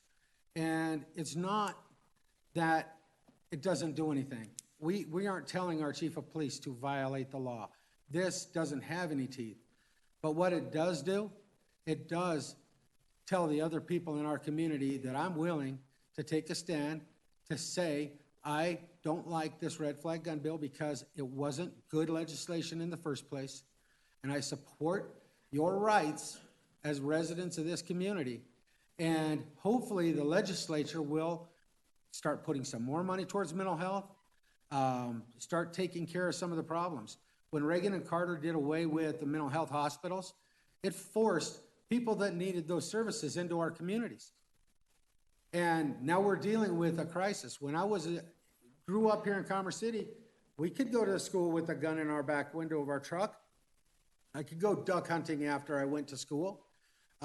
Society has changed. Guns didn't change. People have changed. And I don't like those bad people in my community no more than anybody else doesn't like them. But I don't want anybody to infringe upon my rights or the other rights of the residents to be able to protect themselves. The one thing I think this resolution does do, it shows that we agree with 20 other sheriffs and counties, other communities, and hopefully a Supreme Court will rule this ineffective. So I will be supporting it. Mayor? I have more here. I'm going to start with Mr. Hurst. Do you have another comment or no? All right, Mr. Davis. I just need council to authorize excusing me for voting abstention, I believe. Yeah, you can abstain. Yes. If you want to abstain. You don't have to ask our permission to do that. Mr. Huseman. Mayor Ford, before Mr. Huseman speaks, on Mr. Davis, on abstentions under the charter, voting on any question to be excused from voting, council members require a vote of majority members. Is there a motion to allow Mr. Davis to abstain? I'm thinking Mr. Madera wanted to abstain too, is that right? So motion to allow Mr. Davis and Mr. Madera to abstain. Mr. Teeter. Yes, I'll make that motion to allow Mr. Madera and Mr. Davis All right. to abstain. Is there a second? Mr. Huseman? Second the motion to allow them to abstain from voting. All those in favor signify by saying aye. Aye. Opposed, say nay. Motion's carried. Mr. Huseman. Thank you, Mayor. Thank you for everybody who came out to discuss this. There's a couple comments I want to address specifically. June 6th is National Gun Violence Day. It's also D-Day. That is also the day whenever scores of thousands of Americans died on beaches of Omaha and other beaches while storming Normandy in order to preserve our freedoms. I recognize that day as well, and I recognize their sacrifice and their willingness to put forth their lives for the greater good of this country. It was said that Virginia Beach and IRPA would have prevented that. I've seen no evidence whatsoever that an IRPA would have prevented that, nor would it have prevented the stabbing of 17 people, to include schoolgirls, in Tokyo last week, resulting in 2 deaths. When people want to kill, they will find a way. They will find a weapon. They will rent a Home Depot truck and drive it up on a sidewalk in New York City. They will rent a van and drive it in Tokyo, or they will stab people on subways, or introduce sarin gas on subways. They will find whatever means it will take in order to carry out their evil. Received an email today from an individual who had a family member who committed suicide and begged us not to support this because an IRPA would have prevented that suicide. That's factually not true. Only 50.67% of suicides are carried out by firearms. People will find a way to kill themselves, be it pills, be it hanging, be it death by cop, or asphyxiation in a running automobile in their garage. They will find a way. We can talk about the students in Columbine that horrible day and try to say we know what they would want. I can't speak to what they would want. However, I do know Representative Patrick Neville, who was in Columbine that day, vehemently opposed this red flag bill. and I take his word on that. I've been stationed at strategic deterrent bases on 3 different occasions. I served with people who were enrolled in what they call the Personal Reliability Program, a program designed to make sure that only our best and our brightest are around some of our most critical national defense resources. I've seen the effect of people being afraid to seek help has on their mental health, concerns about their careers, concerns about whether or not they'll be booted out of the military, lose their ability to do their job, their ability to be promoted in the future. When we put barriers in place that prevent people from seeking help, we are putting barriers out there that prevent the saving of lives, just like the gentleman came in here and spoke of. 22 veterans a day, on average, commit suicide. That is a subject that I am passionate about. 22 veterans. How many of those people who would be contemplating that would be afraid to get help because they don't want their property confiscated? Because they don't want somebody knocking down their door in the middle of the night on a no-knock raid because somebody has said you have to go get their weapon. There is a family in Houston that died this year from a no-knock raid. False intelligence on a drug house led the cops to go bursting through the door, and the family, not knowing who was coming in, was it a home invasion, was it the police, whatever, resorted to their firearms to defend themselves and ended up dead. Do we really want to be in a situation where we send law enforcement officers in this state out on no-knock raids, which are authorized in this, in order to go out there and confiscate weapons and have an individual not knowing who just came through the door and reach for the closest gun and return fire? We talk about, do we want the lawsuit? I don't want the lawsuit from that either. About 26 years ago, almost to the day, I went to the MEP station, took the ASVAB test. I was 17 years old. July 2nd, I think it was, 2013, I raised my right hand as a 17-year-old, my parents also having to sign over permission for me to join the military. And I took an oath to support and defend the Constitution of the United States. That is an oath that I repeated on countless occasions as I re-enlisted and said that I will continue to support and defend the Constitution, and I will continue to put my life on the line for the protection of my fellow Americans and our allies. March 1st, 2014, I retired from the Air Force. Despite the fact that I retired, nobody came to me and said that I am relieved of that duty to support and defend the Constitution of the United States. About 18 months ago, I stood on this stage in front of this dais and took another oath to support and to support and carry out the Constitution of the state of Colorado. Article 2, Section 13 of the Colorado Constitution states the right of no person to keep and bear arms in the defense of his home, person, and property, or in the aid of the civil power when thereto legally summoned, shall be called into question. The red flag bill does not provide you the opportunity to defend yourself before your property is seized. We can all talk about King Leonidas and we can all scream Molon Lave till we're blue in the heart. But this goes more than that. This goes to the Fourth Amendment, unreasonable search and seizure. And that scares me more than anything about gun confiscation. Because today, it's about taking the guns. Next week, what is it that you enjoy? What freedom is it that you cherish that they decide to come take for you because somebody has decided that it is evil? We cannot allow that to stand. I will go on record for those of you that weren't here for the April 1st meeting. I made the motion to have this discussed. It was seconded, it was voted to approve, and I seconded the motion tonight, and I firmly stand behind my fellow residents who wish for this sanctuary city resolution to be passed, and I will vote for it in favor. Thank you. Mr. Douglas. Yes. Mr. Seasley, how is this going to work with the vote with the 2 abstaining? It would require a vote of 4 to pass, excuse me. 4 would be a majority of 7, given that's the remaining voting on the matter. Thank you. All right, seeing no further discussion, I have a motion and a second. Can you read the title there, Mr. Sheasley? Resolution 2019-55, resolution declaring the support of the City of Commerce City, Colorado for the preservation of Second Amendment rights. Thank you. All those in favor signify by saying aye. Aye. Opposed, say nay. Nay. All right, give me a roll call. I think it's important. Thank you.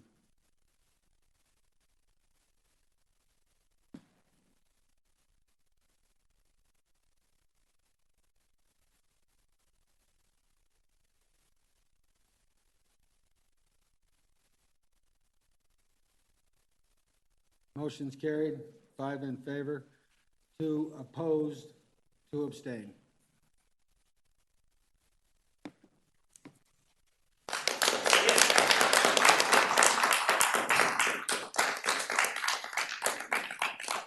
Need to get on with the rest of our meeting. Thank you all for being here tonight.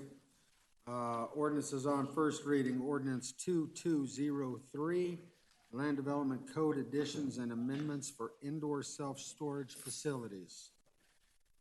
Is there anyone on council that has any questions regarding the ordinance? Mr. Douglas? No, it's before.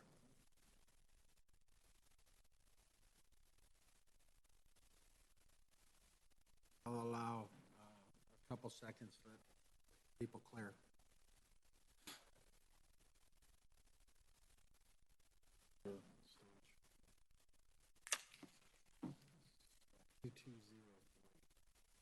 Yes.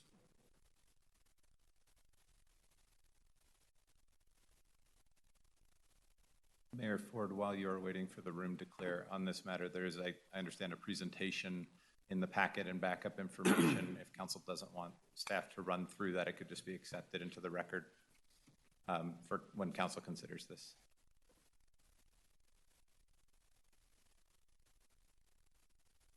All right, ordinance 2203. Is there anyone on council that has any questions regarding the ordinance? Seeing none. Is there anyone in the audience who would like to speak on this matter? Seeing none. I'm open for a motion. Mr. Teeter. I'd like to make a motion to approve ordinance 2203 by council as seated and approve the ordinance on first reading. Thank you. Mr. Madera. Second. I have a motion and a second to introduce ordinance 2203. Will the city attorney read the title, please?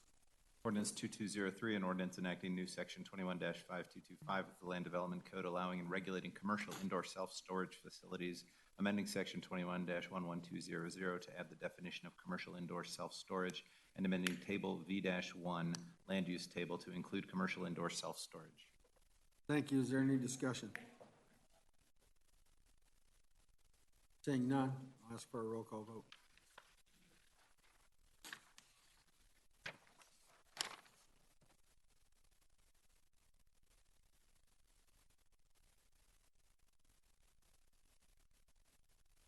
Motion is carried. 8 yes, 1 no. Next item, ordinance 2215, E470, Transportation Safety Foundation Grant. Is there anyone on council has any questions regarding this ordinance? Seeing none, is there anyone in the audience who would like to speak on this matter?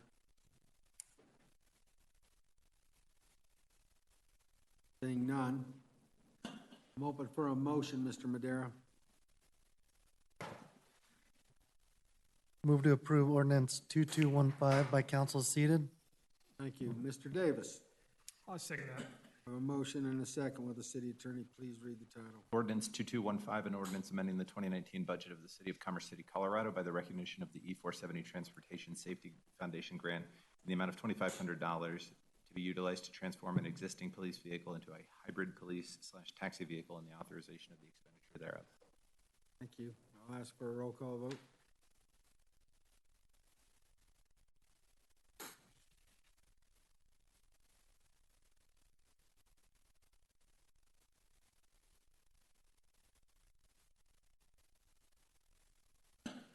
For the record, motion is carried unanimously by the council this evening for introduction.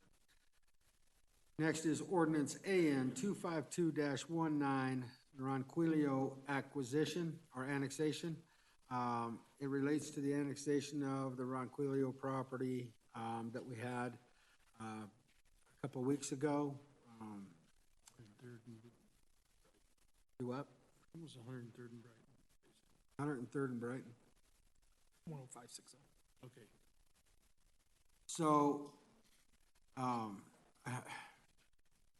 there's a limited hearing that comes up after the ordinance, but I'm open for a motion on AN 252-19 on second and final reading for the ordinance. Mr. Davis. Yes, Mr. Mayor, I move that we approve the second final reading on ordinance AN 252-19, an ordinance annexing certain incorporated territory known as the Ronquillo annexation. Thank you. Councilwoman Frank. Second that motion. Will the city attorney read the title, please? Ordinance AN 25219, an ordinance annexing certain unincorporated territory known as the Ronquillo annexation located at 10560 and 10650 Brighton Road, Henderson, Colorado, to the city of Commerce City, Colorado. Thank you. Is there any discussion? Mr. Huseman? Thanks, sir. My understanding that we are having a limited public hearing because additional homes were found to be within the radius that should have been notified. That's correct. The additional hearing is limited solely to the zoning. The posting and publication was done in accordance with the annexation law of Colorado, so that potential defect in the notice was limited to the zoning matter, and so that will follow this annexation ordinance vote. Okay, but those additional homes have been notified? Okay, thank you. All right, any other discussion? Seeing none, I'll ask for a roll call vote.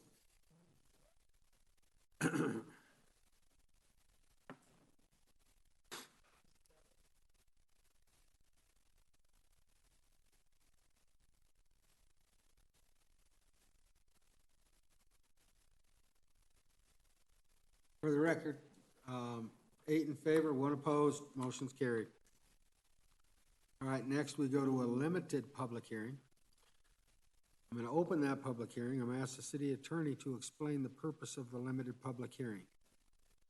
As discussed at the last council meeting, there was an error in the GIS information relied on to send out the notice of the prior hearing on the zoning in order to give the property owners who did not receive that notice an opportunity to be heard on the zoning.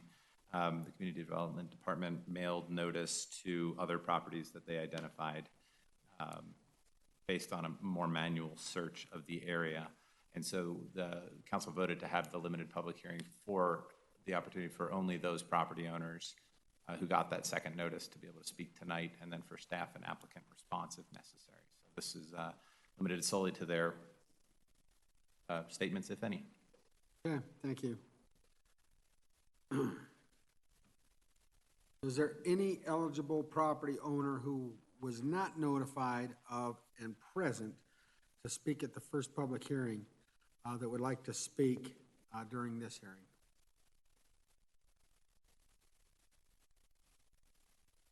Seeing none, I'm not expecting any staff response. The applicants here, do you have any response? Thank you. Does the council have any questions? Remember, we're still in the hearing, so keep it pertinent to that, to the hearing. And let me ask before I call on a council member to speak, does it need to be pertinent to the matter of the notice, or just pertinent to the overall hearing?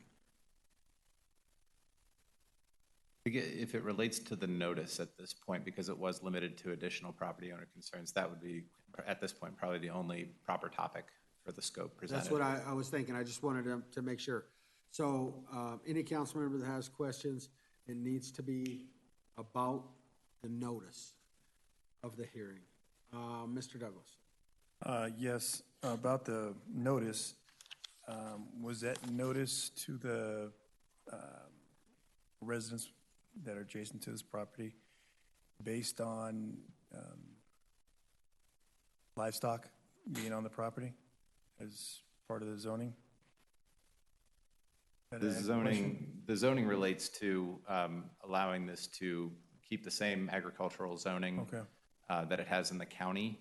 And so the notice would have related to generally that zoning matter. It would not have been specific to any particular issue within that. Okay. So it wouldn't specify what type of livestock, though, correct? Correct. That would be no, or any other matter related to the nature of the zoning. Okay, thank you. All right, is there any other discussion about the notice? Seeing none, I'm going to close the public hearing. I'm open for a motion on ordinance Z 955-19. Mr. Madera. Move to approve ordinance Z-955-19 on second and final reading. Councilwoman Frank. I'll second that motion. Motion and a second. Will City Attorney please read the title? Ordinance Z 955-19, an ordinance rezoning from ADCO Ag to Ag the property described in Exhibit A attached here to and made a part hereof located at 10560 and 10650 Brighton Road, Henderson, Colorado, and amending the zoning map of the city of Commerce City, Colorado to reflect said rezoning. Thank you. Mayor Ford, before proceeding, I want to just query whether Mr. Hurst was present for the public hearing previously. Councilman Hurst. Councilmember Hurst was not here? Were you present for the initial hearing on this? Okay, I apologize. Thank you. Right. Just want to make sure. I thought he may have been. All right, I'll ask for the roll call vote.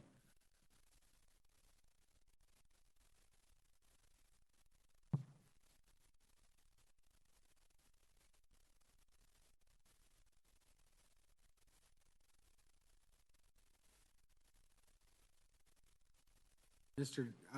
Attorney, Mr. Davis doesn't think Mr. Hurst was here for, when was it? Because this is only his second council. Correct, that's what I thought. I believe that this went 2 council meetings ago, so whenever that would have been May 6th. I think was the first reading. You were here. I apologize. He was here. I apologize. All right. May 6th. All right, I just wanted to double check. It would not have affected the outcome of the vote, so I think everything is okay. Yeah, it wouldn't have affected anything. I just wanted to double check. Motion is carried, unanimous decision by the council on second reading. Thank you, folks, for being here tonight. All right, administrative council business. I do have some administrative council business to bring to all of you as I was out of town at the last council meeting. First and foremost, I want to thank the Mayor Pro Tem for running the meeting. I want to thank you all for being considerate that he was his first meeting. That's a joke because it was a little rough. But thank you, Rick, for running the meeting. And I have some reports on the ICSC conference, but because it's getting late, I will make sure that I put together and provide time to give you all an update on what the activities that took place. And I just had Brian had Lisa print off some stuff from a restaurant that I obtained while I was out there as well. So at an upcoming meeting, I'll give that report, but I think because of the hour, I'll hold off on reports on ICSC as of tonight. Mr. Madera, do you have any council business? Administrative council business? Yes, I'd like to make a motion to explore quiet crossings between 72nd and 69th on what is that, the UP on the west side there. Okay, so I guess the motion would be to have our staff investigate and identify what it takes to do quiet crossings? Correct. Would you be okay with that? As a direction to staff? Is there a second? I have a lot of lights lit up over here. Mr. Guardiola? I'll second that. The motion is second to direct staff to investigate quiet crossing opportunities at said location. All those in favor signify by saying aye. Aye. Opposed, say nay. That motion is carried. Mr. Hurst, Administrative Council business? Yes, sir. I would just like to say that I attended a coffee with a cop at the Reunion Coffee House, and I thought it was very good turnout and very good conversation, and I highly encourage our PD to continue that community outreach. I feel like that is an opportunity for us to we had some great conversations around ideas on how to better connect our community. And so again, appreciate that effort made by the PD, and I highly encourage that to continue. Thank you. Mr. Douglas. Yes, Councilman Straight Business. I met with some homeowners that their home faces 96, and there's several cracks along 96 going west towards Chambers. And we have heavy vehicles that go across those cracks. When they have a loaded trailer, it's not as noticeable, but on the way back, whether they're going to the airport or they're going to the dump, and if they're piggyback, so you got 2 or even 3 they're pulling, it rattles and makes quite a bit of loud noise, even shaking of structures. I was a witness to that. Took a little video, and it just happened, I was there and the truck came by and was pulling a double, and it was pretty loud. So if you could look at, with Public Works, filling those cracks, if it has to be maybe addressed to mill those areas out so it's a much smoother section. I think there's like 4 to 5 along that section. That really would take care of it. You're talking about at least 50 homeowners that face 96. So I think I know the area you mean, but if you could send me the Sure. video, that would be helpful. I can do that. Any other administrative council business? Seeing none, we'll go to reports. Mr. McBroom. Nothing further tonight, Mayor Ford. Mr. Sheasley. Same for me, Mayor Ford. Mine's short. I just want to bring up one important event. Not that there weren't other important events over the last couple of weeks, but having the employees take their holiday and work the parade, they need to be commended for that. I worked it for many years as an employee, and it's tough. You get a 3-day weekend, and now all of a sudden you have to go out and control traffic, public safety, move restrooms or whatever it may be. There were a lot of folks that are employees of this city that had to perform on Monday to make that parade be what it is. So teaching every employee that had a hand in making the parade what it was, setting up stages, Parks and Rec, Public Works, police, everybody worked very hard. They made it very successful, and most of the time it goes unnoticed because it's just expected. But I have to tell you, I appreciate that effort. And it's easy to remember to appreciate it when you've done it for many, many years. And those employees did a stand-up job. Everybody was a well-oiled machine, and regardless of anything else, those employees did a great job. And I want to personally thank each and every one of them because without those employees being there and doing the job that they did, we wouldn't have a parade, let alone the biggest Memorial Day parade in the state. And so I want to thank them first and foremost, and that includes their supervisors and everybody else that all played a role. The parade committee, I know Mr. Douglas is on the parade committee. There's a lot of effort that goes into setting that parade up. It's not just the day of the event.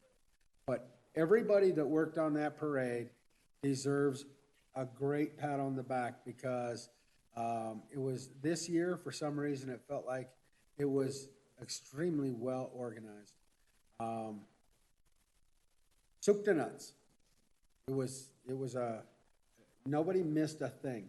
And I don't know who the selection committee was, but to select Sergeant Robinson, as well as the other gentleman, I can't recall his name, but two outstanding people to recognize at that parade. And another accolade, the memorial came out beautiful, and I'm impressed with the work that was done. So thank you to everybody who had a hand in making sure that our veterans and the families of soldiers that were lost in wars were able to be honored in the manner that they would. You're outstanding for the efforts. So that's all I had, is I just wanted to make sure that I thanked everybody properly, because this is probably the best parade out of all the years, and then we're talking a lot, 40 plus that I participated in. Probably the best parade that I've seen from an organizational standpoint, not necessarily the people that ran it, but organized. It was perfectly organized. So thank you. Mr. Douglas, you have a report? Yeah, I just want to add on to the parade. I appreciate all the employees' effort for showing up and giving up their time to do the parade. Council as a whole, we all attended. And I also want to say our prayer was in Spanish and English, which is nice because that's one of our goals for council, is to have more inclusion in the Hispanic population. So I appreciate Pastor taking the time to not only give the prayer, but do it in English and Spanish. So thank you, Mayor. Mr. Hurst. I apologize for making my first comment in the wrong section, first of all. But I'd like to echo that. That was my first parade, obviously, as a councilman, and that's something that my family will never forget. Very good parade, echoing that it was operationally ran perfect. And I appreciate everyone's attendance. I thought that it was a great representative of our community and what we represent. Thank you. All right. There be no further business to come before the City Council of Commerce City. This meeting Mayor Ford. Adjourned to the NIGID. There was an executive session earlier that the council wanted to reconvene. I'm glad that you mentioned that. I'm not glad that I So mentioned it, but we're going to adjourn to finish our executive session. And then we'll come back out here and take care of the NIGID and close the meeting out.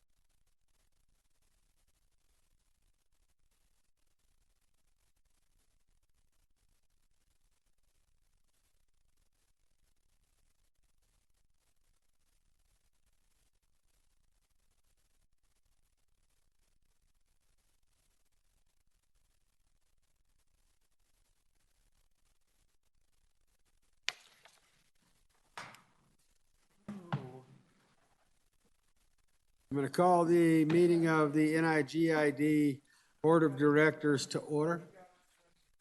Oh, thank you. I'm glad that you reminded me. If there be no further business to come before the City Council of Commerce City this morning, we are adjourned. Now I will call to order the meeting of the NIGID.